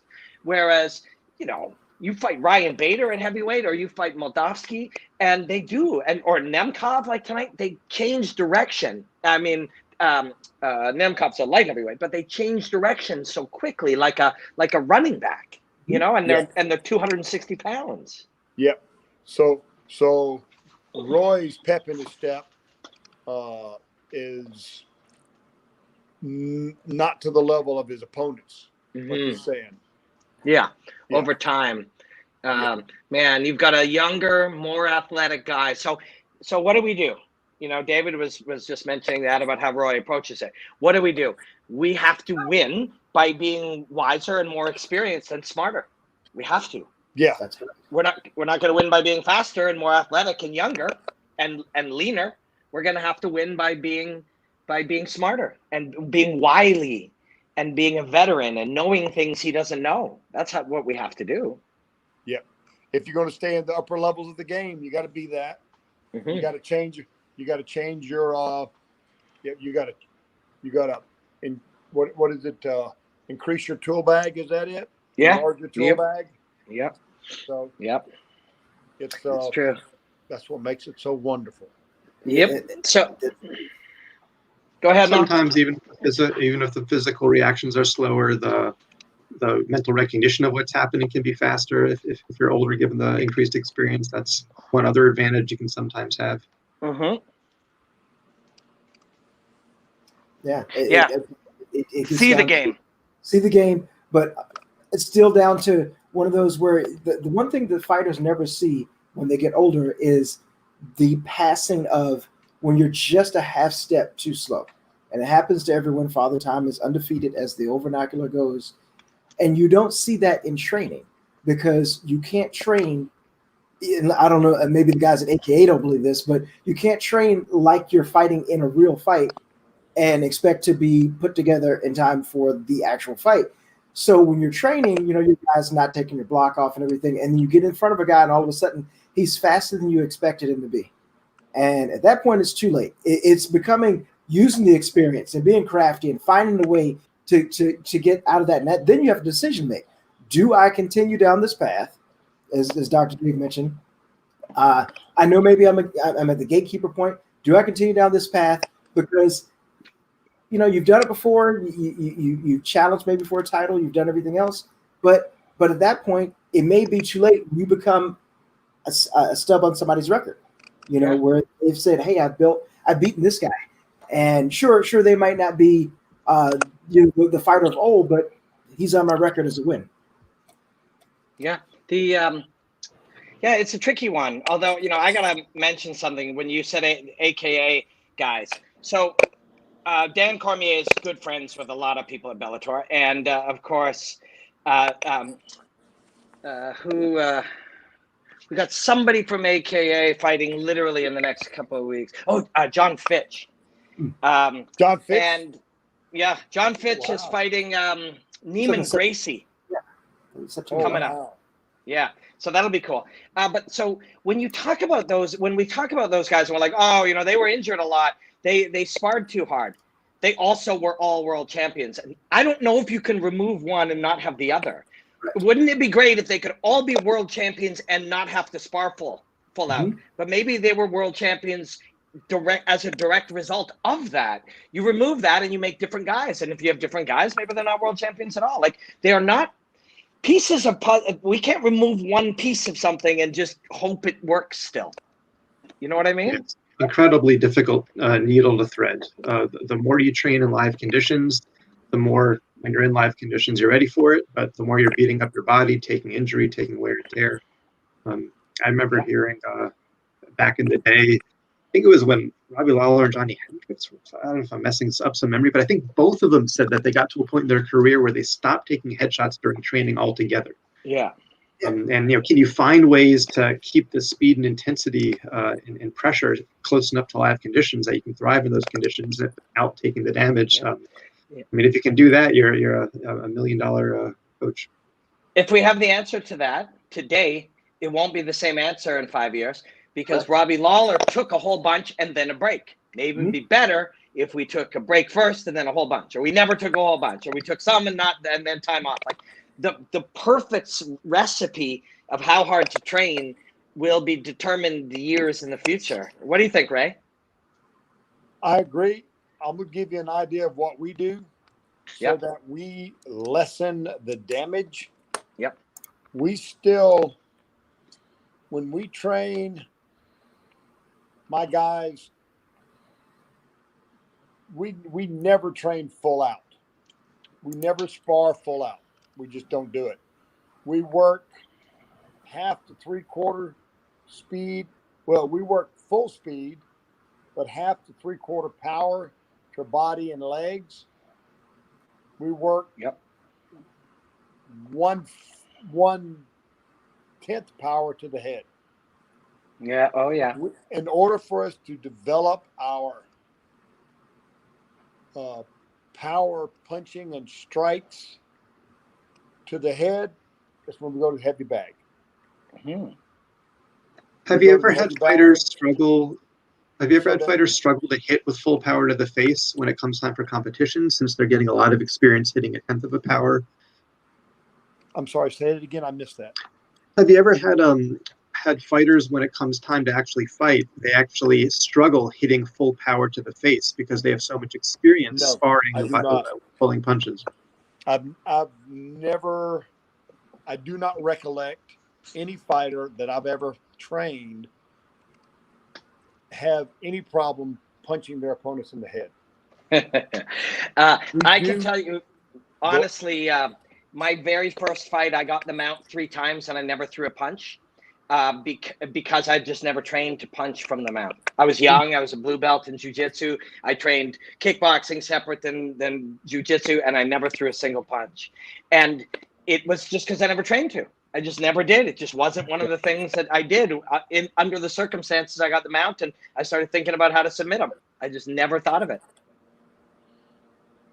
Yeah, all my athletes, we've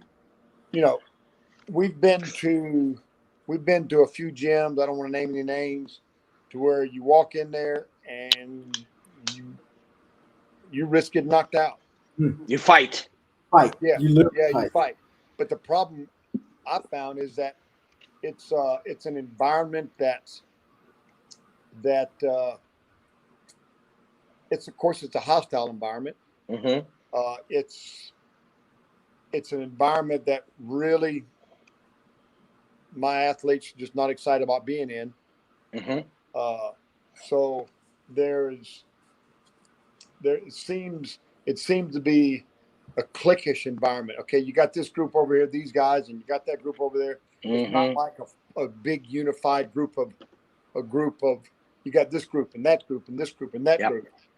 Instead of having the whole team as a unified team.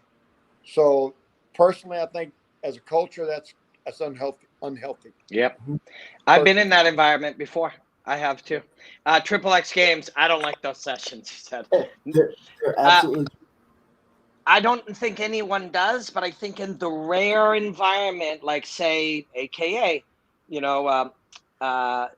those guys were close enough that they trusted each other. It was this familiar environment that they were able to push. But I think most of us don't want to be in environments like that. And I don't think you're going to get the best fighters, and I don't think you're going to get the best results, and I don't think you're going to get the best humans. And, I just don't. I think that was a rare circumstance that it worked for them. Yeah, but I bet in AKA they have the cliques. Okay, this group here. Yep. This group here or there, this group's going to only work together. Nobody else is allowed to be a part of this. And if anybody is, they probably or if somebody tries to be a part of that, then they're probably going to pay to be there. Mhm. Yeah, right. You know what I'm There's- saying? Yep. So when we train, Stephen's of course the highest level of athlete we have in our school, but he trains with the most beginner as well as the other Yeah. higher level athletes. So we don't put him off to the side and say you can only train with this guy or that guy.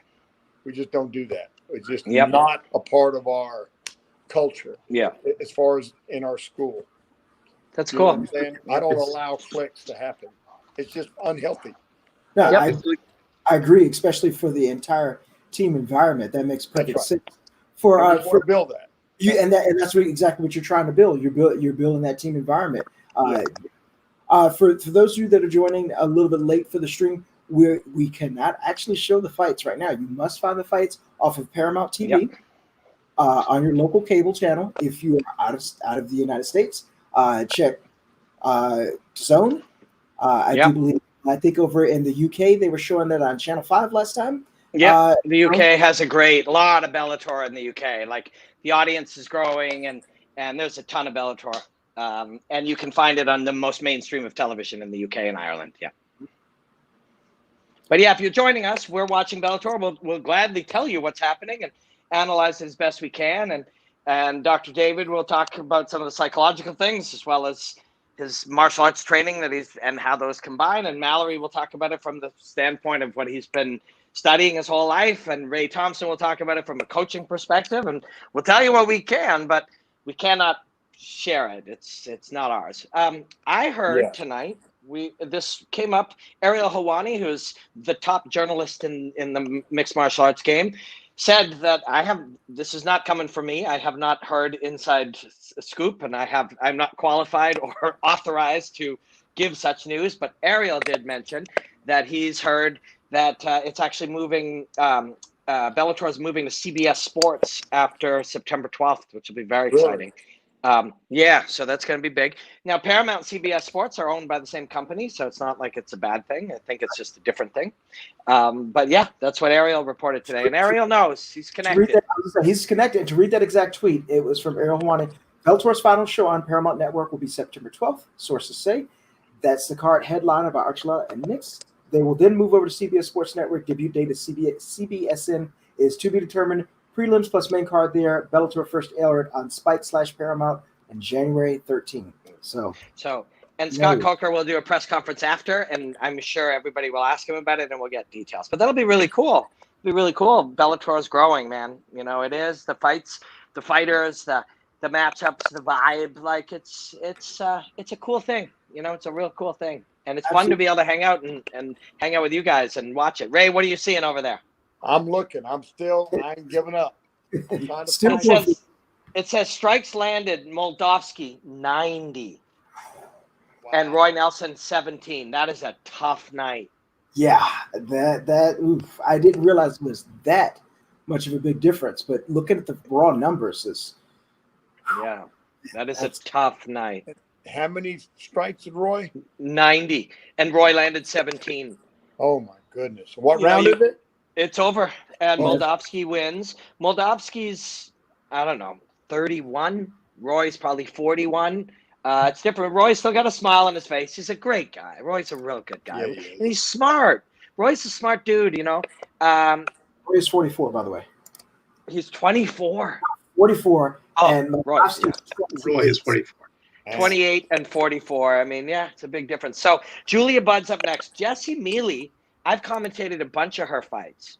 I commentated one of her fights in Saskatoon, Saskatchewan, and as well as in Rhode Island. She lost to Charmaine Tweet. Charmaine's a great fighter. And then I commentated her at CES, which is I think it was in Rhode Island, or in Hartford, and she's tough. But Julia is world class, so it's a tough fight for Jessie. Wow. Yeah, let's look. Jessie's coming in at 9-3, and Julia 13-3-0. So, do you want to know who Julia has lost to ever? Who? Amanda Nunes, Ronda Rousey, Chris Cyborg. I think we wow. might consider Oh, wow. those ladies. Least most females on the planet. Yep. Absolutely. And and yeah, and I mean, come on, that is the top of the top level, and Julia is there too. Like, she's still that skilled. Her Lance Gibson is her husband and her coach. Lance Gibson, if you look him up, he's a real OG, like a true, especially in Canada, mixed martial arts, early UFC. Let me look him up. Mallory, you want to take a peek there and see Lance Gibson? It might be Lance Gibson Sr. Let's see what UFC he fought at. This is Julia's coach and husband. So Ray, you're coach and father. Julia, it's coach and husband, which is probably got to be heavy too, right? Okay. Would you like to take a guess at which UFC? I'm gonna say 14. 29 and 24, close enough. So we're talking March 10th, 2000, and then December 6th, 16th, 2000. 20 years ago. Lance is an OG in Canadian mixed martial arts. He fought in those, yeah. So that's Julia's husband and coach, and he's a great coach and a really, really cool dude and a brilliant thinker. You know, this is something I love too. Now that I'm commentating some of the regional shows at different times, you see the great fighters are now great coaches. Mark Hominick's got great young guys. And Mark Hominick came up, you know, under Boss Rutan, and then Sean Tompkins, and then Mark Hominick, who fought Jose Aldo, and he's got young guys in the UFC now. And you see all of these great fighters now are great coaches, and their proteges are coming up, and it's just so beautiful to see. Have you noticed any other examples, like Coach Ludwig? What he coaches is very different than how he fought. Have you noticed other examples of that, where coaches who were fighters sort of are not necessarily training the athletes in their own image; they're almost training them in a new image that they've learned over time? Well, we were talking about that with Ray and how different Steven is, you know. Lance is like Ray. Steven's nothing like how you fought, right? That's right. Yeah, I wish I fought as good as he did. He's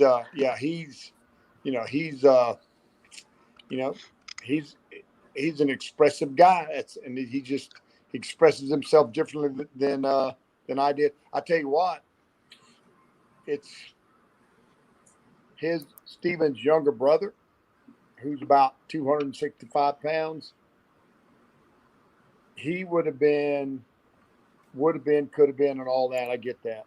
He played college football, but if he had no desire to really fight. Mm-hmm. He tried some kickboxing. He did a little bit of kickboxing and did well there. Yeah. But you're talking about somebody.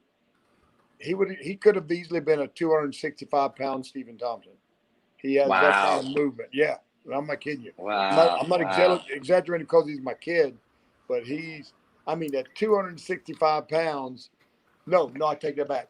At 298 pounds, Ooh. He was playing college ball. He did. There's a video out there somewhere. He did a 400-pound squat or something like that. I don't know. I don't know. And then stepped out from underneath the bar and did just a flat-footed backflip. Wow. 300 pounds. Wow. Yeah, crazy. Squat. Boom. He did his reps. Yes. Stepped out. Backflip. The boys in his on his team videoed it. And and he was just such an athlete. He really is. And it's kind of like, to me, it's kind of like, what would it be like if Michael Jordan ever picked up a basketball? Right. You know what I'm saying? Right. I kind of feel the same way about. I know he's my kid and all that stuff, and I know he thinks he's great. I think he's the greatest thing since sliced bread. All my kids, but the reality of this kid was just wow. Could have been another heavyweight wonder boy. Yeah, incredible. Another answer to David's example. 2 weeks ago, Ray, have you ever met Antonio McKee? I don't think I have. So Antonio I've met has a lot of folks, and sometimes I I get it mixed up. And I'm Yeah. just, So Antonio coaches the Body Shop in California. It's, maybe 20, 30 minutes from Hollywood. I can't remember the neighborhood, but it's 30 minutes from Hollywood. And his son, AJ McKee. yeah. AJ is 18-0 in Bellator. Stud. He is a stud. And Antonio was a stud Yeah, too, was. but very different. Antonio was like a zero space crusher, crushing, grappling, Yeah. grinding, mangling. AJ is floating and moving and acrobatic. And again, it's another example, like David brought up. Maybe more often than not, we see that the young proteges are very different than the fighter. Than when their coach was a fighter, how he or she fought. Yeah. What weight does AJ fight at? AJ fights at 145 pounds, but he is a big, long, muscular, lean racehorse of a young man. Yeah. He is. Yeah. How old is he? That's a good question. I'm going to say 24. I think Mallory, I can hear clicking. I think Mallory's looking it up. I'm doing my, let's see here. I will have. How tall is he? He's got to be 6 feet tall. Oh, wow. 25 and 5'10" is the official listing. Yeah, he looks and seems, and when you're around him, he seems a lot longer, and he's got long arms. But What's his wingspan? Anybody know his wingspan? Crazy. Just When you see it, it's crazy. Thank you for the good tapology. Looks like the reach is 73.5 inches. Wow. Mallory, you got AJ's old breakdown kicking around there. Didn't we have that? We did. Let's check the archives. I still have got Valerie queued up over here, so whenever you're ready to go for that. Oh, yeah, let's roll that. Okay. Remember we were talking about different Dr. David brought up about karate fighters becoming changing the way they punch. Valerie is a taekwondo master, and watch this punch. Bink. Oh my goodness. Right? But when you see it, so we take a look at the mechanics of it. And that was this the is same. not. Yep. I'm sorry. That was the same punch that other young man knocked out the other man. Yep. Look at that. Very looping similar. Right. So she absorbs that kick, measures, and look, it's low from the hip. But there's some really interesting mechanics, and I'll ask Mallory to freeze. So we'll take a look here that as it lands off the ground, isn't it? Yep, the back foot's off the ground. That's part of what we're talking about. So watch it land, and then just roll it, and then let it zoom, Mal. And when it zooms in on the hand, then freeze. So roll. All right. And so you'll see this punch, and then look, zoom. Wow. No, wait, now freeze. So look, the pinky's up. So Ray, what's your thought on that pinky up? You know what she did? She did a back fist. What it looks like. She rolled out all the way over. Boom. Now you remember Don the Dragon Wilson? Yeah, of course. Yeah. Don Wilson said back in the day he would roll it all the way over, and he would literally do back fist with the back of the hand to the head or to the body. Yep. So instead of hitting with the fist with the knuckles like so, he would hit with the back of the hand. Yep. Roll it all so the way that's over. That's what she did. We also get the penetration, the old school karate penetration, which we get here, right? The extra dig, the extra generation of force. So roll, Mal, and I'll tell you when to freeze again. So there you see it. Now, and then look, you'll see it as it rolls. We're going to zoom one more time. We'll let it happen here. Oh, no. Man. Maybe I froze it on a different one, or maybe it's still there. Actually, go back. Are you able to go back? You're right. Yeah. She rolled that thing way over. Yeah. There's awesome. a number of elements that are really interesting. I added the other freeze when I did this breakdown and put it out afterwards. We'll show it. So this is, again, off the kick. AJ McKee, when we were looking at this, pointed that out. He used the kick. She used the kick for momentum measured, then from the hip pink. There it is. But so we look one more time, same thing. So, and Dr. David mentioned too, the right foot is off the ground because this is the mechanics of a fastball pitch. Mm-hmm. So we turn it just like a pitch. We turn, pink, we zoom, and then you'll see as we zoom out, we'll zoom out, pause, look at her elbow. It looks like she broke it. Yeah, but the reason it's like that is because And I talked to a professor of spine biomechanics that I hang out with, Dr. Stu McGill. He's brilliant, and Dr. Stu talks about he calls it the double pulse neurology, but it's in shot putting and any number of athletic endeavors where you talked about it earlier, Ray, where we pulse, relax, and then pulse at the end. And you talked about it with that stomp, at that moment of tension throughout the body. It's a balance of stability and mobility. So the relaxation allows the mobility, and the punch actually ends up, as the knuckles are down, it ends up like the whipping of a towel. Yeah. Right? Yeah. Right? Nice. And this, we take it, we're relaxed, we pulse, we relax, and then we pulse again at that moment. And biomechanically speaking, it's brilliant. And we also had Turbo Ross Levine, and while we were breaking this down, Ross is a professor of what? He's a doctor of physical therapy. A doctor of physical therapy. And he talked about what was happening in the body here between the similarity of a pitcher's pitch and this punch, and how all of those pieces work together. And you see it right there. Right? Yeah.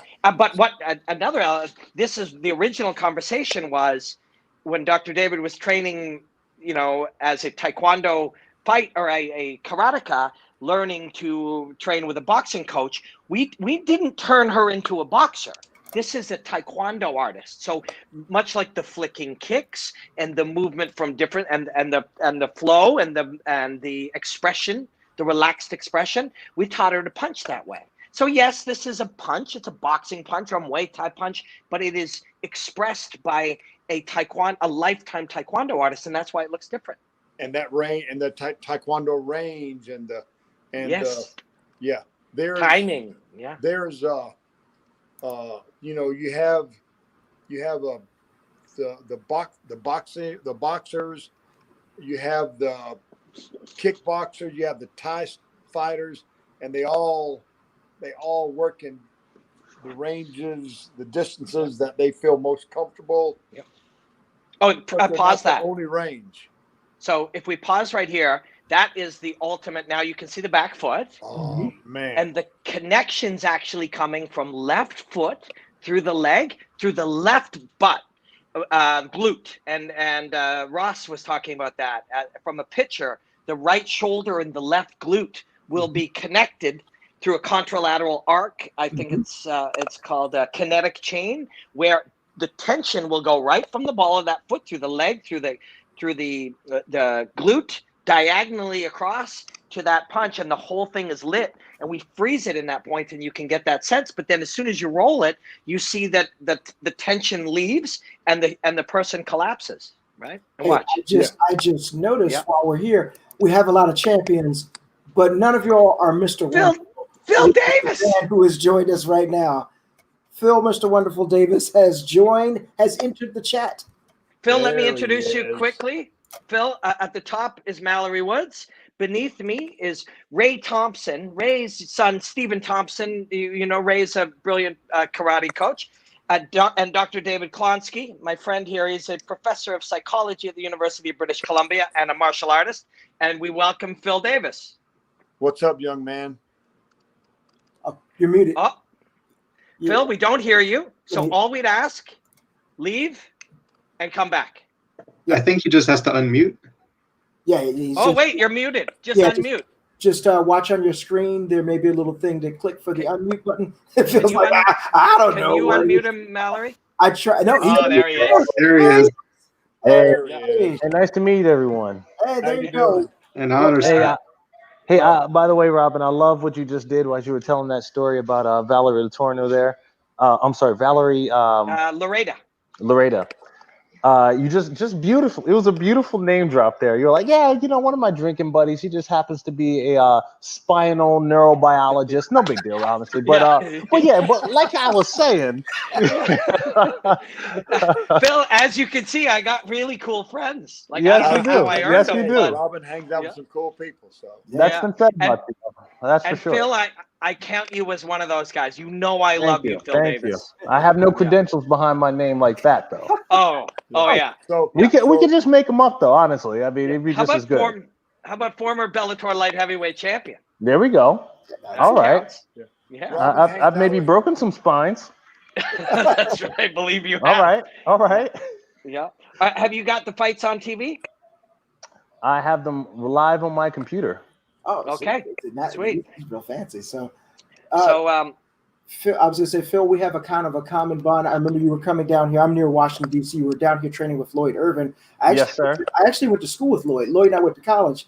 Okay. Shout out to Bowie State University. Lloyd and I went to school at the same time. Used to talk martial arts all the time on the yard. So I remember when I first heard that, it was like, whoa. Lloyd's training with somebody that's huge. You were off doing such great stuff. So it's an honor for myself to meet you. I'm glad to have you here on the stream with us. So thank you for joining. Thank you. Yeah, man, Lloyd, man, he I couldn't thank him enough for the foundation in jiu-jitsu and martial arts that he gave me. He specializes in jiu-jitsu. That's what he's known for, but he really is a martial artist. Mm-hmm. He really is a martial artist. Yeah. Where are you at the fight, Phil? Are you at around 4 minutes or in round one? Let's get the exact time here. I am at 3:45 right now. Perfect. Same as us. That way we're not too far ahead, and I'm not racking like, oh man, and you're like, oh, what happened? Do you guys know Coach Mark Henry? He was chatting about coming on. He's cornering Frankie Edgar tomorrow night in another fighting show, and he might pop on with us. You guys cool if Mark Henry jumps in? Hey, more than Come on in. That's right. Well, I'll tell you what I'm going to do, gentlemen. I got an early day tomorrow, so I'm going to jump off and make room for Mark Henry. All right. To get my big head out of the way so he can put his big head in here. Well, he may, if he doesn't come, we want this to be about Phil anyways. I love Phil, and Phil's fought both for the main event. Ray, thank you so much for coming in and sharing with us. And I speak for all our audience when I say thank you for everything you shared with us tonight. Gentlemen, I had a great time. Thank you so much for inviting me. Phil, Mally, Dr. David, appreciate you guys hanging out. And sorry I didn't get to hang out with you more, Phil. And Robin Black, same thing. Likewise. You're an awesome dude, man. Thank you. You keep it up. Thank you. I'm excited about your bink, binks. Thank you, my friend. I loved your family, and we will see you again. Thank you, sir. Talk to you. Honor to meet you, sir. See you later, Mr. Thompson. Yes, sir. There you go. The one and only legendary Ray Thompson from Upstate Karate. If you guys do not know, follow them on Instagram. And his son, who you may have heard of, has a great YouTube channel, a lot of breakdown of fights, a lot of fighter mentality, a lot of technique breakdown. So what's his name? His name is Stephen Wonderboy Thompson. He's the best. He's the best Steve going. When I do all my breakdowns, the guy who loses is always Steve. Oh, that's right. Yeah.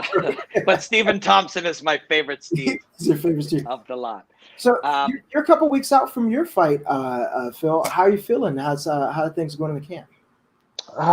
Feeling great. Camp is good. Eating good, sleeping good. I really can't complain. I'm pretty lean, close to weight. I remember the first time I fought Machida. I had fought on a couple of cards with him, and like his fight week shenanigans are pretty. It's pretty amazing for a guy in his weight class. This guy is he doesn't miss a meal. Mm-hmm. Like breakfast before weigh-ins, he's in there, and I'm like, what's going on? Like breakfast with a nice warm glass of urine. That's what I thought you were talking about. That you're going to go Bear Grylls on us here. Yeah. Right. I didn't believe that till I saw it, and then I wasn't sure about what I watched. But still, he's continuing to eat and everything, and it's amazing. If he could do that, and make weight, you're a happy fighter. Phil, absolutely. And that was one of the things I wanted to make sure I had a good weight cut leading into that fight, because I wanted to make sure in the later rounds I was able to last, and that wouldn't be an issue.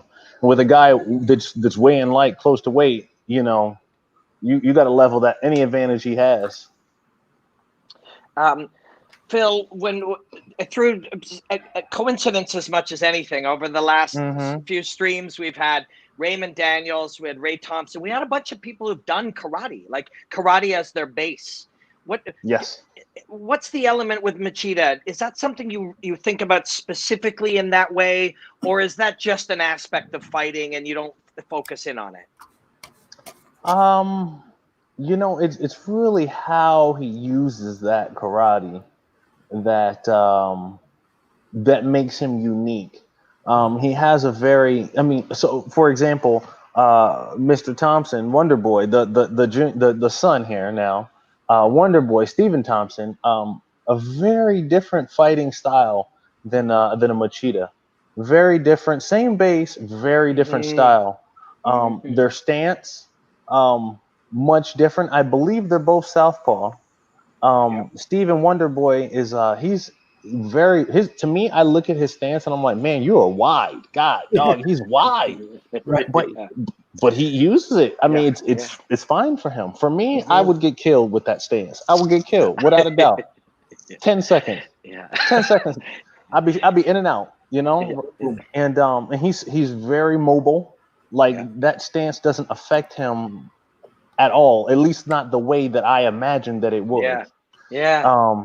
Whereas a Machida, much more narrow stance, still very comfortable. They both do the hopping thing, very light on their toes, but they move around. How they position them to take their shots is entirely different. So that's the kind of thing I focus in on, is how they maneuver to close the distance, how they pick and choose their shots.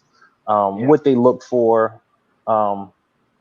Wonder Boy, he's the type of guy that wouldn't mind ending up in a clinch, whereas Machida will push and then reattack with punches. So, I mean, they're just wildly different. How you use that karate is key. And I mean, you don't wrestle the same way as other wrestlers. You don't kickbox the same way as other kickboxers. Those are just words. Those are just simplification, terms of simplification. You're right. Do you get excited about fighting a Machida now? Like, he's got to be presumably he may be slower or something may be different, but he's even smarter than he was when you faced him years ago. Oh, absolutely. There's so many things. To me, it's barely a rematch. It's barely a rematch. The feelings are there, but the elements of the fight will be completely different. I was a very very green fighter still when I fought him the first time, and I've had the opportunity to get some years on me in practice and in the cage, and really mature as a fighter. So. I suspect I'll be giving him a far different look than what he got the first time. I think you're right. I think you are correct, sir. Are you watching this fight, man? Jules looks just rugged, eh? Yeah. She really does. I think that one of the things to speak on this, that we really are in kind of the second generation for women fighters. The first time was kind of, you had your pioneers, your Ronda Rousey, Gina Carano's, Chris Cyborg, still here. And now you're really getting in your more reformed lady fighters. There's always the ladies at dojos, at gyms, always the ladies that have wanted to quit, and now they're getting their time to shine. And you're seeing highly skilled fighters. Well, there's a lot of elements. One is, there's money, right? When the early women were coming up, they were even more like an incredible human to face all the things a fighter does, plus the discouragement and sometimes all the extra challenges, and they didn't make any money. Now the female fighters make money, so the coaches make money, the world around them makes money. There's value to be gained. So, they can elevate the access that they have to training, and all of diet and all these different things are there now because there's commerce, right? That's a part of things. Right. I mean, let me just comment real quick on what Julia Budd's doing here. Yeah. She's doing what I like to call teeping it real. I've seen probably 15 teep kicks in one round. Yeah. My God, this girl's insides are going to feel terrible tomorrow. Yeah. Oh my God! I love that term, Phil. Is it cool if I use it? Keeping it real. Hey, you mentioned me. You use it. You got it. Yeah, you got it. You always. I remember the very first time I went on Joe Rogan's podcast. I mentioned you. I was I'm a big Phil Davis fan, man. And Joe was like, yeah, me too. I did. I did. I've been a fan of yours, as you know, for many, many years, man. The way you put the thing together and the way that the combination of the building of your attributes and the building of your skills and then the blending of them, as well as your mind. You got a real thing, man. You got a real thing happening here. Thank you. I appreciate it. It's true. I appreciate it. And I'm a big fan. Go ahead. No. Go ahead, sir. One of the things I found out about you, Phil, is that when you fought Alexander Gustafsson the first time and you beat him, and then it was mentioned that, they're training together now. And to me, the idea was kind of foreign, but like, you beat a guy and he's like, hey, well, hey, let's get together, let's train, let's make each other better. And I was kind of young and watching my MMA years at that time, but I didn't think about it like, hey, you beat a guy, that's fine. Then you guys train together and you learn and the knowledge is passed on and you make yourself better. No man's an island in this sport. No. Nope. And he and I are probably, at that time we were polar opposites. And the way we kind of looked at it is, you fight a guy, okay, that's one guy out your division, you're not gonna fight him. Right. You're not gonna fight that guy. And with me needing so much from a guy like him and he needing so much from a guy like me, it just made so much sense. It just made so much sense. And then we got in the gym and started training. And a lot of times when you train with a guy, they'll show you some stuff, but they won't show you the real stuff. You know what I'm saying? They'll show you some cool moves. And okay, here's what I hit you with. Yeah. But they won't show you the real gravy, And so we started sharing the real good, like, this is my real stuff type moves. And man, we just and then as we began to use them on each other, you learn defenses for it, and then you learn how to modify it to continue to use it on a guy who's even better than that. And so he, I, and Alex and I and Brandon Vera, we during like the next 4 years after that, I mean, we were able to elevate our game in a unbelievable way. Isn't that cool? Like that whole, this works, and then when you show him, he eventually can stop it, and now you're forced to expand the flow chart. You have to expand the flow chart. Right. That would be yin and yang. You share a little bit. Yeah. Now that they can use it on you, like, well, wait a minute, I got to be able to defend against. I got this thing on the leg, and sometimes I go to the back hip. And when I go to the back hip, sometimes oh shit, you stopped all of those. Well, now sometimes I also do this. Exactly. Now you got another. Yeah. That's haven't used this in a while, but this still works. That's right. And this works probably partly because I haven't used it in a while. Exactly. Yeah, man. And like, will you ever get tired of this? Like, when you are done fighting, hopefully that's still a long time, will you still like obsessively train and be deeply curious forever? So one thing you should never do is bet me. Well, is bet me, okay? And especially if it's one of those bets where I have some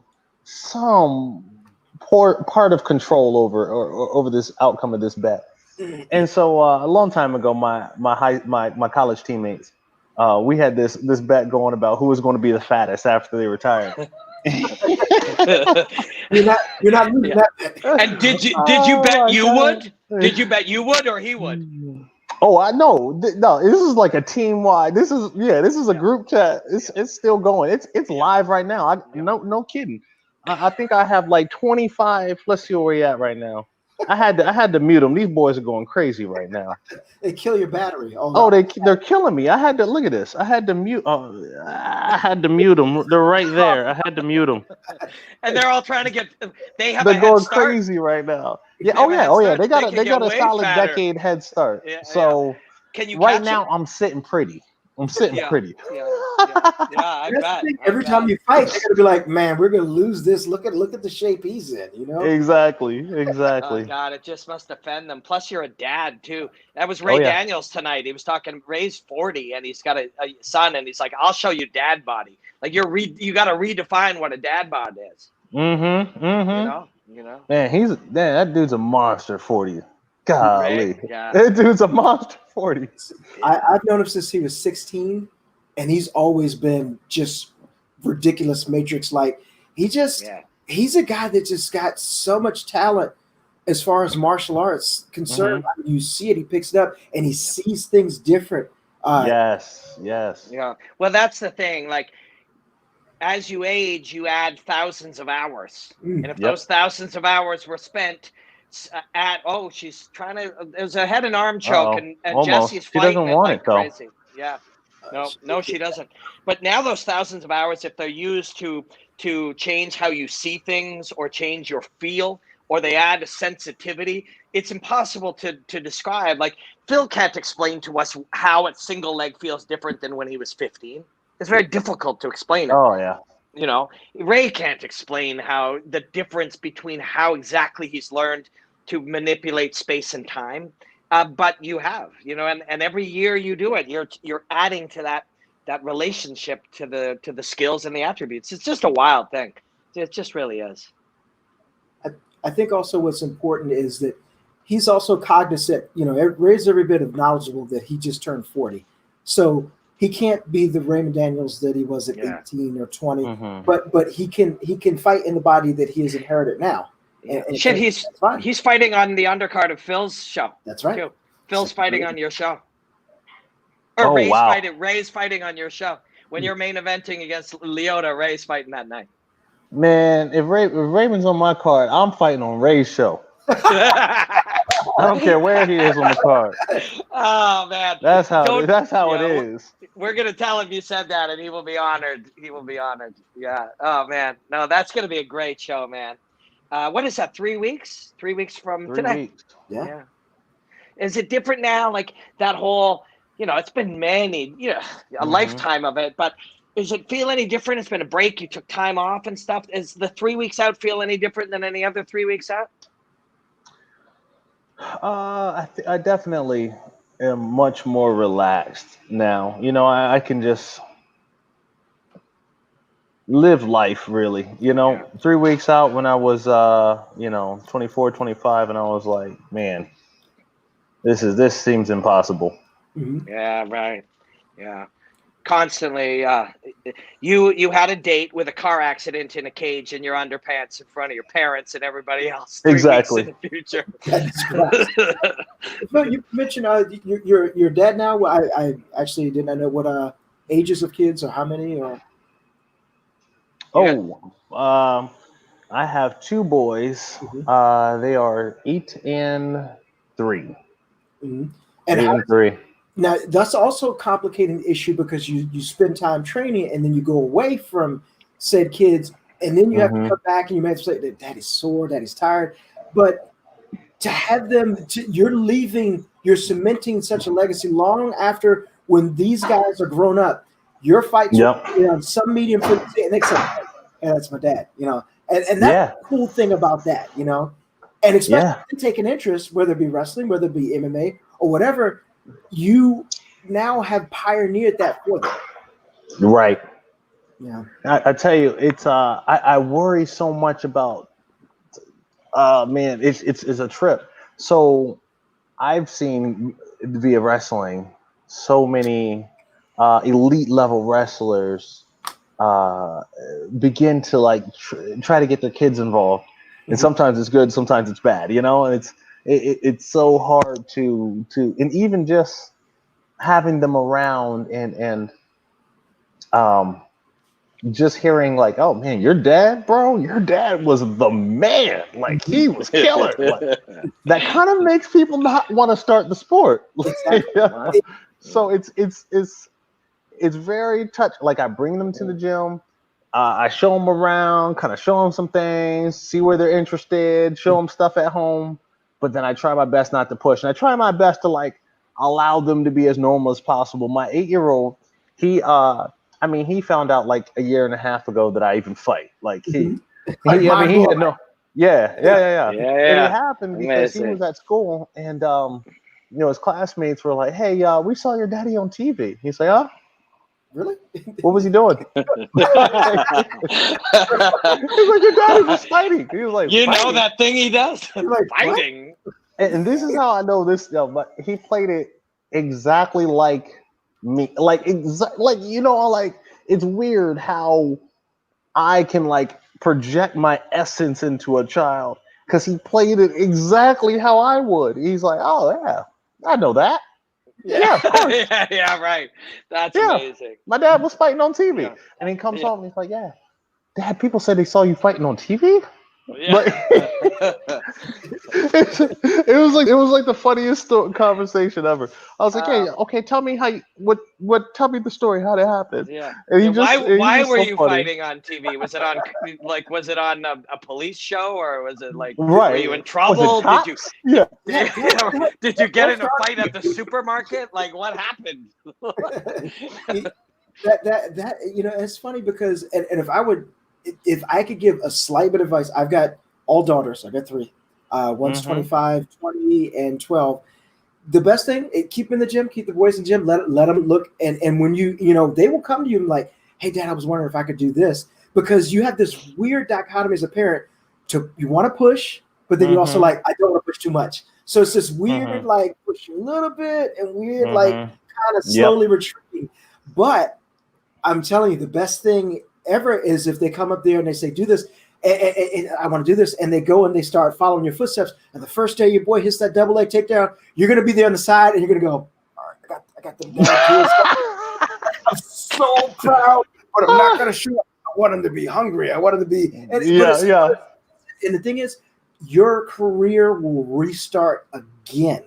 I believe now you get to be like, "This is great," and you live to them. But the only problem is that if you lose, whether it be wrestling or anything else, you lose once. If your son loses, you lose again, and especially if both of you may lose.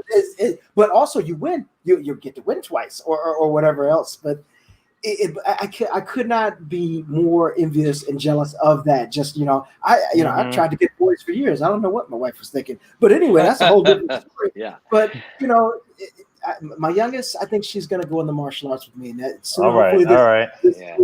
I'm like, all right, this is great. We get to put her on. It's something about the youngest. My oldest, he's very, very passive. He's much more like me, very passive. And he was at the gym with me for years and years. He's seen me hit mitts. He's seen me hit bags. He's seen me just wrestle. Never. He was 6 years old when the wool was removed from his eyes, and he was like, "What? You hit people? You don't just you actually hit people. These are people you're practicing to hit." Yeah. It was a trip, man. Amazing. It was cool. Amazing. I don't have kids. Dr. David has a son, Jake. All right. David. I need this advice. He started jiu-jitsu once and karate twice, but then he loses interest. And like you're saying, I don't want to push him and make it negative, but I still want him to get on those mats. And the thing is that every child, every path is different. You may have some kids that, there's a picture of Bruce Lee training. There's a young Brandon Lee at 1 year old standing, throwing a reverse punch at the same time. You may have a kid that never wants to leave the dojo or the wrestling mat or whatever you're doing at the same time, but you could also be a Michael Jordan and Jeffrey Jordan and I forget his other son's name. They're not as well known. They play basketball, but they, things don't go right. They don't bounce the right way. They don't take interest. Who knows what will happen? Just enjoy it when it does, And if he comes in one day and says, "Hey, Dad, I'm doing archery. I love it." Be the best archery father to support. Yeah, for sure. Absolutely, whatever it is. Phil, the main event is popping up. I know, David. What were you going to say? I was just about to say I was going to go about 20 minutes ago and was just waiting to tell Mr. Wonderful Davis that Shotokan was my main martial art when you faced Machida the first time. My heart was a little broken when you took that decision. But even then, my mind knew, as much as I didn't want to admit it, that you won. No, thank you. Maybe he was even saved by the bell. So I appreciate getting to meet you and to hear you talk a little bit. Well, And David, thank you. good luck to you. Thank you. Dr. David, we're going to invite you back many times because not only Yes. did you add incredibly valuable insight and nuggets of things to interpret what some of the coaches and people said, but you also have this incredible awareness to let, like the guests speak way more than me and Mallory do. So thank you. Thank you for all of that. And thank you for hanging out today. And thank you for all your insight. And thank you for being my friend. Absolute privilege. Take care, all. See you later, Catch Doctor. up with you later, man. And he has such a great insight. He's a doctor of psychology, and he was breaking down stuff that, when something like kind of clicks for a moment, you're like, whoa, hold on, I didn't even think about it. And it's given me a lot to think about, just the emotion of fear, anger, this, that, and the other. I like you said, Robinson, these guys are working on a book, and I can't wait till this is done. I can't wait for that. Dr. David and I have been working on a book about combat sports psychology for a couple of years, really, and we're a little ways in. And I went down to he was at Yale. He was working at Yale, and I went down to stay with him for a couple of days when I was commentating in Hartford, and we got a good chunk happening. But he's a professor of psychology who grew up doing martial arts, and he and I are friends that get along great. So it's a joy to have these friends that have these different perspectives, and you learn so much from them. Yeah. While we're waiting for the main event, Phil, what challenges have you had with it? Obviously, we are still in the middle of a pandemic. No matter how many other people try to ignore it, what challenges has that brought for you for training, for exercising? You see a lot of people missing weight because they're not able to grind those rounds out, or maybe go run or whatever they were doing before. But you're seeing a lot of that. Sorry about that. No worries.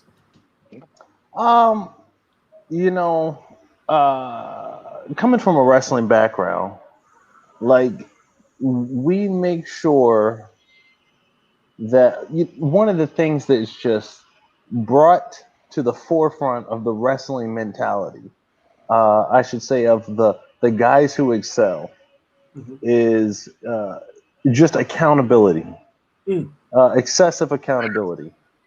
If you don't like the call that the ref gave you, you have to be able to say, I forced him to make that call because I was out of position to get the call that I wanted, and when you excel at wrestling and you are a guy who had to lose weight like I did, you become a master of all sorts of circumstance. I've traveled all around the U.S. It's much easier to lose weight in the Las Vegas sun running around than it is in the Fargo cold, or in Minneapolis, or in Iowa, or wherever. And we will fly in the day before, practice in their gym, and we'll stay at a micro hotel, whatever hotel. Maybe they have a gym, maybe they don't. And it's still on you.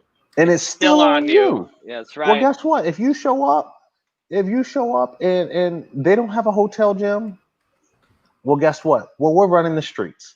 I don't care what time it is. I will run at 1 a.m. But when I get up at 6, I will be on weight.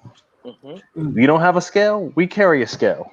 There's just no room. I mean, no one can want it more than me. I have to be the person that wants it more than anyone else. But Ray earlier tonight was talking about training and how it's hard, and certain things, say on your toes, are hard for certain fighters with their calves. And he's like, when you're in the fight, what part of your body do you want to be out of shape? Do I want to be out of shape? Which part of your body would you like to be out of shape? The answer is none. Right? Yeah, none. The answer is none. And that was a cool little sort of perspective Ray had. He's like, what do you want to be weak in? Like, where do you want to be weak? You want to be weak making weight? You want to be weak with your calves? You want to be weak mentally? Like, where do you want to be weak when it comes down to the fight? Yeah. Nowhere, right? And who's that on? That's on Phil. Yeah. Yeah. That is it. And that makes you better at life too, by the way. You know what? And when I got to San Diego, 10 years ago, I shared this idea with a good friend of mine. His name is Jocko. I said, I got this idea, Jocko. It's called extreme ownership. Lo and behold, he writes a book. No. Yeah. Now, he is actually one of my good friends. And I've known him. Yeah. And I've known him for years. He actually, I discovered probably 4 years ago. I had no idea that he's famous around San Diego. Yeah, you know what I mean?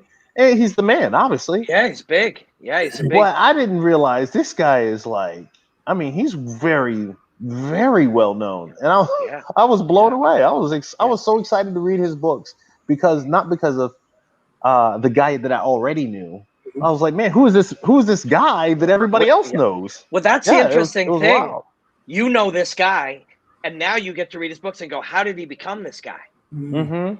That's cool. Right. Yeah. That entire title, Extreme Ownership, How U.S. Navy SEALs Lead to Win. That's so okay, we got this fight, Phil. So you're watching. You did what have you done? 6 rounds with Ryan Bader?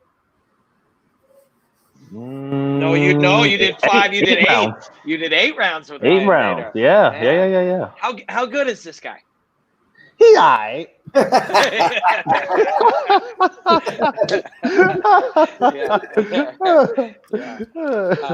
No, he's good. He's extremely talented. He's extremely talented.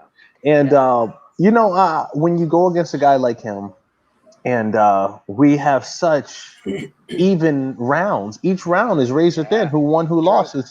It's just so close.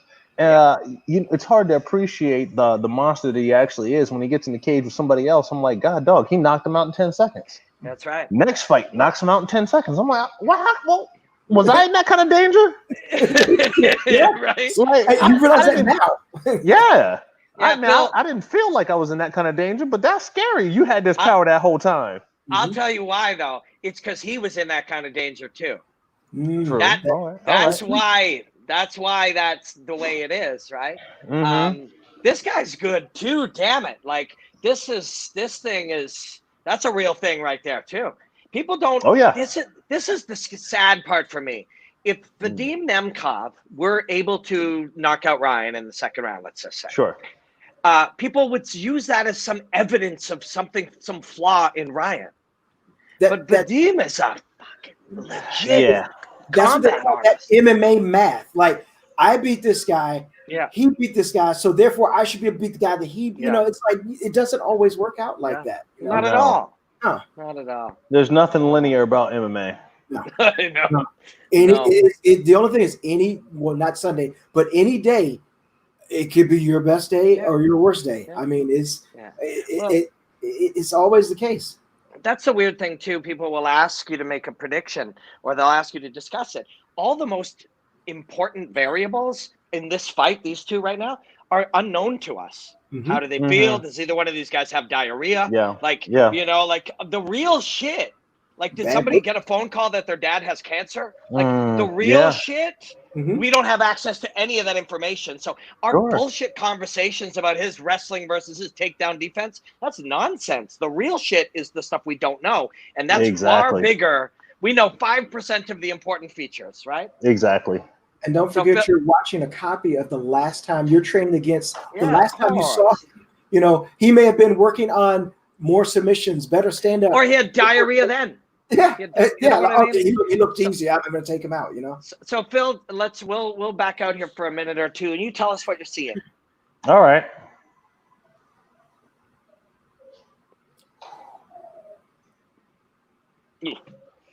All right, let's get moving here. Oh no, I'm frozen. Oh no, you're frozen. Come on, baby. The fight or you? Or the us? Fight. Oh, okay. Okay.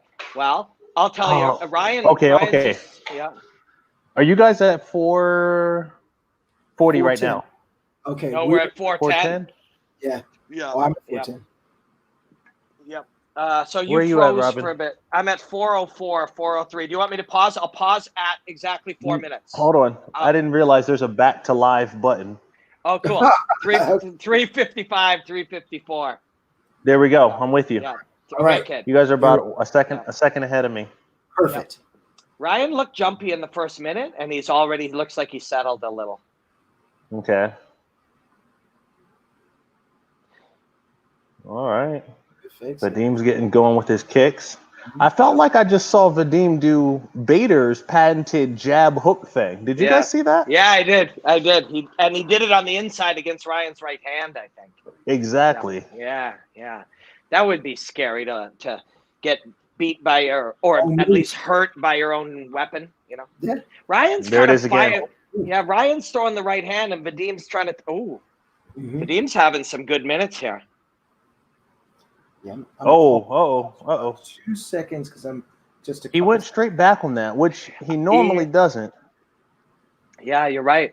Ryan's not fully flowing, not at this moment yet. But you're right. No. Ryan retreated straight back, and he got touched a few times. Now, here's a question for you, Robin. Also, I'll bounce it off for you for Phil. We saw that Ryan's his wife is there. She works with the organization. She's not there. No, she's not there. She was at home. They zoomed her in. Because I was going to ask you Daisy's not there. What extra pressure does that add? You know, if she, I thought she was actually there on site. Phil, does your wife go to your fights? So my wife makes most of the fights. We also run a restaurant in San Diego called Hungry Hank's Deli, and so a lot of times, just depending on what season, very close to a holiday, she may not be able to get away. And of course, the location of the fight also plays a big part of it. Yeah. She makes most of them, but I have to say, at actual go time, you know, I try my best not to think about anything else. Yeah. There's a professional athlete trying to take your head off. That's enough. That's enough to worry about. That's plenty, actually. That's plenty. I think Vadim looks really good. He does, man. He's flowing. He is. He's light on his feet. Yeah. I feel like Ryan is. I think he's reaching. He's looking for his range, and he's reaching on his jab. Yeah. Well, he'll try to settle, and he does settle. So minute 18. There we go. Back to the bread and butter.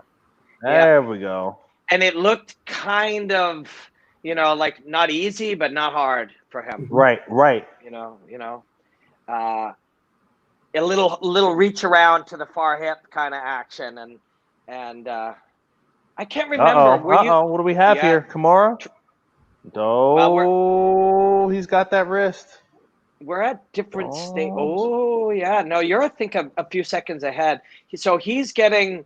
Ryan got forearmed in the head and then tried to punch.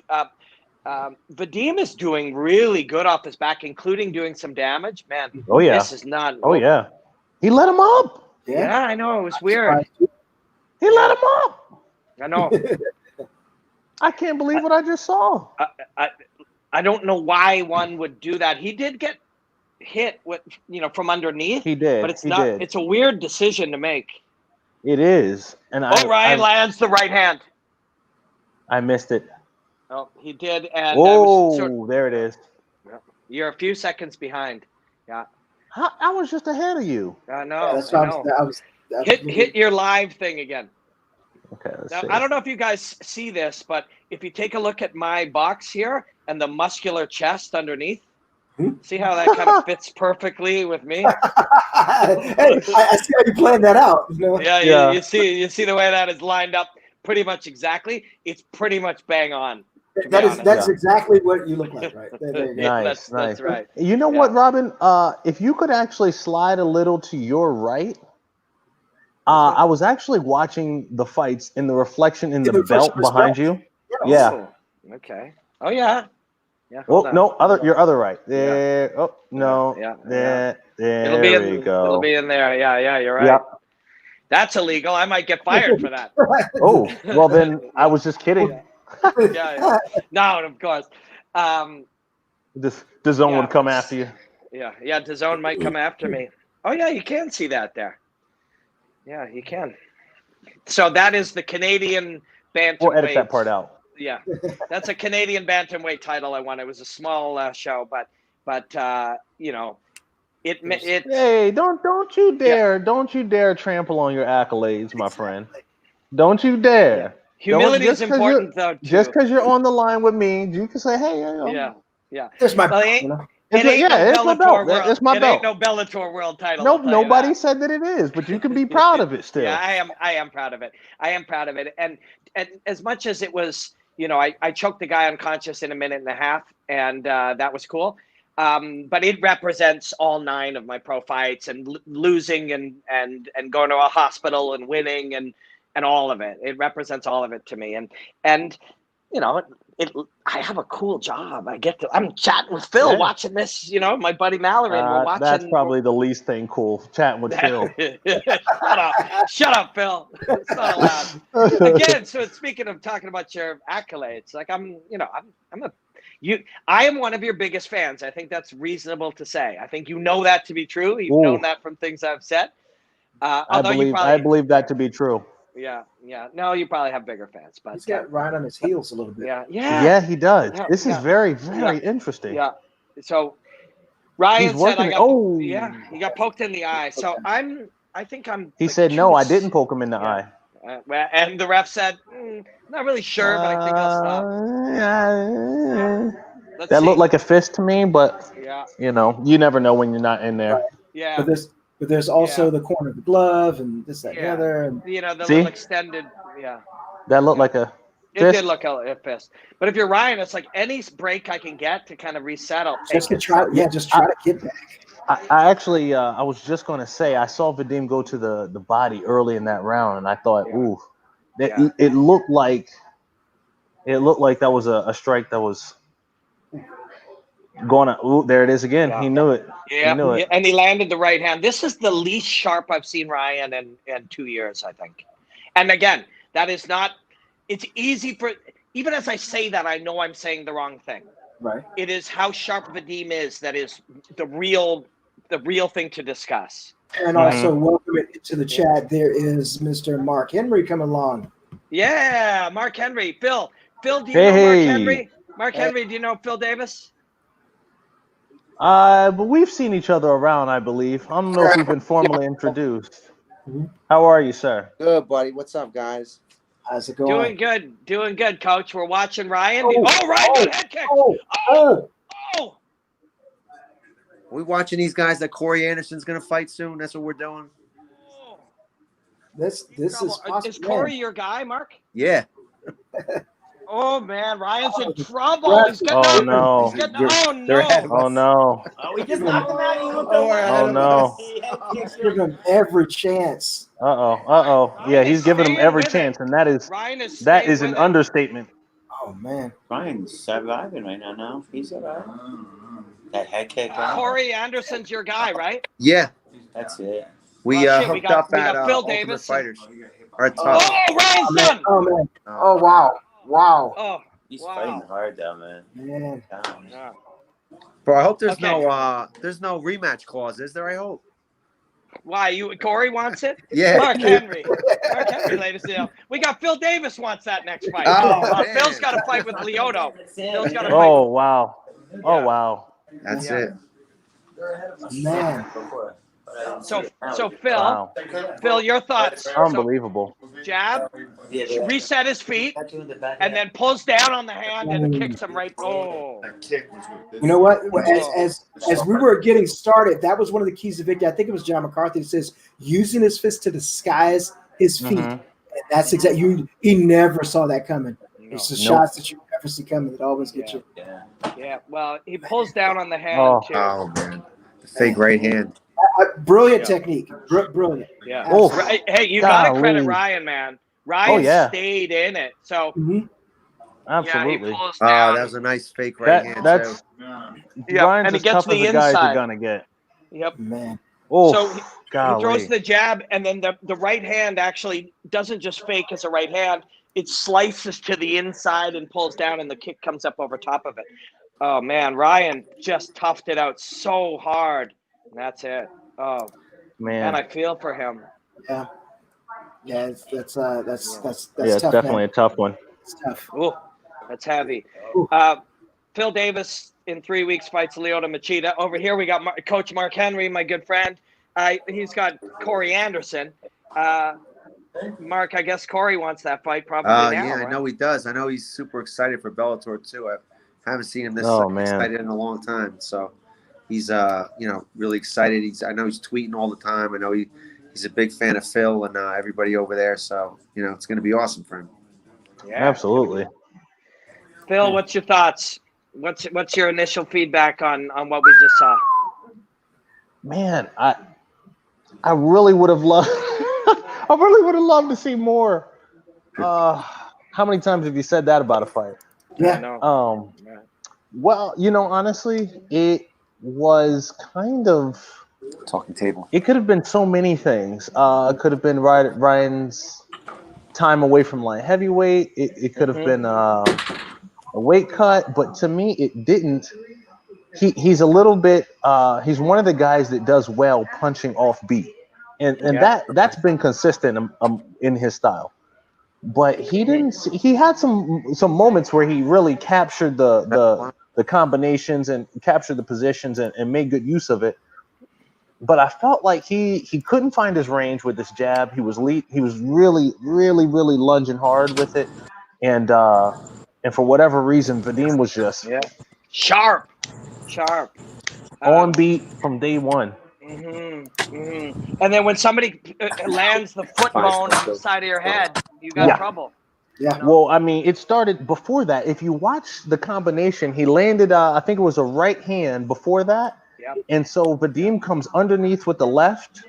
And as he brings it back, Ryan kind of turns away the way you should never turn away. Yeah. And that's kind of one of those things like, I don't know what in that moment, I don't know what he saw. I don't know what he thought. Right. I don't know what he was bracing for impact for. But as he did that, I know this. He did not know that a kick was coming. That's right. I know he did not know that. And look at that. How's that standing up? It's looking good. Let it happen. Coach Mark, what was your first thoughts and observations when you saw that unfold?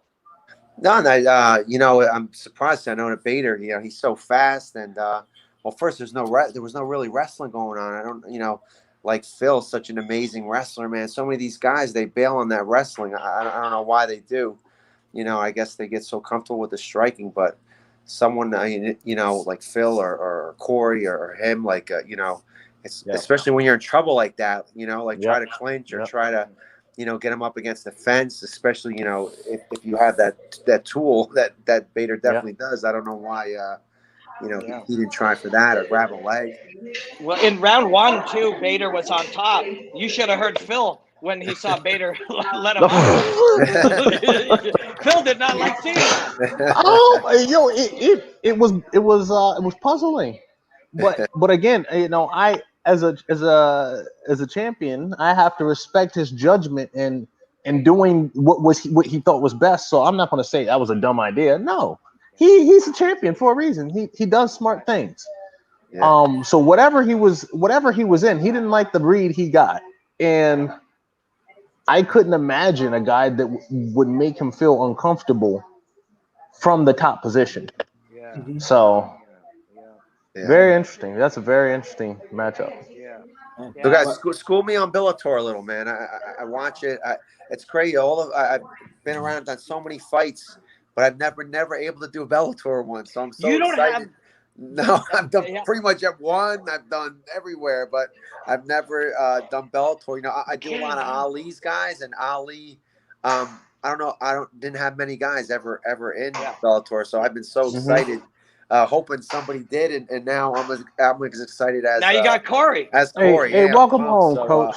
Welcome home. You'll like it. Yeah. It's You'll the like home the vibe. you never knew you needed. Yeah, every guy there seems great. I know I'm a massive fan of Phil, and being afraid and hoping that we never had to go up against him. So, but now I got to worry again. But really excited. And listening to you guys, how great you guys are. It sounds like a great environment. You're gonna love it, man. And Corey's gonna love it too. Yeah, Corey's gonna love it. And Corey's, like Phil, Corey. Vadim, now the champion, Ryan Bader. These are 4 and 5 of the best 7 or 8 light heavyweights on planet Earth right now. Yeah, and they've all been ranked in the top 5 at one time. Yeah. 3, 5. So. And Lyoto. Phil's fighting Lyoto in 3 weeks. Boom. Yeah. Good luck, man. I know Don't leave him out. Man. Yeah. Don't leave him out. He's still a tricky monster. Yeah, without a doubt. And that's going to be a great fight, man. I can't wait to see you guys go at it, man. Yeah. So, man, it's so cool of you to jump in, Coach. I know you're down. You got Frankie fighting this weekend. Yeah, I got Timur Valiev. He's the first fight, and I'm so excited that he's finally made it to the UFC. This kid's amazing. He's been with us for over 8 years and helped out Frankie and Marlon Moraes and so many guys. Even Cody for Cody's last fight. Cody Garbrandt, he helped him out. So this dude's a stud. I'm so happy he's finally in. So he's going to be the first fight, and Frankie's the last fight. So, it's going to be a great night. And Coach, I have to say, I've been a huge fan of Frankie's ever. I love his fighting style. I love because he's the guy that if I get down there to wait again, but still, just to see him how he is. I mean, the guy's just got great. Yeah, he's real. I love it. I absolutely love it. Yeah, thank you so much. And he's, man, to be around Frankie, man, he makes it so much easy for a coach. He's like the general. Yeah. And people see his work ethic. People see he never misses a day of a workout. He trains, when he's injured. He trains when he's sick. Like this kid's just a stud, and it makes any coach around him his life so easy because they see the way that he is. And I'm so happy that. From when UFC first started the 135, I begged him to go to 135. I came from a boxing background. My coaches were great coaches. They didn't even let us spar guys that were one weight class ahead. And they're like 6 pound increments. I mean, these guys are, man, like Phil and them, they're going against killers, man. And going with those small gloves. So now, and Frankie was always our smallest 35er. Like Marlon and Timur and Cody. Like Frankie's the smallest one out of all of them. So, and he was always fighting, less range, less height, less weight. Yeah. So I'm so happy that he's fighting, first of all, safe, which I've wanted his whole career. I love him. He's like a little brother to me. And secondly, now he's on an even playing field with height, range, and weight. So I'm so excited for tomorrow. And the weight cut was like nothing for this kid. Yeah, so, that's great. I'm pumped. I'm sorry. Best of luck for all you guys tomorrow. Yeah, thank you so much. Thanks so much. Good luck. Appreciate it, guys. That's going to be a long night for you, brother. You got to take that first shuttle over. Got the bookends, man. Yeah. So how does it work? I imagine with COVID and everything else, after you fight, you got to get showered, changed, to do a quick little media. No, you're out. They do the media, and then you go back. They do a great job, a really good job of that's what I was going to ask. Care of the guys you leave, and they don't let anybody. That's it. Yeah, so they do an amazing job. Yeah. Phil, you wait till you get to the Bellator sphere, Phil. Like the level of these guys are that the team is operating on is so sick, man. You're gonna really, really love it. It also looks cool. Like you can see, I don't know if you've seen Coach, but the way it looks inside the Mohegan Sun, it looks really, really cool here. Nice. I'm so excited, man. I was probably the only person that was legitimately excited when they said, well, I don't know. There was a possibility that there could be some fights in a studio, in LA or wherever else. I was like, man, what you could do in a studio is outstanding. Like, I mean, for real, you could do it. I mean, obviously, lighting and everything else would be better in a studio than an arena because you can have it from absolutely every angle. But man, you can put like a boat outside, like sharks. You can do anything in the studio. So, I mean, as long as we were trapped in COVID, I was like, man, I can't wait to try this. Yeah. Well, this place looks great. It looked great tonight. It looks really good. But Coach, Phil's got to fight in 3 weeks. Awesome. But Corey versus Phil at some point. What do you do to fight Phil Davis? Seriously, man, you gotta have a great night. That's first of all, man. You gotta definitely be on your game, man. It's a stud, man. And like I said, I watched a lot of his fights, man, and watched him grow too.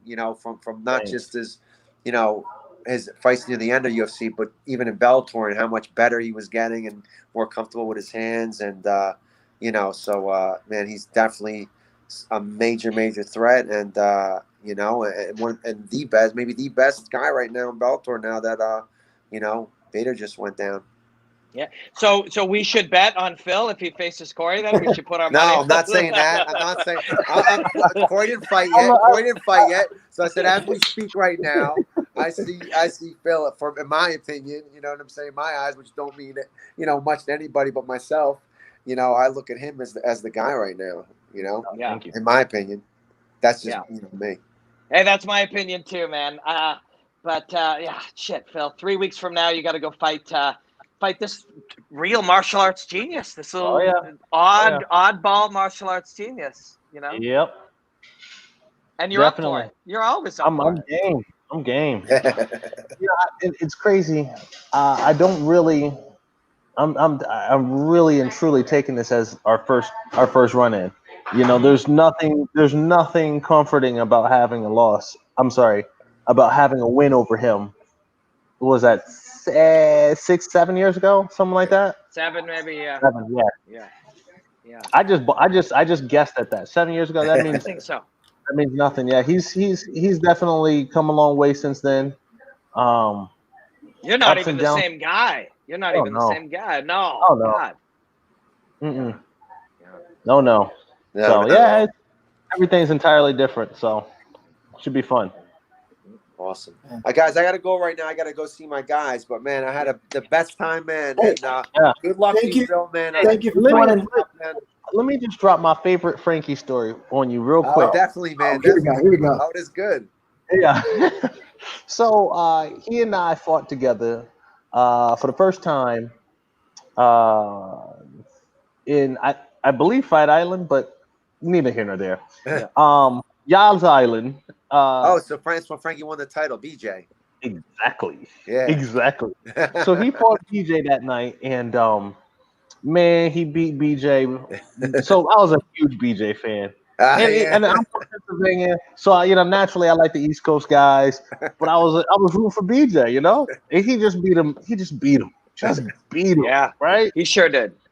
So everything went good. Next day in the airport, where pretty much everybody was on that first flight flying back from the UAE, and Frankie's wife was there, and she was, I would say, she was probably late 7 months, like about to be 8 months pregnant. So we're going up to TSA doing our normal deal, and I got my headphones in, and I see I hear commotion, like the vibration of commotion.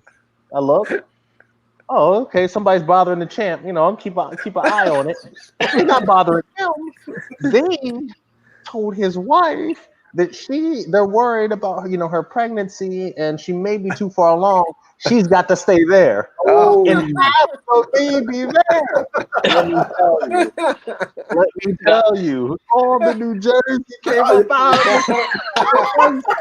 That's the way we roll, man. That's definitely the way we roll. Yeah. That's all it took. It just 3-4 seconds. Just 3-4 seconds. Like, listen, this is who I am. Strong, baby. Yeah, that's his wife. That's Renee. That's let me call somebody real quick. They call. They called them. They just fake. They just. Yeah. That's dirty Jersey, man. That's how we do it. That's dirty. Carry on. Dirty Jersey. We're not even open yet. We're so dirty. I got a question. Did you turn up your music, or did you just? No. Oh yeah. This about to go. Well, let me tell you something. Renee is. If I gotta fight Renee or I gotta fight Frankie, I'm fighting Frankie all day. Hey, Coach, Phil and his. Go ahead, Robin. I was gonna say she was like still like diplomatic about it. You know what I mean? I respect that. That don't go wrong. She was diplomatic, and I was like, okay, just insistent. Just very. She was very. They knew where she was coming from. Yeah. Coach, I just wanted to tell you quick. Phil and his wife own a restaurant too. Coach has a restaurant too. Oh, get out of here! Oh, beautiful. Yeah, 25 years. 25 years. Yeah, over 25 years. Pino's Pizza. Shout out. Okay. Pino's Pizza. Hey. Man, we got to get this COVID stuff done because I want to. When I come, my college room, another one of my college roommates lives in San Diego. I come out and hit up Phil's restaurant. Jersey's right up the street for me. Just come down anytime. Come down anytime. Man, any of you guys, man, come down for some Italian food. All right. I never make anything. 205. Yeah. Especially before Corey. If you fight Corey, let's definitely get you down there. We'll have you eat light, like fettuccine Alfredo. We'll give you the light stuff, Yeah. Man, I hope you guys get to fight. I hope Phil and Corey get to fight. I don't know. They don't have to do all that, but no. I hope you do because I want to pick both your brains about it. I won't tell either one of you what the other says, but and that's actually, honestly, it's really important to me. Like I'm welcomed in a lot of different gyms, and when I come to Jersey, I want to train with you, coach, before I eat your pizza. But it's really important to me. I never want to share what somebody else told me because I want to be welcome, right? I want to be welcome. So I can never tell, but I want to hear it. I want to hear from both of you how it's going. Yeah. Yeah, definitely, man. I don't know if I'm looking forward to that, but I'm wishing you the best of luck in a couple of weeks, man. I know you're gonna do your thing, man. And like I said, a huge fan, man. And I'm excited. I know Corey's excited to head over to Bellator, man. Thanks so much for having me, guys, man. And we're glad to have him. He rounds out our division, and now we are, in my opinion, head and shoulders above anybody else out there in the business. Nice. Awesome. Iron sharpens iron. That's how it is. So Thanks, coach. I'm at UFC right now, so I'll keep quiet on that. I'm over here right now. Hey, listening. I didn't say anything. Yeah. I end up covering both, so I got to be nice too. But thanks so much, guys. Thanks, Coach. Good luck again tomorrow night, and we'll see you soon. Love to your family, much, Coach. Man. Take it easy, take care, Coach. Yeah. This one thing that's so great about not only the martial arts, but the camaraderie all over from this sport. You have a coach that potentially could be coaching against you in set amount of time, Phil, and everybody is just nice and it's just back and forth and everything. It's a unique kind of deal. It is good to see. It is. I when I watched the Last Dance, I enjoyed it. But then there were parts I was like, going too hard. Maybe. Maybe.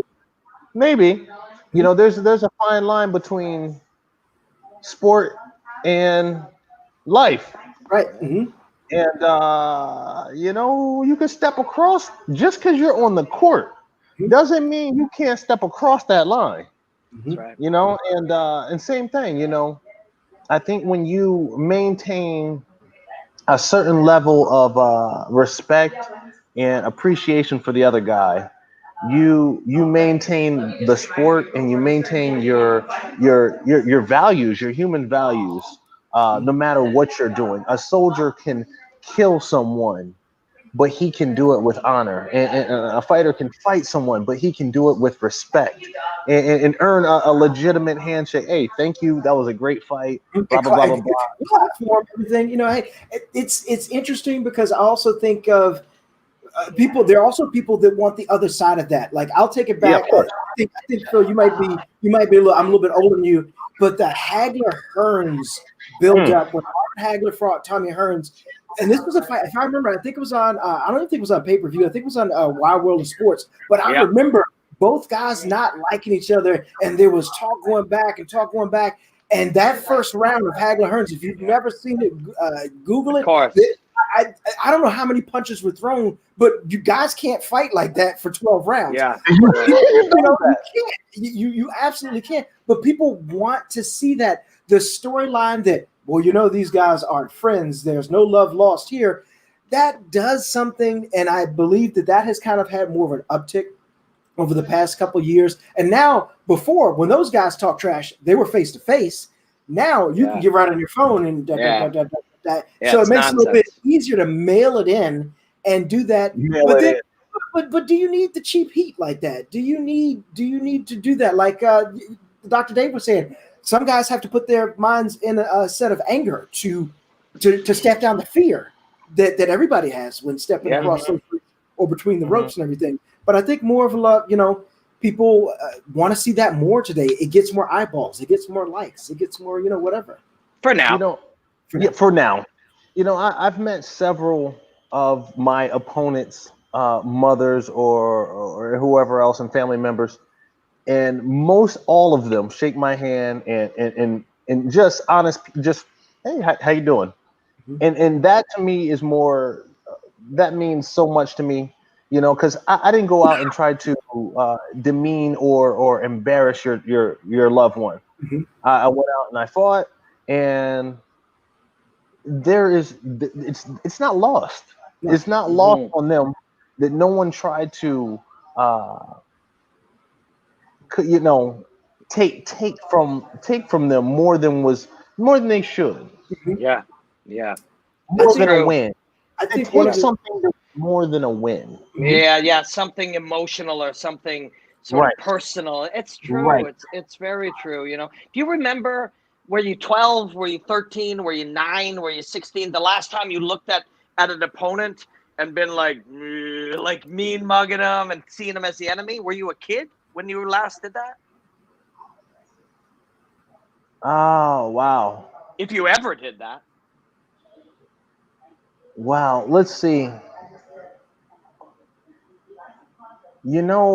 Probably maybe middle school.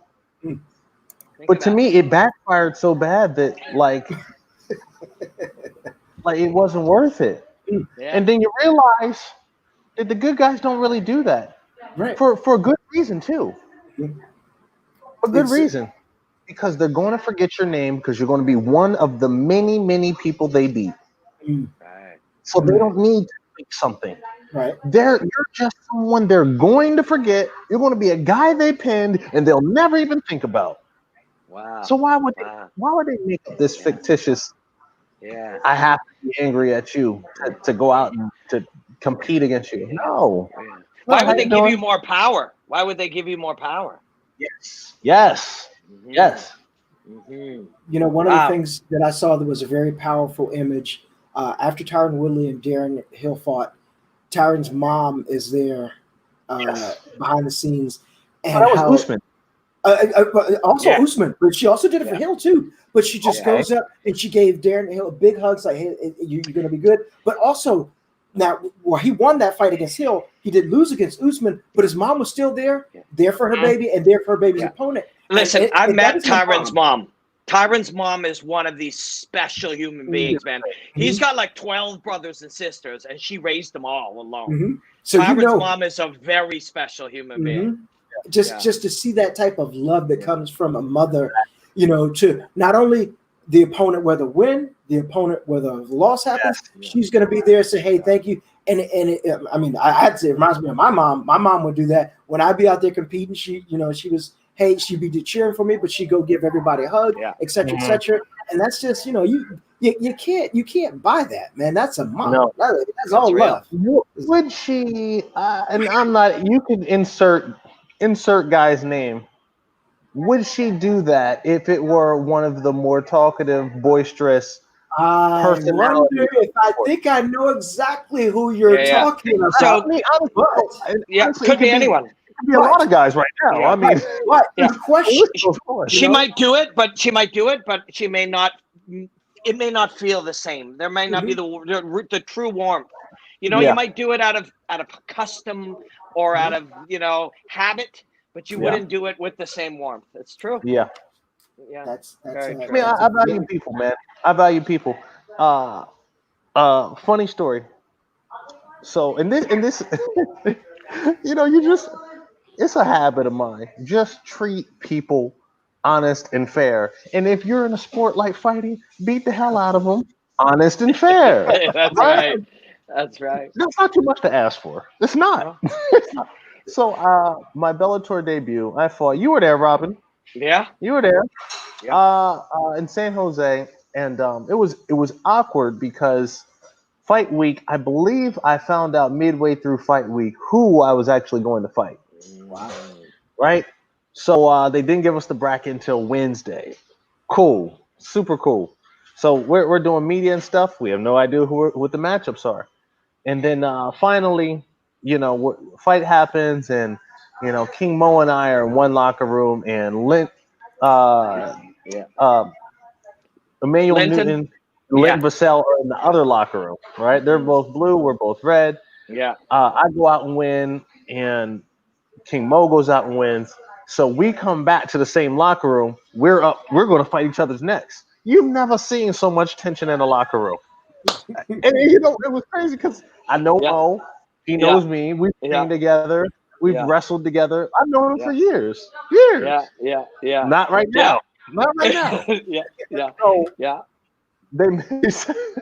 Eric, my coach said something, and they moved me to the other locker room. Right now, they moved me into the locker room of the man I just beat.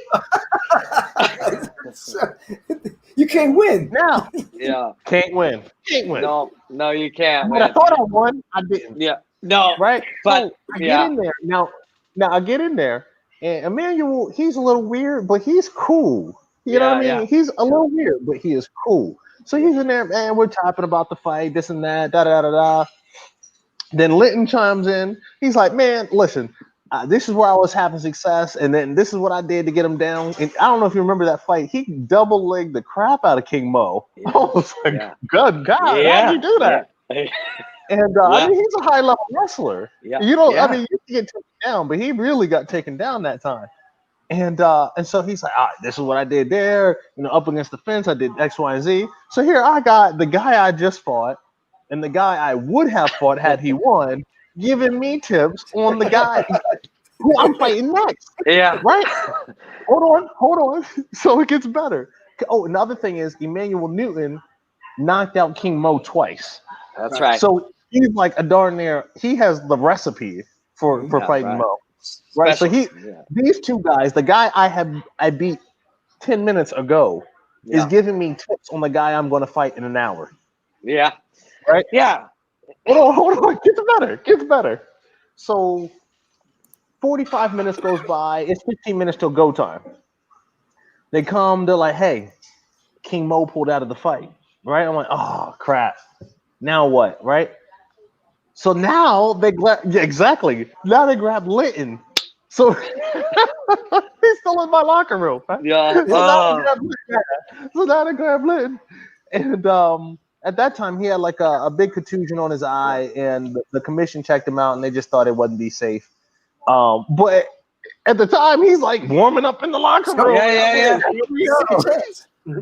Second chance, exactly. It was just a wild turn of events. It's so weird, And then you're like, your relationships to each of them are changing minute by minute.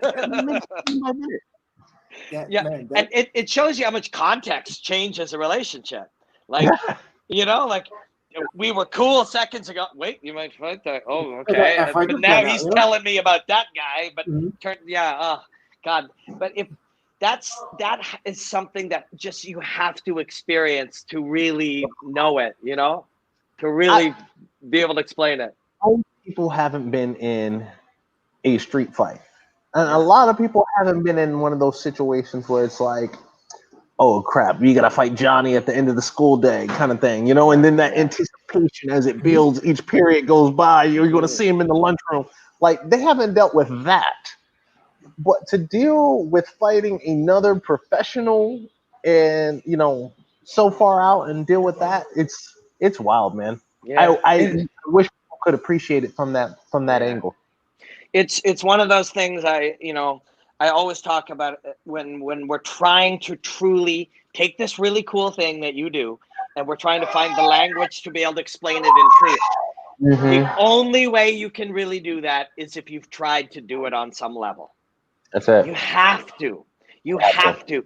95% of the information is only available within the experience itself. That's so true. It's just, and you get to have it again in 3 weeks. I'll have more information. That's right. That's right. This is another case study for my book. That's right. Phil, it's been a slice, man. Every time, like it's just such a pleasure. I love you as an athlete and as a human and as an artist, and it's just such a pleasure, man. As a friend, it's true. And hey, we'll be doing one of these during your fight. So the second that thing is done, I'll take that footage and I'll build a thing and I'll celebrate your work. Nice. And when I give you one of these, that's for you. That's right. Yeah. Sweet. Well, thank you again. Hopefully, once this is over and I can actually come to a couple of events, I'd love to meet you. Everybody follow. If you don't follow him, he's got a great Instagram at Phil MRW for Mr. Wonderful. A lot of travel, a lot of good stuff. Picture of his kids, his wife, and of course the poster for the upcoming fight. Life itself. I followed you for a while, and I think he even followed me back. I was like, whoa, I was surprised. So see, you're friends too. You're friends with Phil too now. Yeah, he gets to see all these pictures I post to my dogs, which is great. Yeah.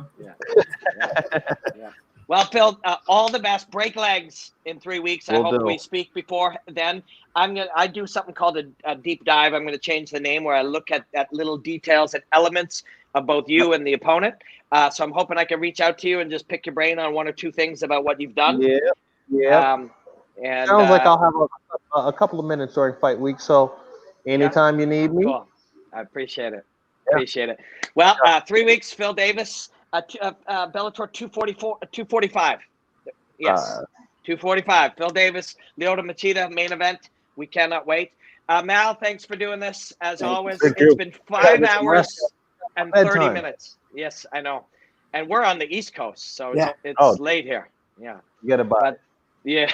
Thanks, everybody. And thanks, everybody, for watching. We had hundreds and hundreds and hundreds and hundreds of people at different times. Dwayne Ludwig, Dr. David Klonsky, we had Ray Thompson from Upstate Karate. We had Coach Mark Henry popped in. Am I forgetting anybody? I think that was it. Phil Davis. Ray Daniels. Phil Davis. Raymond Daniels stopped by. Raymond Daniels was in. He'll be on Phil's show. On the night, I thought you just meant like in general. Yeah, like Ray comes through every now and then. I didn't know you meant tonight. Yeah, Ray was here tonight and a couple of weeks ago. Ray's our friend. Yeah. Just like, we're going to make you and Ray friends. You're going to be friends for life now. Yeah. What are you talking about? I've been friends with Ray. What are you talking? Well, his kick, man. And how about that double spin into the chill punch? No, I'm not even going to ask him that. I don't need to be thinking about that. No, it's not. I don't need to think about that. I'm not even going to pretend like I'm athletic enough to do it.